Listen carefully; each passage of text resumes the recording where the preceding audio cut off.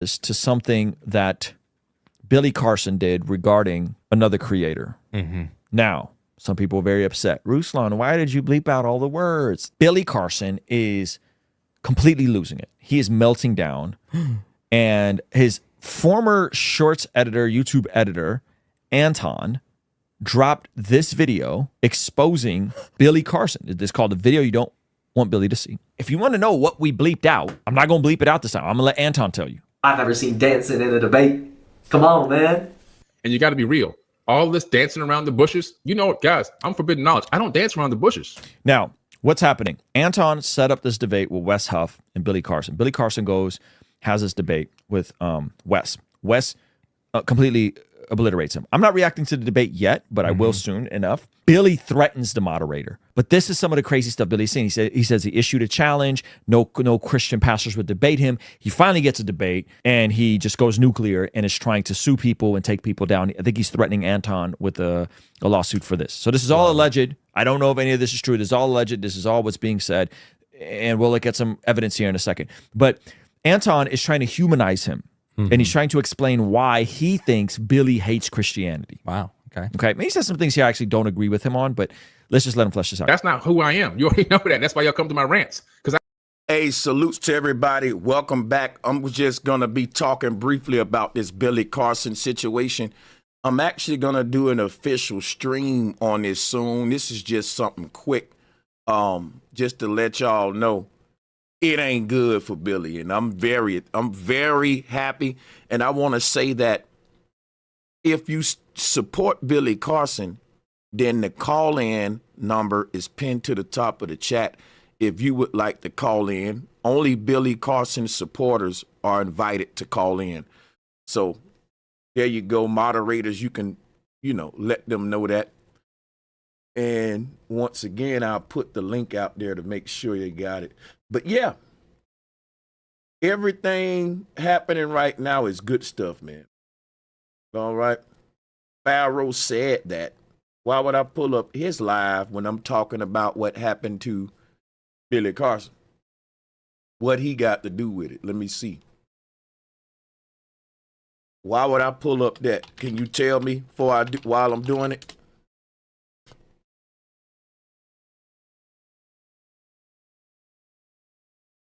I'm going to tell you something, man, real quick. God, that shit. I'm going to tell you something real quick. I don't really rock what Pharaoh said that. He's in the same boat as Billy. A bunch of grifters who don't know nothing. You see what I'm saying? And following Pharaoh said that is going to be the downfall of y'all. Following these channels like Earn Your Leisure, Black Magic, Pharaoh said that, Forbidden Knowledge. That what's that other dude, Nazir? Even though he going to get, all of these dudes are wanna be Billy Carsons. Real talk. Pharaoh said that is an old man that is holding his people back, and just an old ignorant man that is a distraction and in the way. And there's a lot of old gate guards. Like Pharaoh said, that you got the Young Elder channel, Rod Hayes. All these are old, washed up gate guards that don't know nothing but how to regurgitate stuff that Malachi York taught. What you got to realize is when you defend the teachings of Billy Carson, you basically defending the teachings of Malachi York. And a lot of people who ain't been around a community a while, they don't know that Billy Carson is just the new. He took the teachings of Malachi York and basically repackaged them. And a lot of people don't really know that. If Pharaoh said that wants to come and debate me or have a word with me, go over to his show, like y'all doing on my dang on show, and let him know that Sanchez is offering people to come up on a big channel. And if they think that Billy Carson is somehow a victim here, then they can have an opportunity to voice that on a big channel and don't be cowards. And this will show a lot about Billy's followers. You know, birds of a feather tend to flock together. And I guarantee you that a lot of people that support Billy ain't going to hit the link. They're not going to come and lift their voice like a man and speak on his behalf, because just like Billy, they are cowards and crybabies. They are cowards and crybabies. Fair notice, if I'm no different than Billy, then come share it with me. You know what make me different than Billy and what makes you a liar? Billy would never drop his call-in link and tell you, let's talk, man to man. Come up, let's talk. Right there, you already got me twisted, my nigga. You already seeing two different kind of cloths right here. Billy would never address opposition face to face. Right here, I'm showing you I'm a different kind of beast. And I'm showing you that you're a doggone coward. Because guess what you ain't gonna do? Click that link. So the man that just said, I'm no different, come up, get on the call. I'm gonna mute my mic and you get to tell the people how I'm no different than Billy. You ain't gonna do it. You know why? You're a coward. I love calling out cowards. Now, let me move on. Let me move on back to Pharaoh said that. If Pharaoh said that wants to come up and have his voice heard, he can do that, right? And y'all can go over there to his channel and you can let him know that he can come on, speak his mind and continue his stream and just give us his side or whatever. One thing about it is, you know, he'll have a respect and he'll be able to speak and talk and all that. So back to what I was saying. If anybody in the chat room have any opposition, then by all means click the Zoom link, because I'm going to tell you right now, what's happening to Billy was going to happen whether the white guy WES did it or whether I did it. Or basically, Billy hasn't done debates in his career. He don't do a lot of debating, and you see why now. When you freestyling and you grifting and you don't really know what you're talking about, you tend to not do debates. So Billy picked the debate that he thought was safe. He picked the, white guy that he thought was a pushover, a Christian white guy, just like a 6 feet tall coward like Billy is. He don't debate black guys because he know that, I guess he's intimidated by black guys. And one thing about Billy is he thought he had a good, easy debate with this Christian white guy. And that Christian white guy really, really embarrassed Billy. I'm going to tell you straight up. When I saw that debate, I was thinking to myself, I don't know if I could have embarrassed Billy this bad with the subject matter and the situation. It was excellent.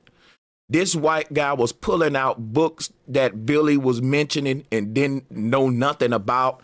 It was horrible. I mean, I think what I'm going to do today is actually try to find that clip too.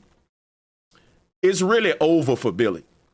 And anybody that's trying to save Billy, they the problem with our community. They the problem. When you have a son and your son get into a battle, whether it's a football game, a basketball game, or even a fight, you know what a good daddy would teach their son? Son, you lost. Move on. Shake hands and move on, son. Now, y'all daddies out there would teach your son that, but you would give Billy a pass. But you won't give your own son a pass, but you will play with this grown man and baby him. And that's wrong. That's what's wrong with the community, man. Billy Carson has been babied so long that when he finally get beat up, oh, come here, baby, lay your head. No, man, that ain't how we raise young boys. That ain't how we treat grown ass men. You lost the debate. Now shut up, man. Move on. He's making it worse. See, Billy is doing the same thing that Drake did when he lost to Kendrick. And if you're a person that think Drake is wrong for what he did to Kendrick Lamar, then you can't be defending Billy, as you're a hypocrite. Drake got into a battle with Kendrick Lamar. And I guess Drake thought that Kendrick was a pushover. I mean, I want you to just critique this for a minute. Just analyze this with me. Drake is a silver spoon white kid, a Disney kid that don't know nothing about the streets. How dare he think that Kendrick Lamar is a pushover and that man is from Compton, California, raised in Mob Piru? Stupid. This white boy named Aubrey had the audacity to think he can try a real guy like Kendrick Lamar. And I'm going to tell you why Drake felt that cocky. Because we've been stroking his little ego for so long, like we doing Billy. He's been pampered for so long. The machine has pampered Drake to the point to where when he finally get his nose busted and he bleeding out his nose, he crying, he want to press charges, he acting like a baby. And the rest of us from the streets is like, hey, man, you lose sometime. Wipe the blood and move on. Quit being a bitch. But that's all you can be when that's all you know. You never had to really get it out the mud. Billy been a criminal and a crook looking for the easy route his whole life. He has an extensive criminal history and a bad past. He's a horrible man. He's a criminal, right? I'm a taxpaying American citizen who actually served in the military. And I'm taking time out of my veteran life to expose this black man who's an embarrassment to my race. Okay? And I want to thank these guys. What was his name? Wes Huff. Very awesome guy. I want to clap it up for Wes Huff.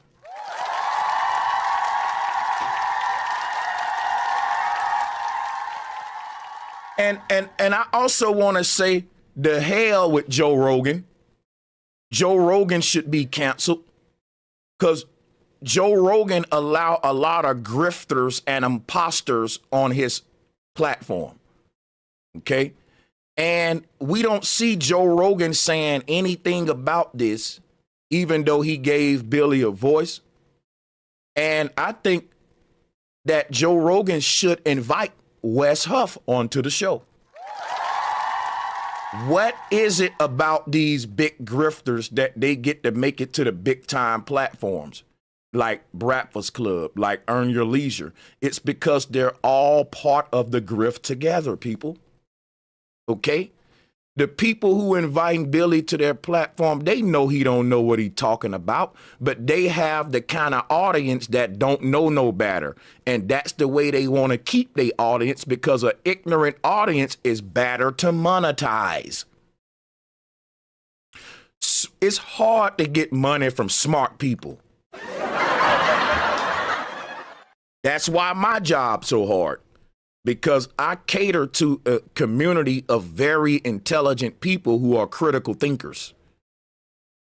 And so I really have to bring some quality stuff to make my people donate. I can't just give them an alien story. Hey, I was abducted when I was 10 years old. And the alien took me up on a ship and he probed me in my ankle. And ever since then, I had superpowers. I got the power to grift online. Yeah. I can't do that with my people. I don't have a dumb following like what Billy got. And these are the people they looking for. The average person that follows Joe Rogan, they're not a critical thinker. These big platforms are big because it's about quantity and not quality with them. I'm catering to a small group of critical thinkers. So anybody calling what I'm doing a grift, I mean, you may want to consider that. So one thing I want to say about Billy, well, somebody said white folks love Billy. You know what? I'm going to be honest with you. White folks that hate black people love Billy Carson. No different than white people like Sexy Red. No different than white people like Kevin Hart. White people like a lot of black personalities that's no good for black people. Okay? And these white people don't really like Billy. They like the fact that he's keeping black people dumbed down and ignorant. Like when you say, man, white people love Creflo Dollar. They don't really care about that Negro. If anybody other dude was doing what Creflo Dollar was doing, they will love him too. Why? Because you keeping black people down. You keeping them ignorant and stupid. And it'll come off like, man, it's a lot of white people like this guy, and he really ain't that smart. So why do the white people love him so much? Not all white people, just the racist ones who don't want black people to progress. Because Wes Huff is a white man, and he destroyed Billy. He destroyed Billy's career in one debate, and I want to clap it up for him once again.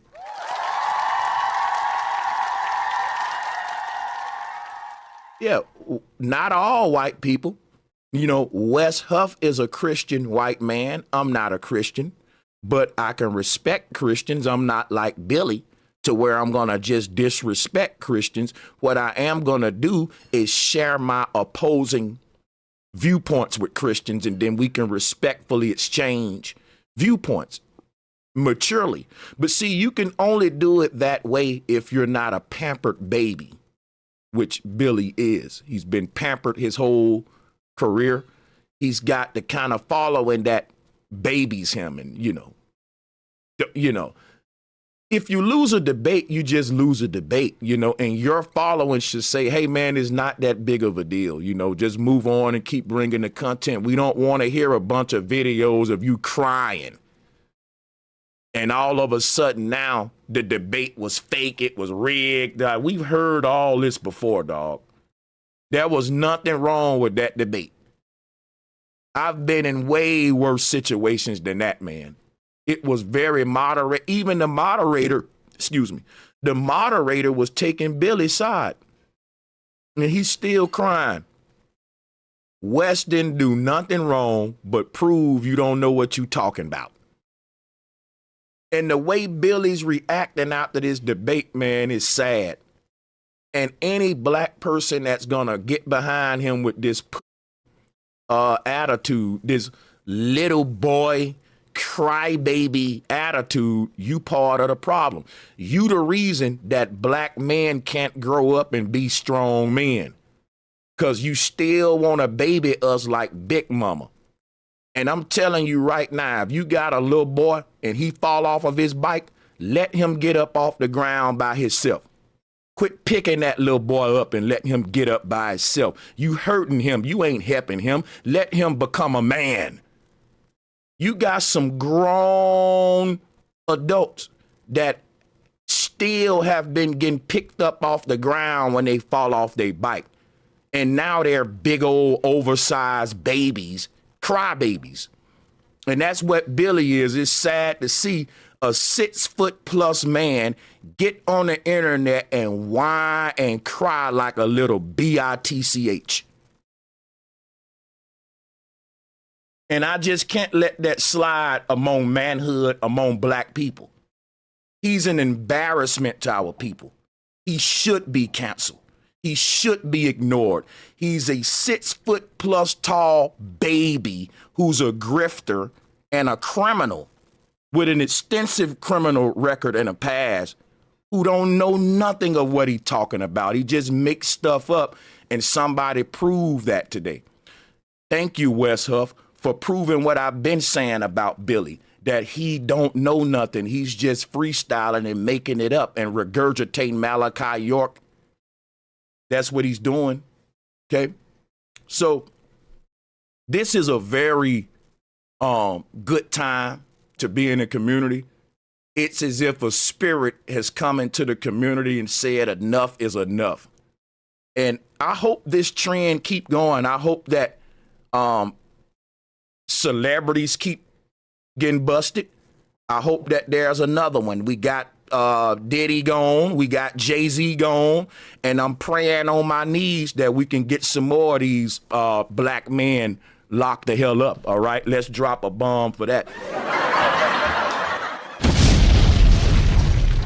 I'm praying, and I'm not even a Christian, but I'm praying to the white Jesus, not the black one. All right, never that now, never that.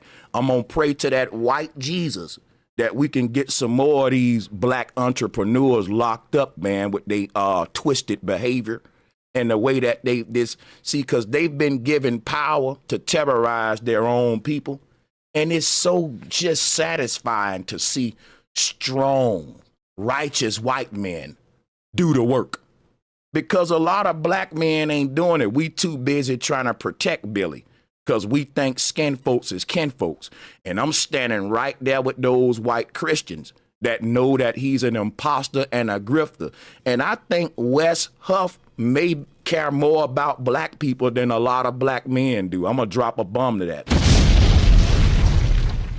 I think that these white Christian guys really have more of a heart for black people than a lot of black men like Billy Carson, who just trying to get your money. Because a lot of these white guys, they really believe in the Bible. A lot of them from the Bible Belt, they really believe that, there's a God up there and we got to be good. And they really believe that. And they look at black people and they say, man, these people are on their way to hell. We need to give them Christ, give them morals. And they see that there's a bunch of gate guards like Billy that don't care nothing about building up black people morally. He just care about telling alien stories and getting money from them, selling $300 tickets to grifting events that's supposed to teach you telekinesis and all that. Now, I'm going to show you why Billy is such a grifter. Billy had a telekinesis class where he was going to teach people clairvoyance. He was going to teach them basically how to be telekinetic and all of that. The tickets was like $300 a pop. It was crazy. And shortly after that, he did a thing with Damon Dash where, actually, I'm going to show y'all this thing here. Where, right, he did this Damon Dash deal, right, where they were pushing black economics, and the slogan was, woke doesn't mean broke, okay? I got a problem with that statement. But before I get into that, let me just say, a man who is telekinetic and who can teach you how to be telekinetic, why do I gotta pay for his course to learn how to get money if I got a superpower? I mean, come on, man. If I pay $300 for a telekinetic course, Billy, I don't need to pay for your financial course, because after all, I'm a superhuman. I mean, I have telekinetic powers. I can get rich quick with that ability, right? I'm pretty sure with the gift of telekinesis, I can detect what a person's thinking. And that would allow me to see what those lottery numbers are going to be, because somebody had to write them out, right? I mean, I can go to Vegas. I can play some blackjack. I'm telekinetic. I have clairvoyance. Why would I need to go through Billy's financial class after Billy just gave me the gift of clairvoyance and telekinetics? You would think after a person learned telekinesis, they wouldn't need a financial course. But who am I, right? I'm just Sanchez.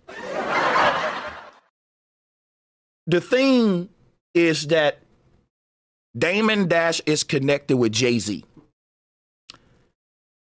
I don't want to put Damon Dash into Jay-Z's debacle, because he ain't got nothing to do with Jay-Z's allegations and all of that. The reason I brought Damon Dash up is because Damon Dash is a failure, and I'm going to just flat out say it, and I don't care what he think, and I'm going to speak my mind, and I'm not going to sugarcoat it. Damon Dash is a huge failure. Now, he can go on live today and say, well, I'm getting money other ways, and man, you ain't getting no money, dog. You're a failure. You richer than me, though, I'll give you that. But when it comes to your peer group, Damon Dash, you are a huge failure. Soulja Boy got more money than you.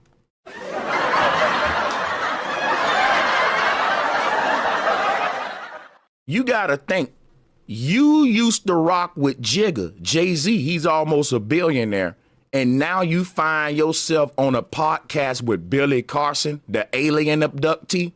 It's sad to see what happened to Damon Dash. He used to be the man, yo. In high school, you was the man, homie. What the hell happened to you, sir? How do you go from being on yachts in Aruba with Rockefeller to being on a podcast with a grifter who's an alien abductee? I'm telling y'all, stay away from losers if you want to be a winner. See, Damon Dash is a loser. He's a failure. And I'm going to tell you why he's a failure. Because when he was with Rockefeller and when he was with Jay-Z, now he liked to say, well, Jay-Z kind of played him. Jay-Z went behind his back. And I don't think Jay-Z did him wrong at all. Here's what I think happened. I think Damon Dash mouth was too damn big. Now, if you remember the Rockefeller era, Damon Dash had the loudest mouth in the damn label. Always bitching like Billy Carson, always crying and complaining, giving Def Jam a hard time. He was a headache for Def Jam. Who remembers when Damon Dash used to be a real headache for the mother label, Def Jam, when Rockefeller was under Def Jam? And that's why Jay-Z ended up being a CEO and president of Def Jam, and Damon Dash ended up a broke, bitter, loudmouth online with Billy Carson grifting ass. You cannot learn success from losers. And so when you around Billy Carson and Damon Dash, they look successful to you because, yeah, Damon Dash got more money than me. Even a loser in the music industry will have more money than a winner in social media. If you on my level, if you just like doing what I do, I don't do videos and all that. I do uplifting stuff. So a person that was in the rap game and they was the damn loser for Def Jam will still look like they doing better than you, man, you know. But when you really compare them to their peers, they the brokest and at the bottom, which is why people like Damon Dash got to come around people like you to still feel special. Because when he walk in the room with Jay-Z and Rick Ross and all them, he's the brokest in the room. You got to understand that Damon Dash, he really is a failure. And so now he's grifting in the black community, in the black conscious community. So one thing I want to point out is birds of a feather flock together. And what do Damon Dash and Billy Carson got in common? They both are crybabies who do more whining and crying than studying and planning. And that's why Jay-Z was able to get a one-up on Damon Dash. Every time you turn around, you hear Damon Dash mouth loud, bitching about something. And it was cute at first. I liked it, Damon Dash. I said, boy, this nigga off the chain. And Jay-Z was always the quiet one, planning, plotting, and strategizing with his mouth shut. If you want to learn how to make it to success, you study Jay-Z. You don't study Damon Dash. Now, the problem with Jay-Z is that he was greedy. He wanted to keep moving up and up and up and up. And now he just a billionaire sellout with a bunch of old gray-headed white men who's now throwing him under the bus.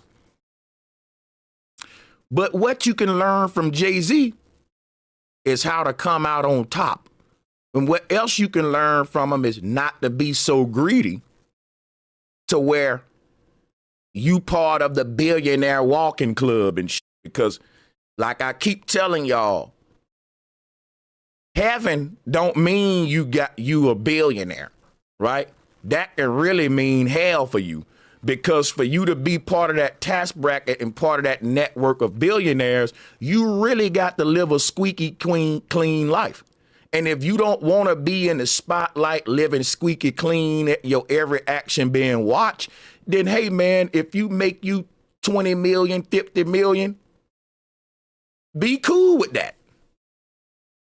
But no, I want 100 million. I want a $250 million. I want $500 million. You know, the more you move up, you know, the less you can do. And believe it or not, there are some people that's hood rich that's living a better life than these billionaires, guys. You may need to think about stuff like that and talk to your children about stuff like this. It ain't who got the most money, it's the most happiest. It's who got the best situation. Because you can be a billionaire and have to work 7 days a week nonstop and you're a slave. You got multimillionaires that's offing themselves, unaliving themselves. So Damon Dash is a learning lesson for black men. Quit being so loud and shut your mouth and have a plan. Because that's how Jay-Z got a one up on Damon Dash. I remember it like it was yesterday, man, because I'm a hip hop head. Damon Dash was always the loudest one. When Rockefeller walk in the room, you can hear Damon Dash a mile away. He was so bougie and had so many complaints all the time. And look what happened to him. We thought that was cute. Now look, and guess who else got that same trait in their character? Billy Carson. He's bougie. He complains a lot. He like the red carpet rolled out for him. Meanwhile, all of his enemies are quiet as hell and they strategizing and they slowly sweeping the rug from up under him. And that's how he just lost to Wes Huff. See, these white boys who Billy debating, they don't got a bunch of white women around them pampering them. So they're tough when it comes to intellectual settings. Billy, think of it like being raised in the hood, right? If you got women around you and you're a little boy and they keep pampering you, they won't let you get a scratch on your leg. Every time you fall, they picking you up off the ground. Guess what? Them women just destroyed your manhood. Those women just took the beast out of you, man. They destroying your doggone testosterone. And they turning you to a feminine little woman. You got to let these little boys get some cuts on them. And when they get hurt, you got to say, boy, shut up. That don't hurt that bad. Wipe them tears off. You don't let no little boy cry that long like that from that little bitty little scratch. Hey, man, that's how I grew up, man. Tell them, look, boy, if you don't shut up, you better. That's just a little scratch. Toughen up. And that's what you need in the intellectual setting among black leaders in the black YouTube space. I don't know why you women think it's any different. If you women care about black people progressing, you will quit babying black men. You will quit babying them because and guess what? All of these black women be saying they looking for warriors. They looking for soldiers. But you actually creating. You're literally doing that because you don't allow this man to say, hey, Billy, you lost the debate, man. Toughen up. Get over it. If y'all really cared about Billy Carson, you would tell him that if you was his homie. Because that's the kind of homeboy I am. I'm going to say, boy, if you don't shut up, you 6 feet tall and you crying, bro, shut up. Get from around me with that whining, bro. I don't want to hear these excuses. You lost, man. You lost, bro. Chill out, bro. Like, you lost, man. Relax. Quit being a baby. You can't win all the time. You can't have your way all the time. You lost, man. And if you really care about your homie, you would do that to him. You would say, look, man, I ain't gonna even lie to you, bro. You my nigga, and I'll ride for you, man. I'll ride with you till the wheels fall off. But I'm not gonna lie for you, man. You lost. You got beat up. And I'm your homie, and I'm telling you, you lost, bro. Relax and chill out. See, them the kind of real homies that I grew up with. Drop a 1 in the chat room if you grew up with homies like that, like what I just said. Billy ain't got no real friends. He got fans. And that's why I do not like fans. That's why celebrities don't like fans unless you giving you the money. Other than that, you can get the hell out my tour bus. If I was a celebrity, I would only like my fans because they give me money. Other than that, I wouldn't want to kick it with no fan. They the worst people to be around. They just gonna lie to me all day. They are gonna say they gonna be a yes man. Believe it or not, y'all, celebrities don't really like fans like that. I know that sound crazy. They gotta act like they like fans because you're paying them. But really, celebrities hate fans, and I see why too. I don't blame them either. I mean, when you think about it, a fan is a horrible person. A fan is a horrible person. A fan will walk up to Beyonce, see a booger in her nose, and won't say nothing. That fan will say, Beyonce, you're so beautiful. Oh my God. Can I have that booger in your nose as a souvenir? It's so cute. Hey guys, I got a booger that came out of Beyonce nose. Put it in a frame right now. Oh my God, I have Beyonce stained. Oh my God, they're gonna go in a glass box right now. Put them on display. Put the stain facing the front door right now. Yeah, fans are horrible people. Because a fan don't want to smell their own child's boo-boo. But they don't mind smelling Jay-Z's poo. I mean, when you really think about it, the worst thing you can be as an adult is a fan. Is a fan. Because a fan will say, I don't lick toes. I don't lick women's toes, man. But that same guy who won't lick his woman's toes will ask for one of Michael Jordan's game socks.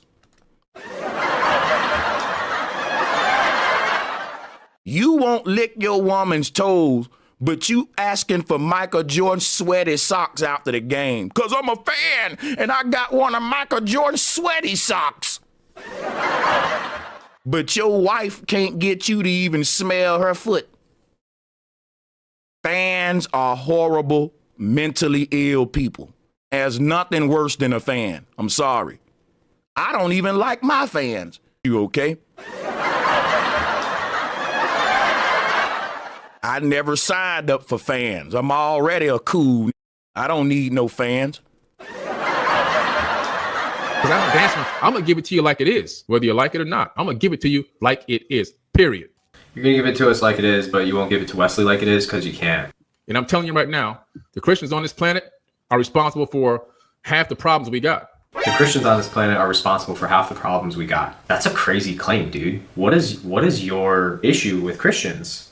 This is my conspiracy, why I think Billy goes so above and beyond to make Christianity not seem legit.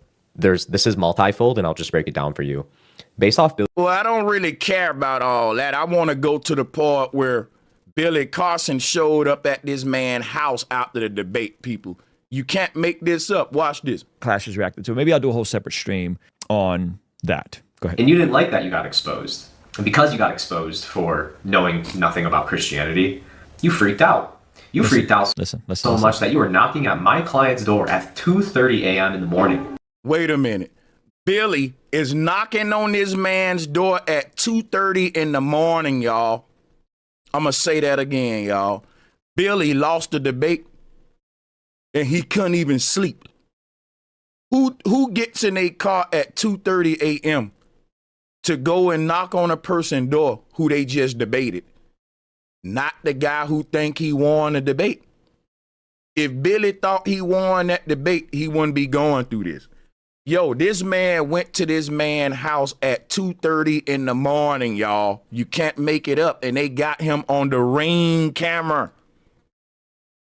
Shout out to Ring camera, because this footage is going to be so fire. Every time I'm roasting Billy, they mess with the audio. People saying the audio skipping or something, but on my end, it's showing good. How about we do a tech check right now? Drop a 1 if the audio is good, if the video is good. And so everybody that's dropping a 2, check yourself if you get these 1s. Drop a 1 if you can hear me good, the video is good. We need to do a check right now.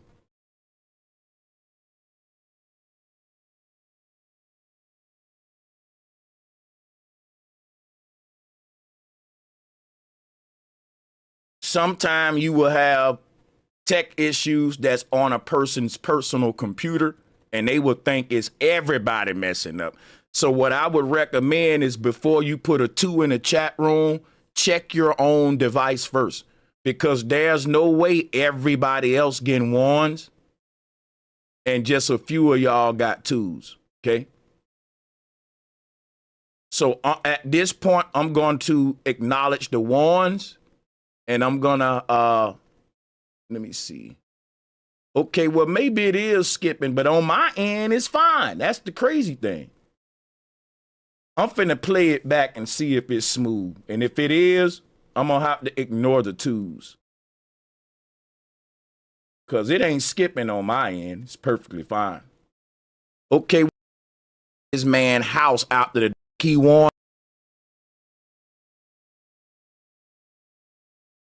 Sometime you will have, nah, it's perfectly fine on my end. Yeah, I'm just going to keep it rolling. I don't know what to do, because everything's showing up excellent on my end. All of my alerts is saying that I'm doing fine. So, yep, I'm going to keep it moving and ignore those 2s and go to my call in. See who's on the call. Maybe we can get some Billy Carson supporters to call in. Let's everyone support Wes Huff. And I also need to let Wes Huff know to keep his foot on Billy's neck and to actually, pan this thing out as long as he can. He should really stretch this out. He just defeated Billy Carson, and he should stretch that out. He should make video after video letting people know, I'm the guy who ended Billy Carson's career. Like, get all of your clout, sir. You deserve it. We have on the call a person who don't have a name, so I'm going to just call him iPhone. iPhone, welcome to the show. You want to unmute your mic and speak to us today? You come to defend Billy or what? The floor is yours. That's me. What's good? The floor is yours. Sanchez. What's good, brother? Talk to him. Mike. It's Mike. Oh, this my brother. This my brother Mike L, baby. This is Crown Hats. Guess what? I'm glad you calling in, bro. Man, you got to really be collabing more. And I'm gonna quit talking about it and be about it. I'm finna turn the mic over to you, Mike. But let me just say, if you're in the chat room and you want to support Billy Carson, we encourage you to come up, because I don't want to just come onto this show and be just one-sided. All right, but I will say that I believe that those white Christians care more about black people than Billy Carson, and I stand on that. I think that Wes Huff is just a sincere white Christian guy who believes in the Bible, who just want to see the best for my people, and that Billy Carson just want to take advantage and grift off of my people, which is why I'm saying that I'm an ally with these group of white guys that is exposing that Billy Carson is he's bad for black people. He's bad. I would rather us learn from these white Christians than Billy. And I'm not even a Christian. It's because what'll happen is these white Christian men will actually give black men a better moral code, whereas Billy Carson just gonna give you an alien story and sell you a course. So that's my take. And now I'm going to say, welcome to the show. I have a special guest, the OG George Macon, Street Media TV in the house. And I always have to give him a warm welcome. What's going on, bro? You know, my question is, when is all them dudes gonna come over here and challenge us? It's funny how, like, I've been on here for so long, and you appreciate this. You know who Billy Carson is, Sanchez? Mm-hmm. He a modern day Dr. Delbert Blair. That's giving him too much. Let's call him a modern day Malachi York, maybe not on the pedo stuff, but the teaching wise. Because Delbert Blair was kind of giving him a prop a little bit, even though Delbert Blair did have some pseudo stuff. I know what you're talking about, but he steals a lot of his talking points, even the way he disseminates the message, the way that a lot of young people may not know, but the way Dr. Blair, he's not as intelligent, but he knows that the internet has exploded in today's time, and the people are not as up to speed on the people of the past, so he can get away with it. He can't get away with a person like me because he literally quotes him verbatim when he talk about the alien stories. That's all Dr. Delbert Blair. And I'm looking, I'm like, come on, man, like. So I want to say real quick, I'm gonna finish here. So when you get to the Christians part, they don't even that wouldn't even be a debate. But it's funny, when I watched them debate, I thought about you yesterday, and because I'm gonna tell you, YouTube unsubscribed me from your channel, man. So you might want to tell some of the subscribers, make sure that they still subscribe, because YouTube, I missed a couple of your live streams not knowing that I was unsubscribed from you. But I'm laying here. They're not going to come over and have these conversations that we have over here, because when I listened to that debate, I was just like, man, this is like first grade novice stuff. And Billy, you should have known more Christianity than that. Them dudes they was easy to beat. Yeah, they was like me or you would have mopped the floor with them, and it just shows you how much of an amateur. And you know why Billy's such an amateur? Because if your whole career is regurgitating people, you don't really learn. You didn't really learn what you're saying. You just know what to say. And that's all I would tell Bill. I would say, Billy, you stole that from Dr. Delbert Blair. And I can tell you which lecture you stole that from. So, and for me, Dr. Delbert Blair, Bobby Hemmett, I grew up listening to these people, Hakeem Bey. So all those people, and I took a lot of information, studied myself, and made things my own. So that's one where I've been looking at him like, come on, man. Like, so I'm laying there. Hey, you know what I noticed? I noticed that people still give them props on a UFO talk, on a pyramid talk, on all these other teachings. And what I'd like to point out, this is just my experience in life. It's true for myself too. Unfortunately, it's just a reality. Sometimes it's an unfortunate reality for some people. But the way you do one thing is the way you do everything. So I'm saying that to say, he made a mistake with Christianity, a big, huge mistake, and just won't let go. I'm willing to bet that all of his teachings are flawed, just like this one teaching on Christianity. And that's my point. Say that again. So where are you? All right. The way you do one thing is the way you do everything. So just the same as he is talking about a Sinai Bible, but none of the experts who study in the field, they're not even familiar with the term. Right. And it's Codex Syntax, or I might be pronouncing it wrong myself. But, he's not even calling the work by its proper, the manuscript by its proper name, right? According to the people who really study. So what I'm saying is the way he's flipping and flopping on this, I bet all of his teachings are flawed. You understand? Just the same as this one teaching is obviously flawed.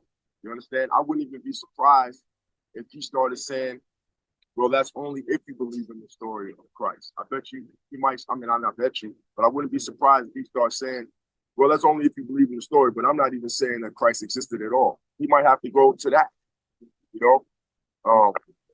Just my thoughts on it. But the main point I'm making is all of his teachings are probably flawed, just like this one. Just took someone who is versed in the field to dissect it and decipher it and pinpoint it. And from my personal experience, I've had conversations with Billy, and He rants and he raves. He doesn't make any sense. Right. See, one thing people need to know about Billy is part of a realism movement. Now, a lot of people may be like, what the hell is a realism movement? Realism is the oldest religion on earth. It's basically centered around ufology, and it is the foundation of Judaism and all Abrahamic faiths.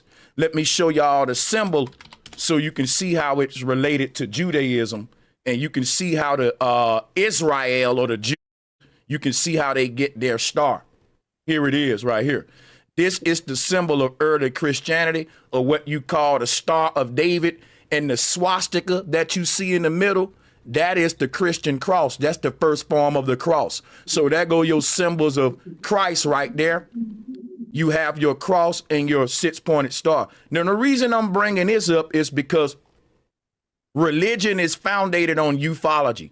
When a person like Billy is so happy about being abducted, or a young pharaoh, or a person that like aliens, they will say, I want to be abducted one day.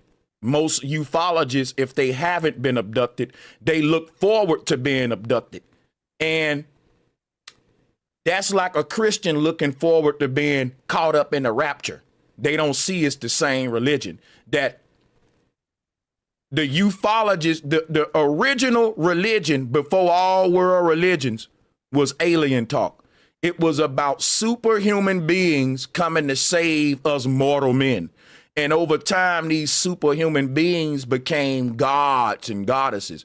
But the original form, and I know this symbol goes back to 1945, but it's actually older than that. All of these religions come from ufology. And that's why the Pope is working with the scientists right now to push the UFO agenda, the UAP agenda. That's why the Pope keep coming out saying these are heavenly angels. This is part of theology and the world religious system. Is that when we talk about angels visiting the earth in the end of days, that's blue beam technology and alien technology that they bringing out right now. That's advanced technology. It ain't no angels. It ain't no aliens. It's covert military. It's government stuff. Underground operations. They finna start running this stuff on the people, y'all.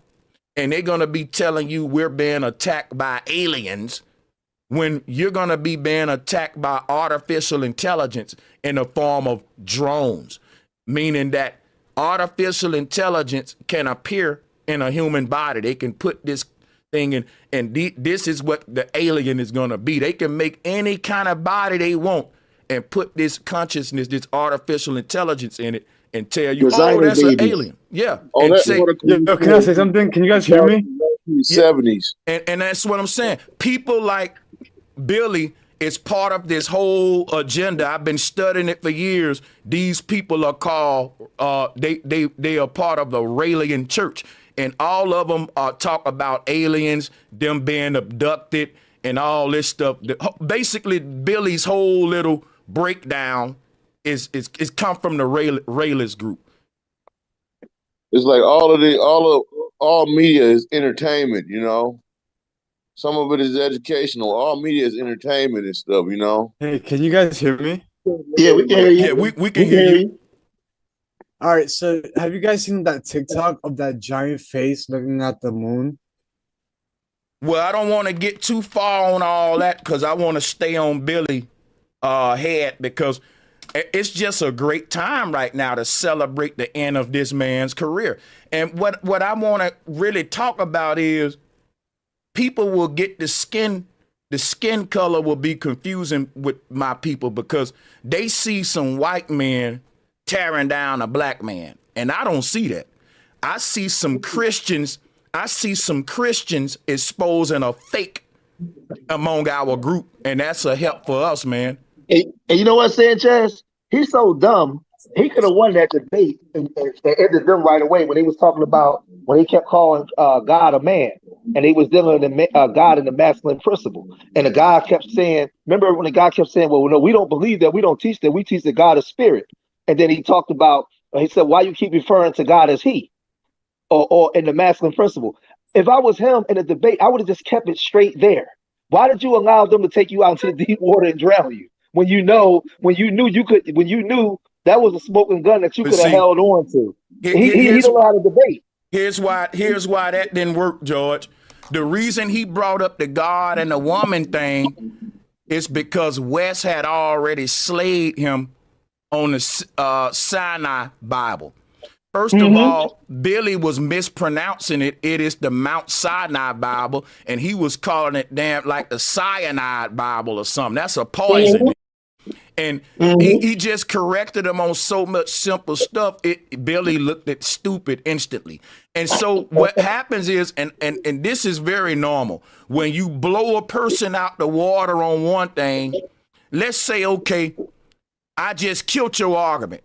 But when I killed your argument, I referred to God as a he.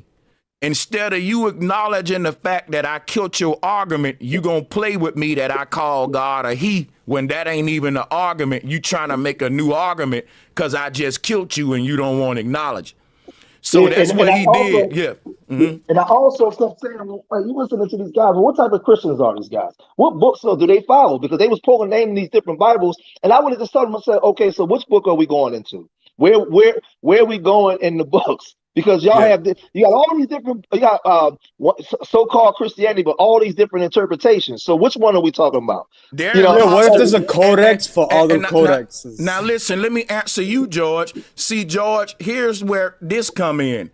The people that just ended Billy's career, man, George can end their career tomorrow because they ain't all that. The thing is, in order for you to beat Billy in a debate, you just got to be smarter than Billy. But that don't mean you know everything. And I'm telling you, the guys who beat Billy, they really don't know that much, which shows that Billy is hella dumb. but Sanchez, listen, I thought about you because when they was talking, I was just like, yo, Sanchez that debate would be 20 minutes. Because I wouldn't even let them get off. I say, y'all using the Mormon Bible? Do you believe this part? Do you believe in certain parts of the canon that wasn't accepted? Where are we going with this? And all you gotta do is drag them into the deep water because, like I said, there's certain passages in the Bible that, man, listen, do y'all use this book to justify slavery? Like he wasn't poking at them or nothing. They was just punching him in the face and he was just blocking. Yep. And I'm gonna tell you why. I was thinking, I was like, damn, Billy taking this ass whipping real good. And then it dawned on me. I said, you know what? Billy know he's got a bigger following than them guys, and all of his people gonna baby him, pamper him. And so he don't really care about that. He know he got a cult following of black people who just gonna follow him anyway. Yeah, because Billy's teaching is centered based off of his teachings with the aliens and stuff like that. It's centered around the Book of Enoch. Like it's centered around that, and he's coming from that type of way of thinking, that Sumerian way of thinking, and all that kind of stuff. So I know this because I know where he get it from. So it's just like, okay, Billy, And for me, I don't really debate the alien thing. I don't, I'm in this body. Intelligent design somehow. I don't know how I got here. I don't know what's out there. I don't even debate that because I don't have all the answers for it. So it's just like it's a grift for people to make money, both of them. But I tell them, I challenge both of them. Come over here. Come over here. If y'all watching, come over here. And people keep talking about why don't I debate Billy, bro? I've been calling Billy out for years, and he won't debate me. And Billy know who I am, and he know I want to debate him. But guess what? I bet you he went and tried to debate that white boy. Not because he thought that white boy was easy and a pushover. Y'all know I ain't lying, bro. It's a different ball game when you over here in black YouTube debating the black guys. And I'm not trying to make it no racial shit. I'm just telling you, black guys, it's a tougher debate. We ain't that friendly in our debates, and it's heated. We know, and if you ain't built for it, and that's why I said Billy is a crybaby. He want to be pampered, and he thought he was getting it easy with these white guys. And guess what? Them white guys must be used to debate settings because they was bringing that shit. Hey, real quick, because I didn't hear the second half of it. I just want to put this on the table. Did they bring up anything about aliens? With the Bible? Because I missed the second part of it. And I don't. And if they did, I didn't get to that part. Okay. So they did. Yeah, Oh, because what happened, and shout out to F, because what happened was at certain point in the debate, Billy turned it into a show and crying and man, and he ruined the debate. You know you do that when you losing. And I really didn't watch past that point because I clicked off like, oh, I was just shocked that he just got on with that whole Sinai Bible line when dude put that Bible out. That was the dagger right there. That was what ended his career. So yeah, salutes to the panel, everybody. So I watched it. You there, F? Yeah, I'm here. Can you hear me? Okay, yeah, there you go. Go ahead. Yeah, I watched it like 2 or 3 times. I even watched Billy's response to the debate, and the stuff that he said about the debate and how he led up to the debate and everything about it. So just for context, the syntax, what Billy was calling the Sinai Bible is not a Bible at all. It's a biblical syntax that somebody coined the phrase Sinai Bible. So it's not even a such thing as a Sinai Bible. That was the point of what the white dude was saying. Wes or whatever. No, Wes was the moderator, but the other dude, he was saying, "What are you talking about a Sinai Bible?" And Billy was saying, "Well, it's this, and this." He said, "Oh, you're talking about the biblical syntax." Well, he reaches behind him and he pulls out the biblical syntax. And what that syntax is like a corded what you call them, like basically a compilation of information all in one. You know what I mean? And so what this dude specializes in is putting together these codexes. He actually specializes in breaking down the Bible and putting together codexes that to make it to where you can actually go in and study different things together. So that's why he was able to really dismantle Billy's argument. What I want to say about Billy in general is this. See, I don't have a problem with Billy. Billy is a mythology podcaster. It's like saying, he always used this, I'm the foremost expert in ancient manuscripts, right? So which that's is like a lie. saying, I'm gonna tell you something. Hold on. Let me just do 10 seconds. Don't lose your thought because you're going in. There's no such thing as an ancient manuscript, y'all. Anything ancient is before any script writing or papyrus. That's another flaw with Billy, but go ahead. Exactly. It's like saying, I'm the foremost expert in Marvel Comics. You know what I mean? You feel me? Yeah. It's really, it's really a big nothing burger. So for him to come on and say, I'm the foremost expert in ancient manuscript, and then all he's doing is giving you a bunch of mythologies. So the reason I don't have a problem with Billy as a grifter or none of that stuff is because it's not. He's saying he believes in it, and from my studies and from what I think and my theory, which really is like as Professor Dave would say, just a bunch of word salad. None of it is really applicable to life at all.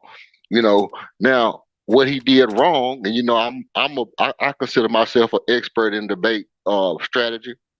What he did wrong was he let them pose the question or pose the debate or the premise as if it's a biblical debate.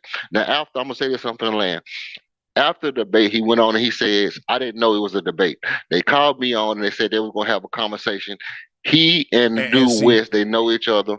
They know each other. He said their kids spend time together. His kids have slept at each other's house. They know each other. Why do we need to know all that just because you lost the debate, bro? We don't care about y'all kids and all that. Fact. And then another thing is, I don't got to tell you it's going to be a debate. I can just be like, yo, we hanging out. And if we get into an argument or a debate and you lose, you can't say, well, they didn't tell me it was a debate. That's like if I invite you to my house and I end up slapping you in the face.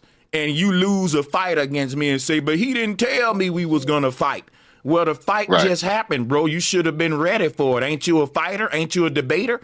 Why somebody got to tell him first? Because he's a regurgitator and he don't got his own knowledge. And that he got to go and prepare and go and see who information he going to steal for your particular debate topic. Because if you really about that life, you ain't got to tell. You can sneak me and I'm ready. You can catch me off guard. I'm ready. You ain't got to tell me it's a debate. Yeah. You know what got exposed? Go ahead, brother. Yeah, go ahead, brother. Land. No. The only thing I would say is if I come to your job, this is my take on it. If I come to your job and I say, let's say you work at a pizza shop, and I come to your job and I say, hey, we finna have a conversation, and then in front of all the customers, we have a debate about which pizza is better, and that debate causes me to lose customers at my pizza shop. Then it causes you to lose customers at your pizza shop. Then I can see why you would then turn around and say, hey man, I wasn't expecting a debate at my pizza shop. And so that's what happened to Billy, is that he went to a place and it ended up being his job where he ended up saying, hey, I'm gonna lose customers over this debate, but I didn't expect a debate. Now, did he lose a debate? Obviously he lost a debate, because like everybody's saying, all he does is just go on there and talk, and he's used to being in a situation to where he can just talk and say whatever he want to say. And at the end of the day, when you get in the habit of just rambling and just saying stuff and making it seem like it's factual, then you're going to be in a losing situation. And hey, can I chime in real quick?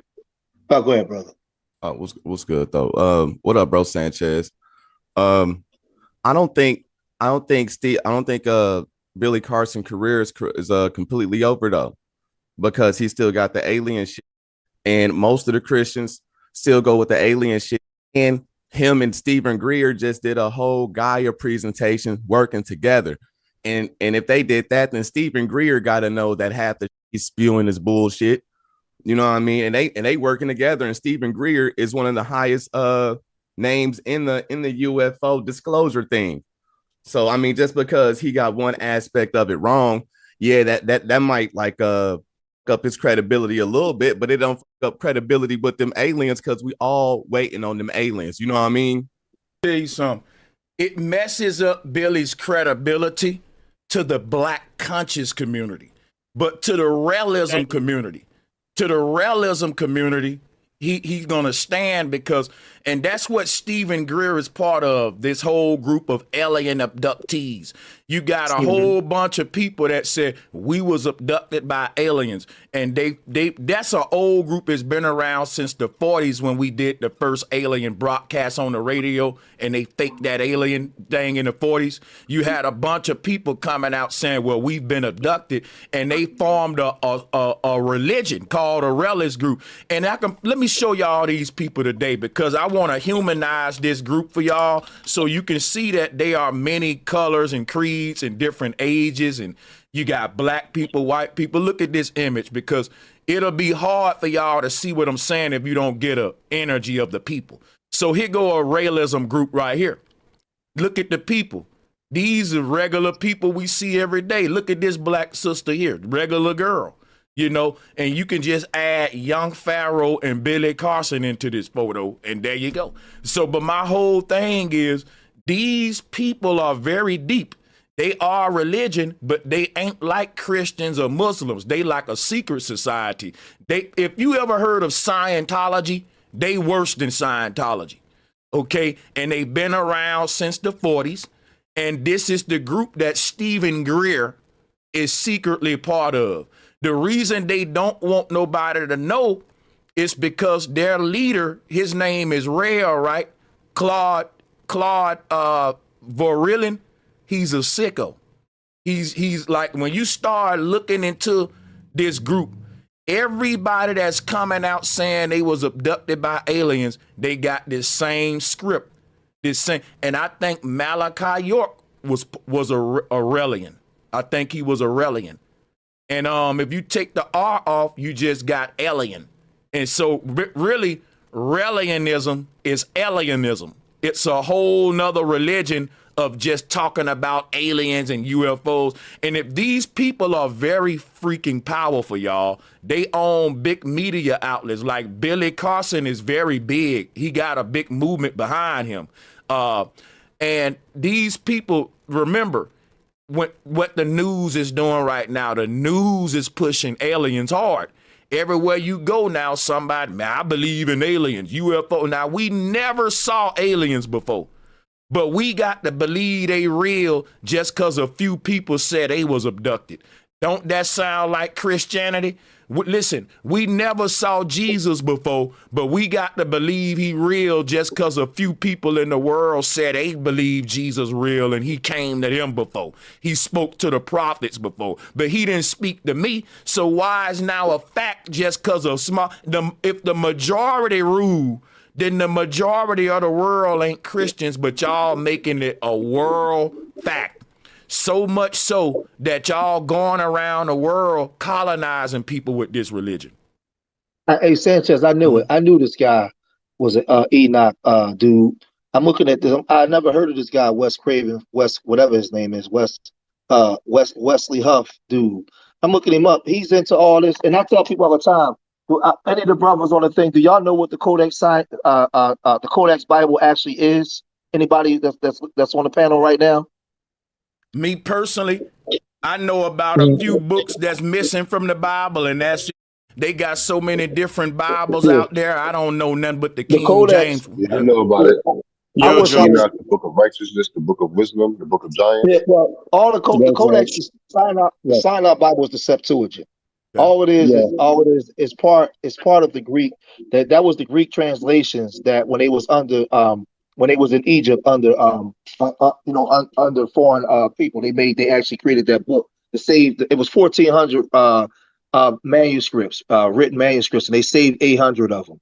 So the thing is, people got to understand, like when these people come in with this bull crap. The problem with Billy is Billy didn't understand the actual language. Like when they study in the Aramaic and the ancient Hebrew script, certain words don't mean what certain things mean. So when he go out there, he can run with it when people don't know. He run against them white boys that do the study. And they say, hey, well, this don't mean this. See, I'll be watching all this stuff, and I'm into the Book of Enoch, so I watch and listen to all this kind of stuff. And I'm listening to him when he talk about the angels and what these things did and what the actual meaning was.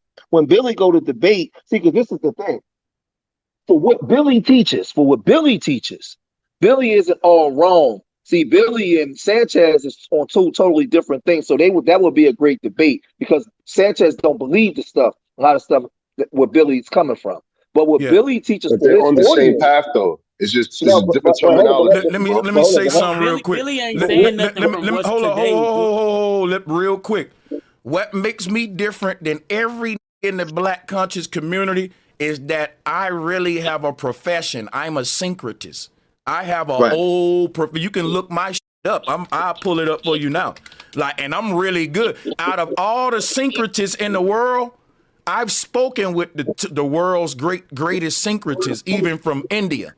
And guess what? They all like my work. So listen, I'm not really part of any of these peer groups. My peer group is a syncretist group. And Niggas don't even know about it. Yeah. And that's the point I'm making. So in a debate, because y'all coming from two different perspectives, it makes for a great debate. Now, people that follow that Book of Enoch, that follow him, he's going to always have that following because he's coming from that. What the guy Wesley does is he comes from that, but he quotes these ancient books and all this kind of stuff that could be debunked very easy when you go against people that actually know what they're talking about. The problem was that surprised me with what's the name was when he was challenged. I felt like he had plenty of chances to smash them, and he didn't do it. He didn't come back. Like they threw so many alley-oops for him to come back and say, well, I'm like, Billy, get him. They just said something real stupid. You can get that with this. And he didn't do it. He was just real calm, like, yeah, well, he was like, well, this means that and this. I'm like, Billy, talk up and like, what are you doing? So for me, the reason why I think he lost the debate, because I feel like he didn't challenge them in certain aspects. And I don't know if he didn't have the knowledge, but he was just like, he was debating like he was asleep until he got upset. I don't think he did have the knowledge. I don't think he did have the knowledge. Street media, because I mean he's more known for like the Emerald Tablets of Thoth, and in real life, if you ask me, ain't no real person like translated the motherfuckers, because he be claiming to translated the cuneiform. He done translated the translate the cuneiform tablets and then parallel that to the Emerald Tablets of Thoth. and then he'll compare the emerald tablets of Thoth to the Bible and say how they all synchronize together. Really, aliens is about to come with the Anunnaki and shit. Here's the thing: Billy Carson is trying to connect the dots, but he don't want to be a syncretist. The problem is when a person is trying to connect the dots, but they trying to make everything be first in Egypt and glorify Egypt like what Billy doing. And you will never make sense of how all of this stuff is the same if you don't see that the whole world discovered the truth at the same time. It was a widespread. And for example, if you're not practicing syncretism, you will only result to like, I was abducted by aliens, just like a Christian. If I ask a Christian to prove Jesus is real, they'll say, well, man, my light bill was behind and I just found some money. And that ain't really proving Jesus is real just because it's a coincidence that happened in your life. And that's a person I say, well, prove aliens is real. I was abducted. You know, and how do you prove that to me? How I know that? I got it all gonna end up with me happen to believe you, and that's a whole nother religion or belief system, and I don't want to partake in that. So what is syncretism? Syncretism, and I'm gonna just be real brief here, because we talked about Enoch, right? Now I'm gonna show y'all the Christian artwork of Enoch and show y'all what I do, particularly with syncretism. So let's pull this up real quick. In any image of Enoch, you will see him busting through this sky vault. You will see the sky opened up with him kind of going through this portal. And what I do, I make parallels between different stories, different religions, but it's the same thing. So this is an example of syncretism. We see Enoch busting through this little stargate or sky vault or whatever. And then I can show you this same thing with, this is called a seraphim. When we talk about Christ on a cross, Christ is a seraphim. The first name of Christ was Seraphus in relation to a seraphim. Why is Christ in the middle of a cross? Because the seraphim appeared like this. The same way we see Moses floating on a flower, a lotus flower. When we see baby Krishna floating on that lotus flower, this is what Jesus, see, this is what syncretism is. Let me show you what syncretism is. Syncretism is me taking every religion in the world and showing you there's only one truth to it all. And this why can't debate me. I got to now take me about 3 minutes to show y'all why I'm nothing like Billy, because I didn't like what I was hearing earlier. See, let me share some with y'all about Sanchez real quick. This only gonna take about 3 more minutes. Let's read what the words say. Syncretism. Billy not doing what I'm doing. Guess what I'm doing? Amalgamation mean to bring something together. So the syncretism is the amalgamation or attempted amalgamation of different religions, cultures, or schools of thought. That mean to bring all of them together, to amalgate them or whatever, to merge them together. You got to be skilled to do what I do, because what I do, you can't read it out no damn book. You just can't throw me a Codex Sinaiticus or a book of Thoth or this book, that book to make these connections. You can only make these connections if your third eye open and you see the sacred geometry and all these symbols. Everybody ain't got that gift. Look at this collage right here. This collage is showing us what that every deity you see on this image is the same God, but it take a person like me to amalgamate all of these deities. How do I do it? I make a collage with them, and I put all of these different deities on one collage, and when you look at them together, you can see it's all the same. I don't even got to teach this collage. You can see the parallels with the rings around the legs and the wrapped up in the serpent. Same thing with Buddha, how Buddha was wrapped up in the snake. And this is showing you the auric energy around the body. See, Sanchez making connections that lead you back to yourself, not back to me getting abducted by a damn UFO. Let me show you something real quick. I'm different than these, and you gonna respect that shit. I'm gonna show you how I'm different. I'm nothing like these clowns, nigga. I'm a whole vibe. Like I'm a gift. What I do is spiritual. It's connected with the ancestors for real, not for fake. Let me show you something. I'm teaching people about the auric energy that they got. I ain't telling them about me being abducted by aliens, because the real UFO ship that's spinning around is this energy field around your body. This is the UFO ship that's spinning around, that's waiting to rapture your soul up out your flesh. Because what's happening is this thing is like a screw. It's turning every day. And as this thing turn, guess what? Your soul is rising up like a screw. Like if I turn a boat and a screw, if I turn the boat, the screw go up. If I turn the screw, the boat go down. We know how this works. While this torus field is spinning around you, it's literally making your soul push up and ascend out of your body like a boat and a screw. So listen what I'm telling you now. Can't nobody teach what I'm doing, how I'm teaching it, because I know what I'm talking about. I ain't reading this out of no book. I know this in my heart. This something I know. I've studied on my own. I can write a book about this. I'm not a that's looking for a source. I am the source. And that's what you can be when you're a syncretist. When you can use your third eye to connect all these dots. I'm not telling you a story about me being abducted. I'm telling y'all a story that when everyone die, you're going to blow a hole in the sky like Enoch doing, and your soul going to leave up out this. I'm teaching you the truth about the hereafter. And I'm teaching you the journey of your soul, and it ain't up for belief. Just like there was a here before, there will be a hereafter. And I'm teaching the path of ascension and the original Gnosticism that relates to all of us, which is why Christ said, ye are gods. And that Billy telling you he's an abductee.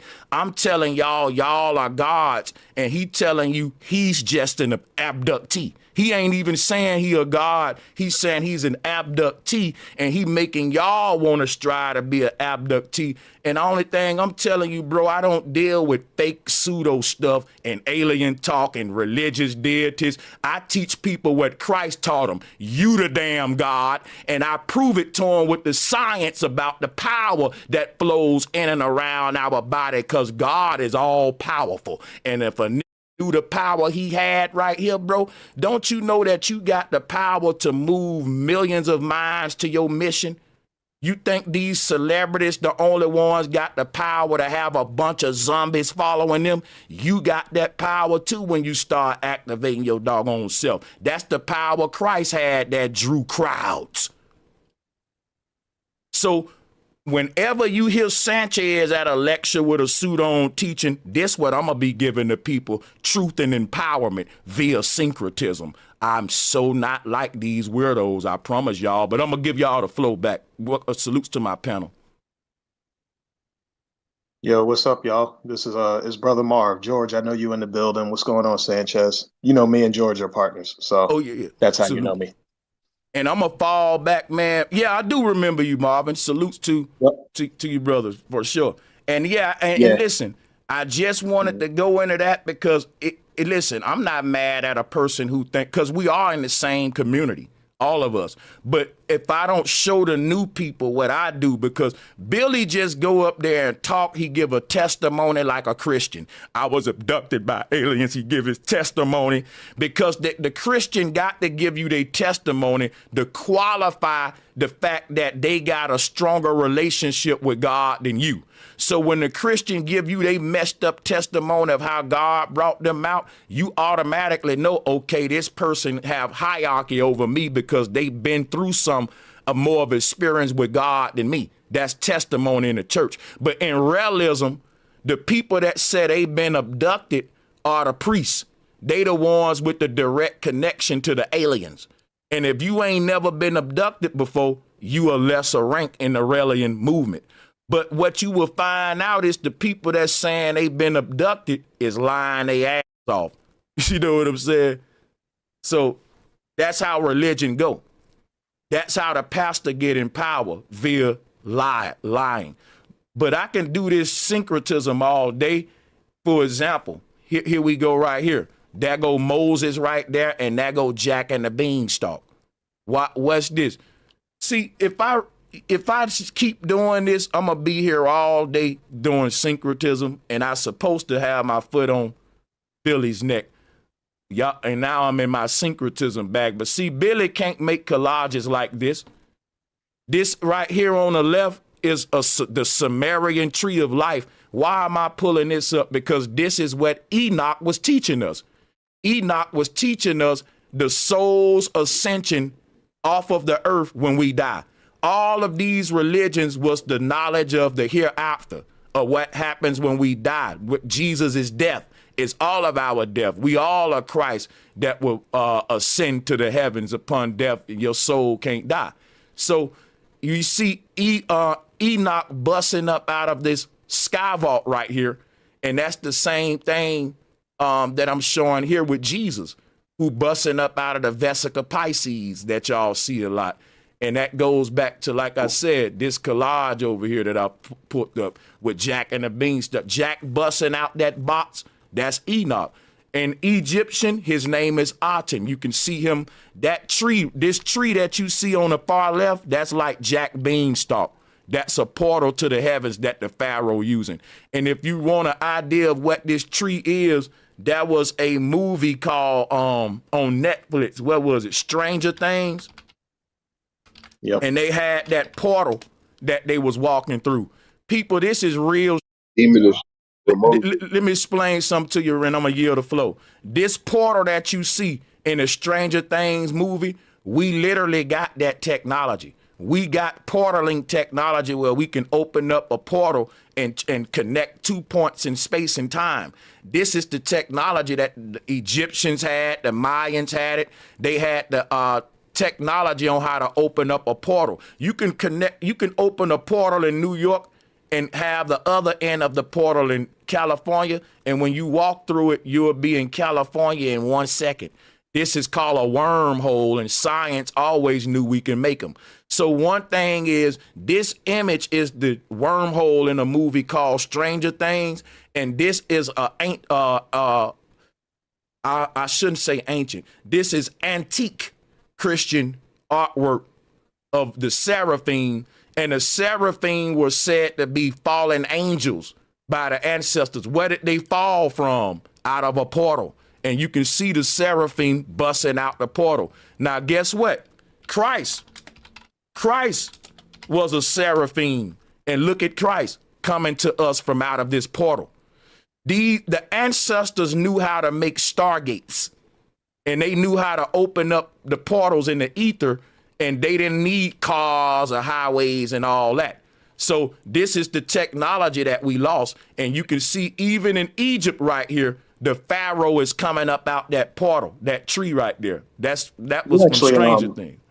Yo, Sanchez, you actually had Eric Dollard on here. It was a few months back now, but I watched Eric Dollard a lot, learning electrical theory and stuff. And people asked him about, I think it was some kids down in Texas who they had a schematic sitting out there, and the FBI came in and took it all down and broke it up. But he said he doesn't like to do conjecture, but he said based on the design they had, he said this is the kind of contraption where you walk in one end, you throw the switch, and you walk out the other. There's no deatomization or anything like that. You just walk in one and you go out the other. But right. He said the tech started getting real good. The FBI came in and busted everything up. Yep. Listen, they had this in the 40s. I can't say that N-word and I can say it long as I say it plural. That's crazy. But the Nazis had the technology to open up wormholes and be anywhere at any time. Right now, I can open up a portal in my garage, and I can dial in the coordinates to where I want the other end of the portal to be the exit point. And that coordinate can say, because right now I'm in Las Vegas, and I can dial up Birmingham, Alabama, and I can open the portal right here in my garage, and I can walk through it and be in Birmingham in 1 second. They got this kind of technology, George, but think about this. If they introduce that technology too soon, they can't milk us with the petroleum scam. They've been bankrupt the world with the fuel industry for the past. You see what I'm saying? They got to get all that money first.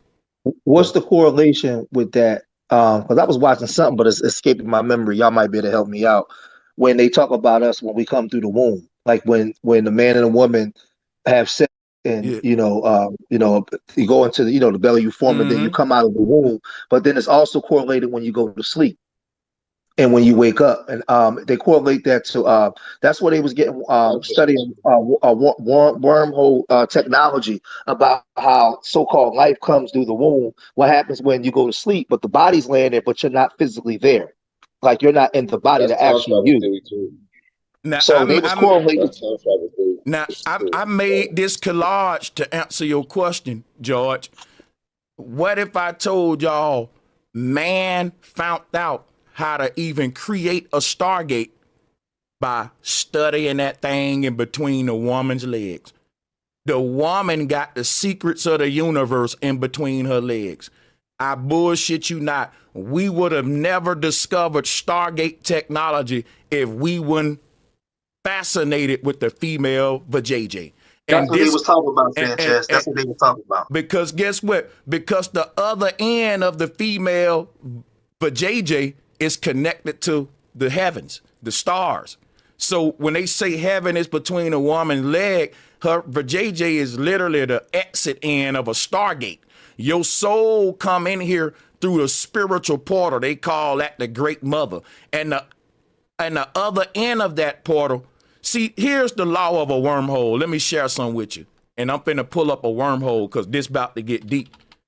Let me share some with y'all about a wormhole. Anything that enters a wormhole on one side, it cannot exit the other side the same way. That's the rule of it. I'm gonna teach you the rules. A wormhole is an incubator and a transforming sort of thing. For example, right?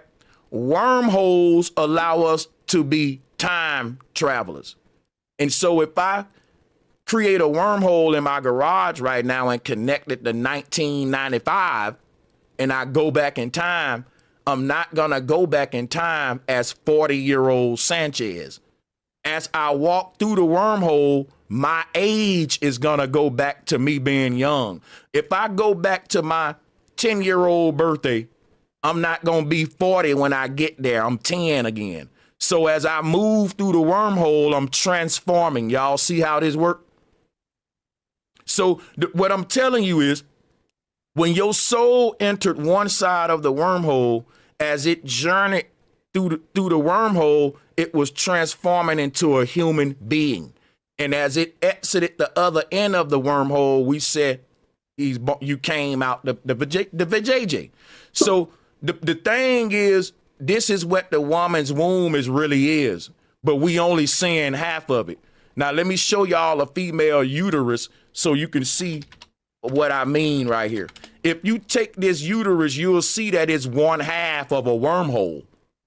Check it out. This uterus is one half of this right here. That's why it's shaped like a T. Now, what's happening is, I'm finna show y'all this, and I'm giving it to you straight from the Hebrews. The Hebrews said, this is what our earth is. And guess what? God at the top, watch this now. God ain't what you think it is. It ain't a dude in the sky. Guess what God is, y'all? God is a light that's guiding us, like a lighthouse guiding a ship to safety. God is just a shining light that we call Polaris, and here it is up here. And the shape of God is a T. Look at that, the T symbol. What's that T symbol? It's the other half of this uterus. See, what happens is, our soul come from this area called the gate of heaven. Your soul fell into this little hole right here, and that was the first womb you entered. You entered the Stargate from this sky vault right here. You're a fallen angel. And once you entered this portal right here, your whole fall to the earth, you was transforming into a human. Now, how did that look? When the doctor looked at your mama womb, they didn't see nothing there but water. And over time, you just faded into existence.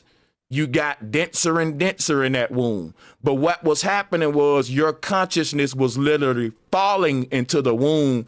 And the more it landed, the more harder it got, the more denser it got. This is how the ancestors explaining this whole thing.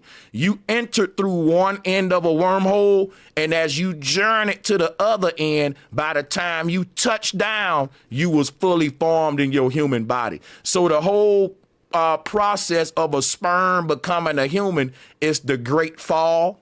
And they say that you are actually, they call it the story of a great dragon, Satan, falling, that great dragon that fell down and was casted down. And if you look at the phases of birth, let me give you some human developmental phases, right? I'm gonna show you the great red dragon real quick. Give me a minute so I can pull this up. They was basically using mythology to tell the journey of us becoming human. And they turned this into the great red dragon, but this is just a fetus. But you literally looked at like the devil. You literally looked at like the devil, though.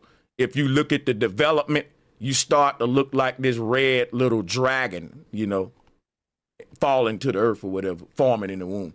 So, you know, I don't want to turn this into a whole Sanchez lecture, but I'm just showing you like this is a whole nother level of approaching this thing than what Billy giving you with alien stories. I like the way you broke that down, because in the series I was watching, they were saying based off, it's something similar to what you were saying. They used a certain different verbiage, but they said that when a man and woman so-called came together, consciousness shot itself from basically the phallus of the man into the woman, and it formulated itself, and it came out of the Stargate, or the womb of the woman. And when you go back to the natural essence is when you so-called go to sleep, or you go into the spirit realm. But consciousness, not the body, the consciousness shot itself into the womb, and it formed itself into the womb, but it needed the womb to come into this reality. To come into this reality, it had to come through a womb. But it was consciousness. So sperm was basically consciousness that shot itself into the womb. Right. And the thing with, and the whole thing is what I'm doing. See, to be a syncretist, I can't go with what this book talking about, that book talking about. I gotta take all of these books and show how they all the same. I gotta amalgamate all of these knowledges. Right. It's not, and I do a good job at that. And that's what I'm showing people how to do here. This right here is a real profession, unlike the grift that Billy Carson got. You can learn syncretism. So, for example, when the Bible tells a story about a great red dragon casted to the earth, you can believe some Pastor Porkchop giving you mythology, or you can listen to Sanchez, because I'm telling you what Christ said, ye are gods. And what are gods? Fallen angels. That's what Christ was. God in the flesh, you fell here from heaven. And I'm showing you they turned this science of birth, of spirits entering the earth, into mythology. So you will read stories about a red dragon falling to the earth. You won't know that that's you. Here is the red dragon right here. Here's the dragon right here that fell to the earth. This is what they're calling Satan. And the word devil, again, when you flip it around, is lived. It's only telling a story about God in the flesh, or your soul in the body. But they turned this into religion.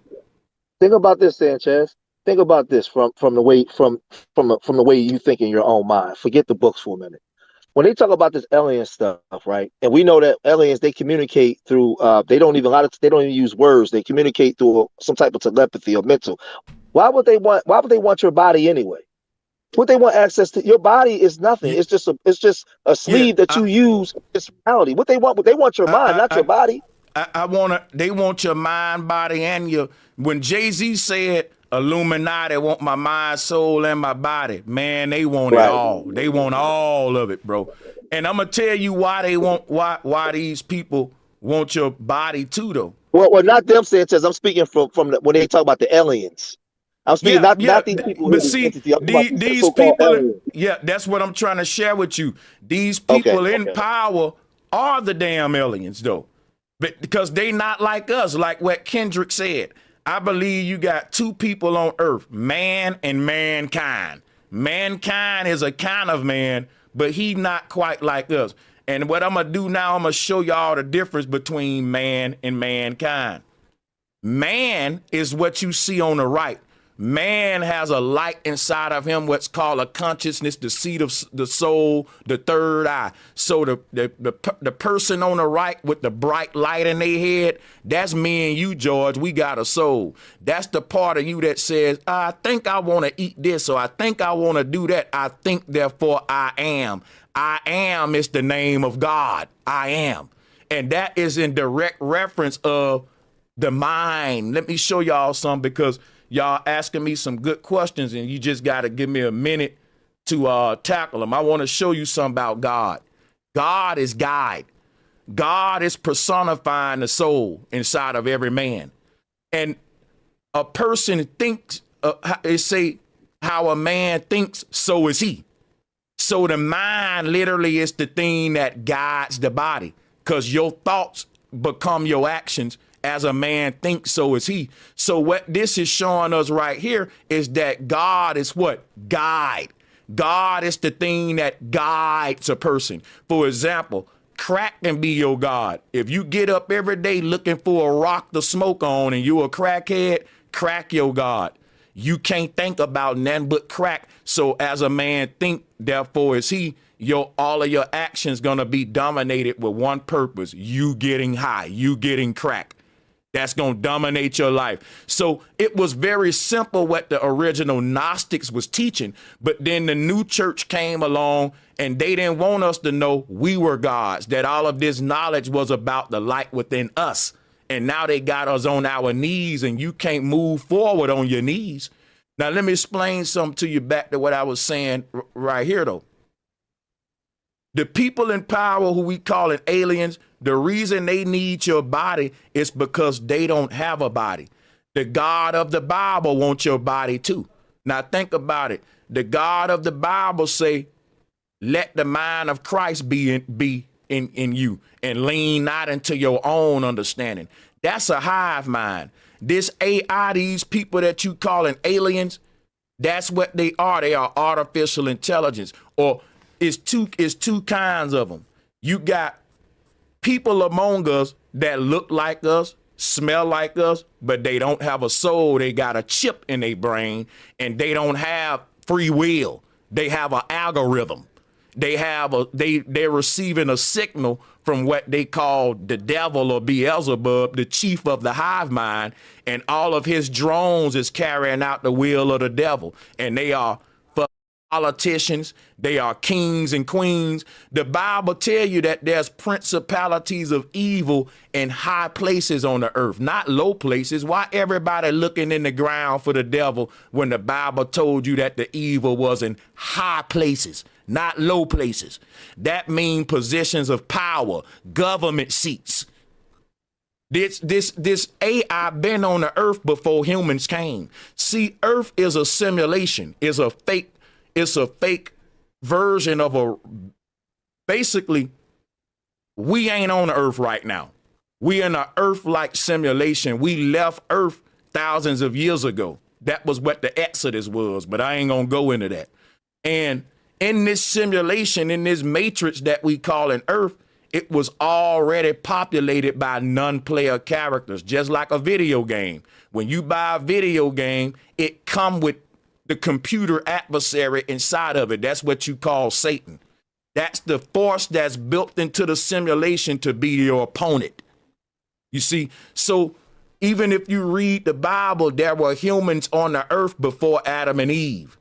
And that's what even the Bible will tell you. Earth is not our real home. We just visiting. It's a simulation.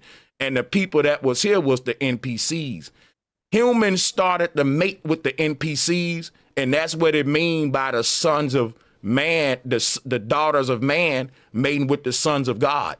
Once we start to mate with the AI, we start to be trapped here, because you had babies that's part human, part machine. These were the world's first transhumans.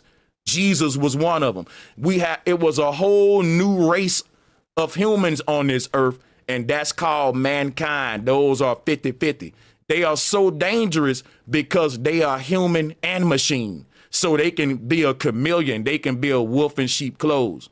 And this is these first gods that took over the earth in Egypt, brought us into the dynastic age. Didn't nobody just put them in power because we wanted to be ruled over. They were the first cyborgs and transhumans. We couldn't compete with them. And history is repeating itself now. The first people that get the Neuralink chip, they gonna be the gods and bosses on the earth because ain't nobody gonna be able to compete with them. That we going back to that now, just like the women can't compete with the men in women's sports that they letting in there. They are letting cyborgs have human rights, but they ain't humans. And the problem with that is once they make all of us equally compete with each other, humans gonna become obsolete, or either you gonna upgrade and become a machine. You either gonna join them or die. And this has happened before. It tell you that in the Bible that everyone that joins the beast, they gonna be good. But if you don't join the beast, you ain't gonna be able to get a job. You ain't gonna be able to work, buy stuff, sell stuff. That's in the book of Revelation.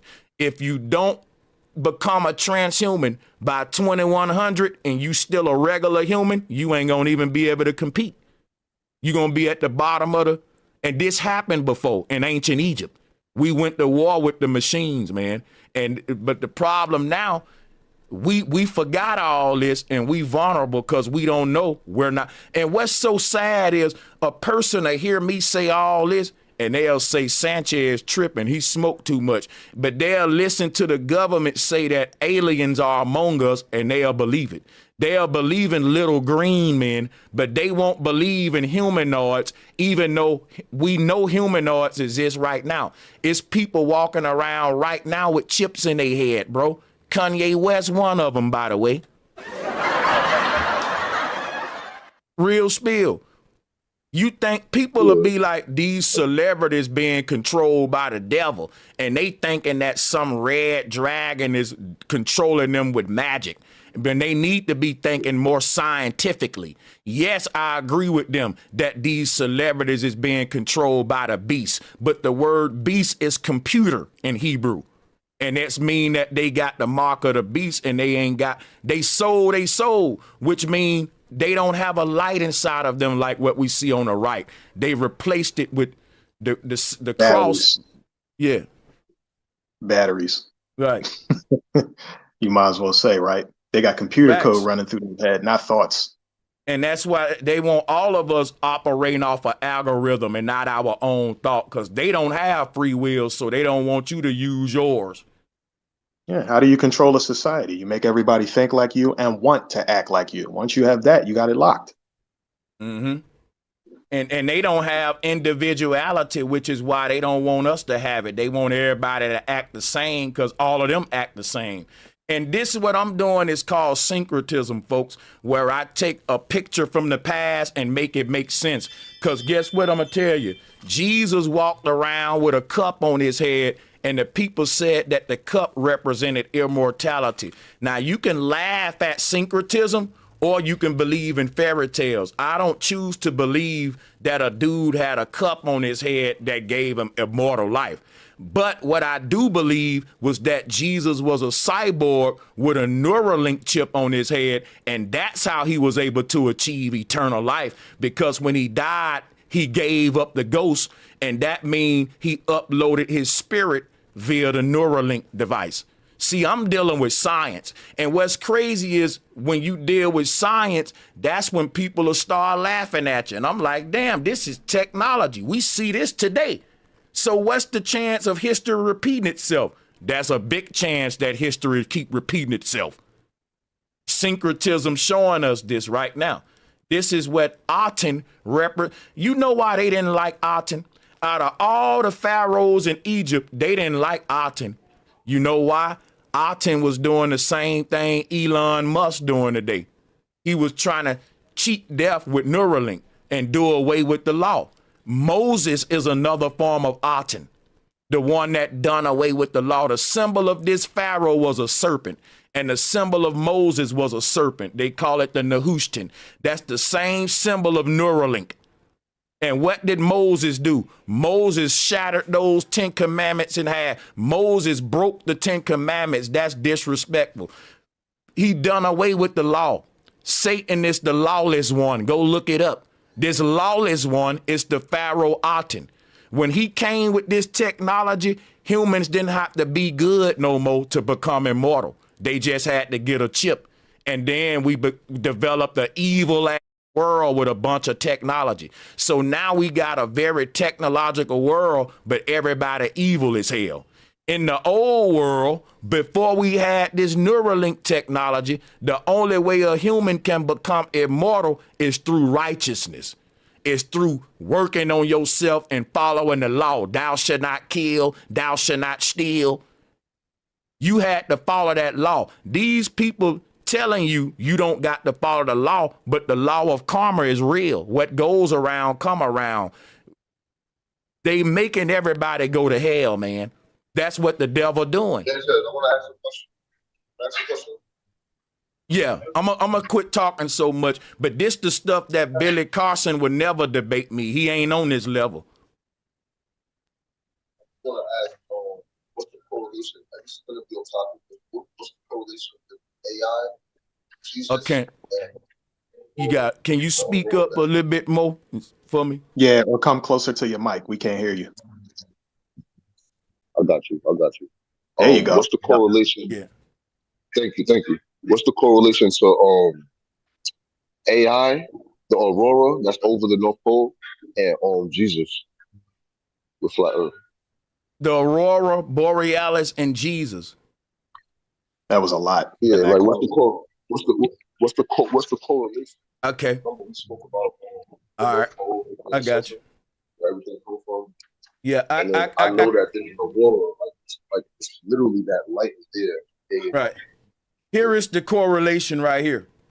When we see the concept of Jesus on the cross, it's the same concept of Jack and the Beanstalk. It's the same concept of Buddha wrapped up in the serpent. And Jesus on the cross is the serpent that was wrapped around the tree in the Garden of Eden. This is the same story. They keep telling it different ways. When you ask me the correlation between Jesus and Aurora Borealis, the serpent that's wrapping around these people, that is the Aurora Borealis. That's the light of the... See, let me share something with y'all real quick. Let's pull up the Aurora Borealis. Let's pull it up. Here's what's happening with the Aurora Borealis. Thank you. I got you, no problem. What's happening with the Aurora Borealis, you got all of this light coming in from the four corners of the earth, and it's making a plus sign in the middle of the earth. I'm going to show you what that looked like, too, so you have an image in your head. Here's the map of the North Pole. These four rivers that you see are spoken of in the Bible as well. These four rivers are not just water rivers. It represents all of that light that we call Aurora Borealis or the Northern Lights. All of that light, guess what that is? That's souls that died in the earth realm and they getting sucked up, beamed up out of here through the vortex. Now, if y'all think I'm lying, let me show you this next one. Check this out. Your soul is a green streak of light. If you look at this image, that green snake that you see in the human body, that's what our spirit is. The spirit is the word spiral. Your spirit is your spiral. When your spirit leaves your body, it will spiral up out of here like a barber pole. That green energy in your body is going to leave like a ribbon in the sky, a ribbon in the sky. And you're going to become a ribbon in the sky. And you're going to look like one of these streaks of light. These are souls going home. The ancestors said that the Northern Lights were their forefathers returning home. So all of these people that's dying all around the earth, when they spirit leave a body, it becomes a streak of light that travels back to the North Pole through one of these four highways. Now, let me share something with you. When you talk about Jesus on the cross and how does Jesus relate to the North Pole, now I'm gonna bring this home. AI, though. Hold on a second. Hold on a second. Here is how it relates to Jesus right here. Here go the cross right here. This is at the Vatican right here, and that's a Hindu version. Jesus on the cross is old because what you looking at on the left right here predates Jesus. And that dude on the cross on the left represent your soul becoming a... See, this green streak of light that you see, In the next realm, the doctor is seeing that as a sperm cell. It's as above, so below. So as this streak of light going to the North Pole in another world, that's playing out like a sperm going into an egg. It's happening. It's two things. It's playing out at one time. So you think you're a soul going into the North Pole portal when really you're a sperm that's about to go into another egg and be born again. This was the whole knowledge of being born again, and before they turned it into baptism. So that's all I'm showing you. I'm showing you what the ancestors would have taught you. If you were standing next to a Mayan or an ancient Egyptian, this the knowledge they would give you about the afterlife and what all this stuff means.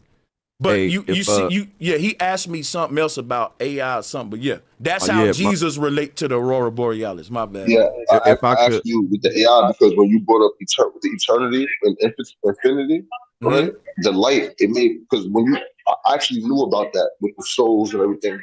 When you go back up and all of that stuff, like everything you just said, I kind of knew, but you said it in a more sophisticated way, like literally the way my mind would say it.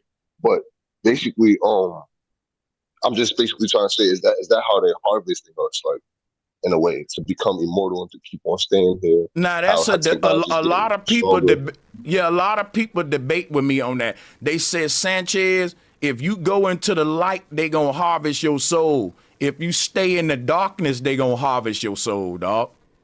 Because I was thinking about these towers, like you know how in the cities, different cities and stuff like that, there's like towers, like phone towers and stuff like that. And like I know that, and this wiring.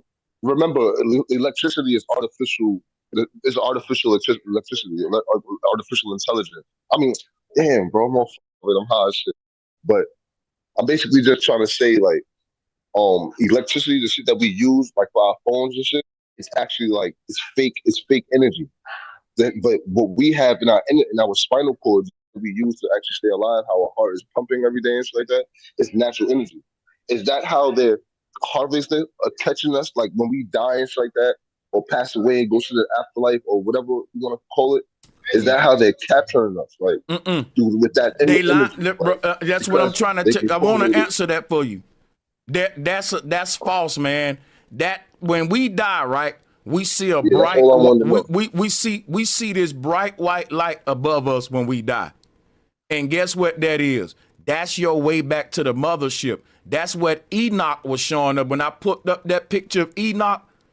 That's you being a sperm going back into the egg on a higher level.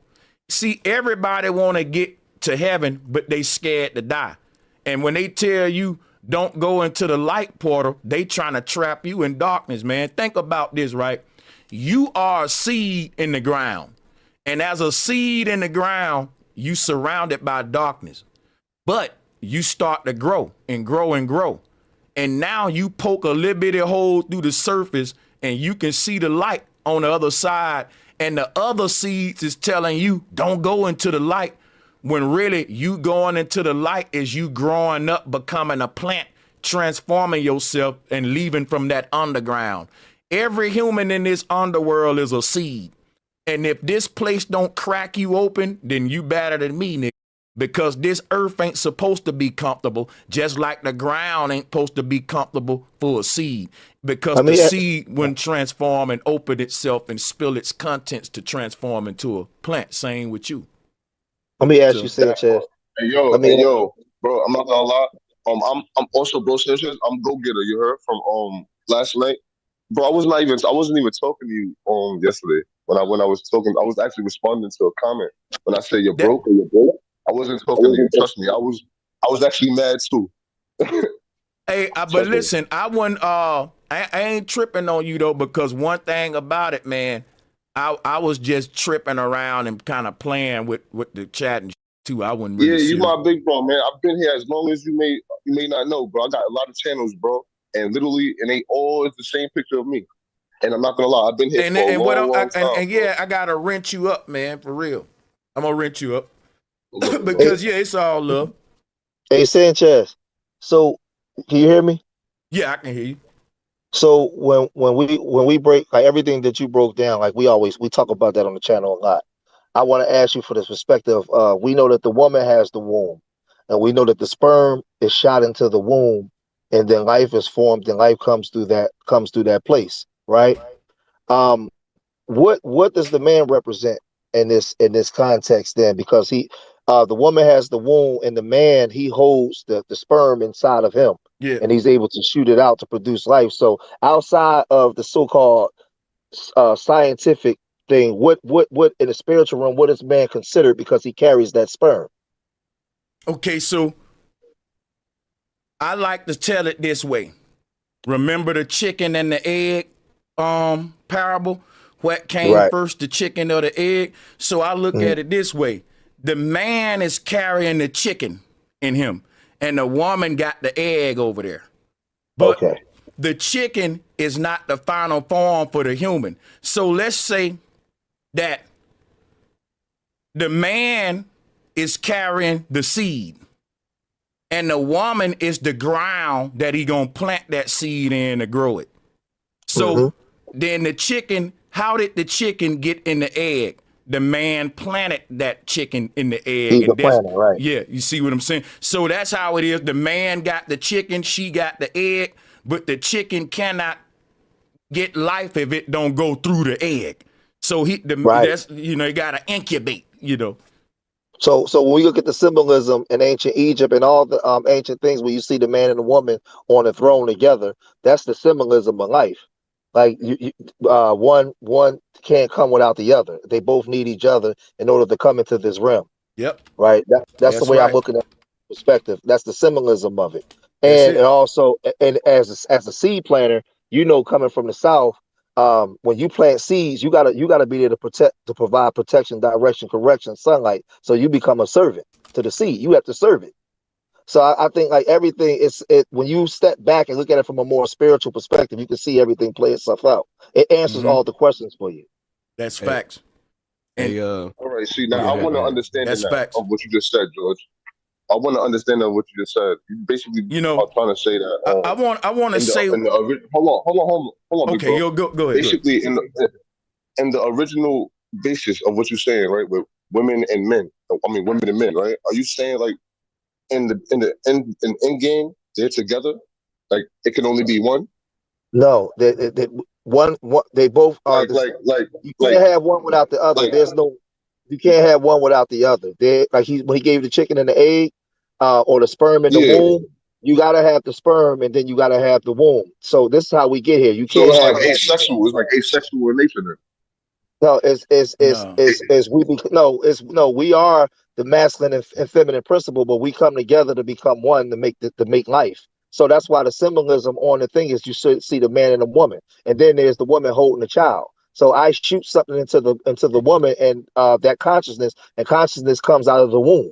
So you can't have this like who you are. You have to have both parents in order for you to get here. So so that's the symbolism. So that's like where he gave the chicken and the egg effect of understanding. And one thing I want to share with y'all too with this whole childbirth thing in the Bible, when it talk about the forbidden fruit, and it talk about how this chick bit an apple, and after she bit the apple or whatever she bit, we was now mortal. We fell into the bodies in the earth realm. The whole concept of biting the forbidden fruit is right here. I'm about to show it to you right now. When you was a sperm and you crashed into the egg, it looked like you bit the egg. If you look at this image, it looked like that sperm is biting on some fruit. Or if you look at this is an eclipse. And an eclipse looks just like a sperm hitting the egg because you are an eclipse. When your mama and daddy merged together like the sun and moon, it created this diamond ring effect that we call life. When they say diamonds are forever, this process of life and death is a continuum. We give women diamonds when we merge with them and build a bond because it signifies your sperm uniting with her egg, creating a diamond ring effect. This is the secrets of an eclipse. But the also with the symbolism of an eclipse, they took this and turned it into biting the forbidden fruit. every one of us bit the forbidden fruit. That meant you was a sperm that entered the egg. And once you bit this forbidden fruit, you became a mortal man. Now you feel pain. Now you get sick. Now you age. Now you die. They turned this knowledge into a lot of biblical mythologies, but you guys can see the syncretism that I'm showing you here. Don't nobody put the images together. And that's why the gender war. That's why the gender war is stupid, y'all. Stay out of that gender war, because when what Sanchez just broke down, what I just explained, if you got this knowledge and you partake in a gender war, then you just stupid. Yeah. Hey, Sanchez. If I could, I know you teaching and shit right now, but I wanted to give you a clip of Stephen Greer and Billy Carson talking about how you was talking about, because you was brought up that chip in the brain type shit, and I just wanted to bring it back full circle to the topic, since you was on the topic with Billy Carson and Stephen Greer basically talking about having to get Neuralink into a level 1 civilization, because right now we're like a level 0 civilization type shit. And they're pushing Neuralink. That's why I was like, what'd you say? So you telling me Billy is pushing Neuralink with Stephen Greer? I ain't surprised, because listen, Elon is alien. The name of the God that, and I believe Billy Carson got the chip in his head, but I'm going to tell you like this too. The name of this God that the Relian group worship, it's the Hebrew God El Elyon. Now today they call him Elon, but Elon is I would say Elon is probably like 10,000 plus years old. He been on the earth. He is the devil that the Bible speak of. Now, a lot of people may say, Sanchez, you hella tripping right now. But I'm going to show you some. Peep Elon's symbols.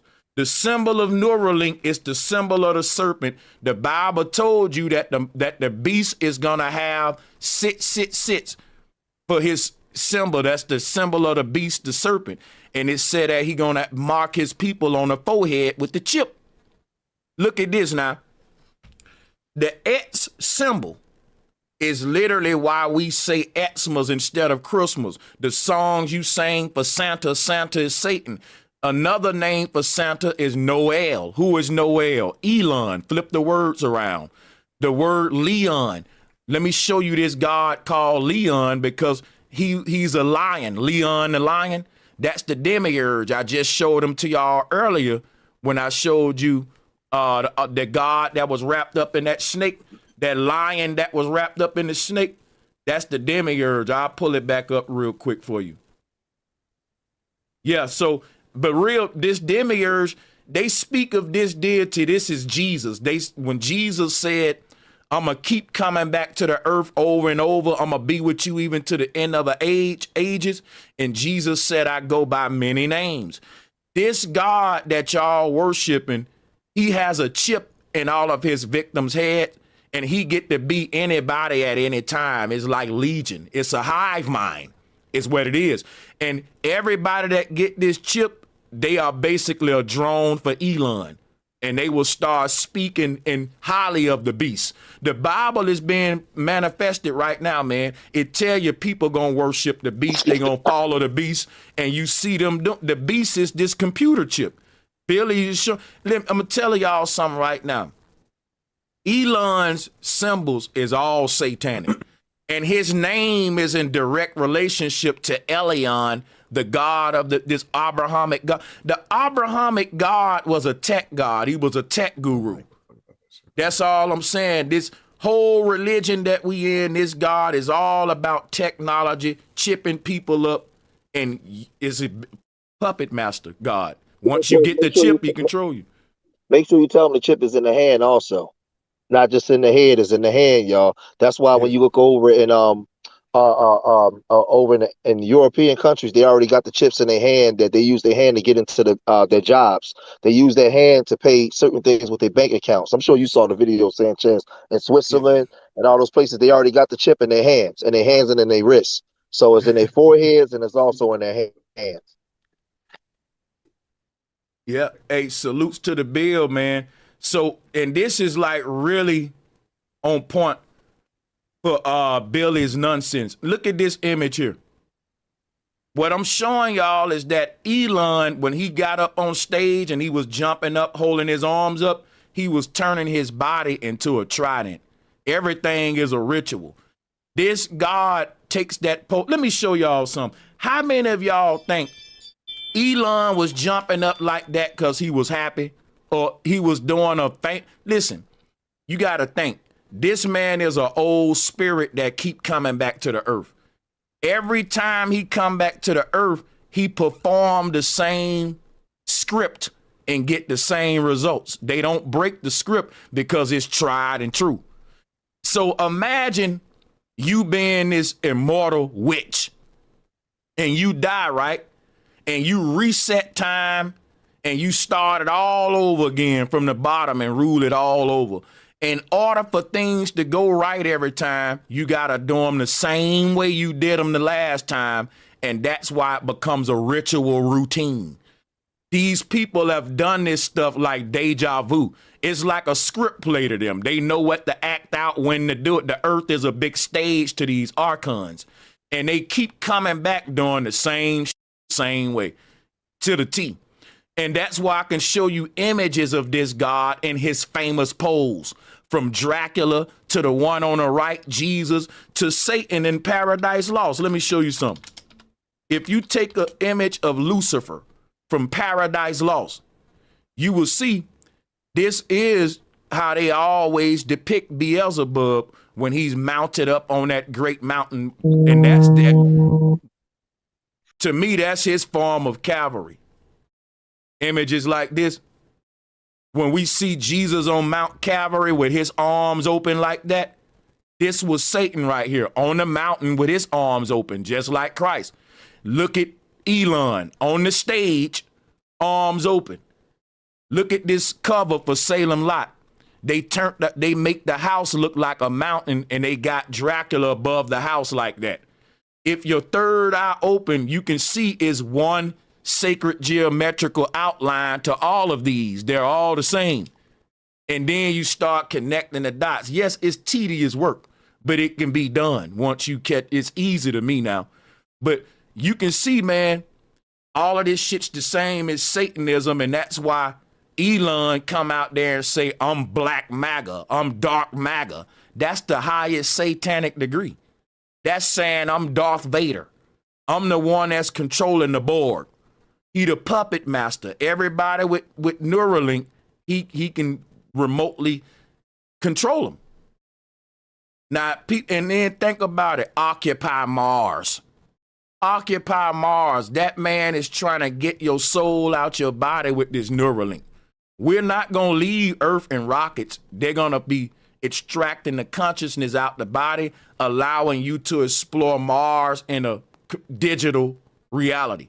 And they already talking about that. Humans will be able to explore the entire universe with mind upload. And I'm like, what happened to rocket science, you idiot? So we've been giving y'all $100 million a day ever since the 40s. And I want to know how is the rocket programs going? Because by now we should have spaceports all over. We should be launching humans in near Earth orbit right now. But we see that all of the people who's supposed to be designing rockets, they designing brain-computer interfaces. Because I've been telling people that when we leave Earth, it ain't going to be in a rocket. It's going to be with mind uploading. Y'all familiar with Cognition, right? Yeah. Cognition is the company that challenges Neuralink. The difference between the two is Cognition doesn't put anything in your head. They're able to pick up the brain waves coming directly out.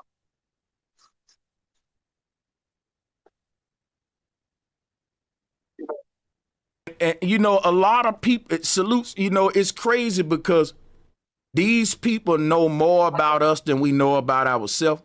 And they know more about the earth than we care to know. And that puts us in a very vulnerable position. Yeah. Yeah, it does. That's a shame. That's all, precognition is also what we can do as well. I know about what you cognition. said about when you said cognition, I didn't know it was a company. I know that it's an ability that we can also do. Yeah, but it's the way it's spelled. Like when you look it up, you can start it off the same COG, right? Cognition, like Xion. You got to end it a little bit differently, not with a T, but with an X.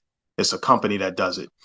And it's funny. I came into the live stream back when Sanchez was talking about where Billy Carson went wrong, and I agree with that because it's like when you in your element and it's time to stand on your square. That's where everything you've ever studied is supposed to come out. You're not supposed to choke on that shit. That's some Eminem type. You know, you only get one shot. Don't miss your chance to blow. Like, dude, you said you never challenged anybody to a debate. They put you in front of a master and you choked. That's a bad look. Like, he should have at least had enough info to rock with the conversation so at least his followers would know, like, oh, damn, you know, now that they put Billy against like this expert, it kind of makes him, even if he'd have lost, it'd have been like, oh, he kind of stands up quite well, though, because he hung in the conversation, but he didn't even hang in the conversation. Bro, and that's disappointing. That's facts, Marv, because guess what, yo? It looked like he was a student in class rather than a debate. And it's like, if you on a level of these experts like you say you are, this is your chance to prove you ain't a grifter. Even if you lose, like Marvin said. Because we'll be like, well, he stood in the ring with an expert. He was doing, he was doing it, but nah, you straight up you got schooled, bro. Yeah, iron sharpens iron. You're not going to always have it. Like my lanes, in my case, my lanes are health, and I'm a photographer. So I'm into video, photography, electronics, stuff like that. It doesn't mean I can't be told anything, but I could stand in the ring with you and bang heads a little bit to the point where at least I say, you know what? You got a little something there. I'm gonna push up a little higher because I met you. If I didn't get in that ring, I can't be exposed to what is greater out there. I have to get in that ring and open my mouth and say, yo, this is what it is. And then you say, no, this is what it is. Oh, damn. I either knew that or I didn't know. And now I stand to be humbled so I can try again later on, but I'm smarter now. So there's really no loser in a proper debate. You just get smarter, and that's okay. That's what growth is. Hey, can I start some trouble? Sanchez, where you at, Sanchez? Let's start some trouble real quick. Okay. Look, hey, I don't even want to say it. I just want you to pull it up so people can see it. Pull up Elon Musk's name in the Hebrew in Genesis, and let's see what it says he represents. His name.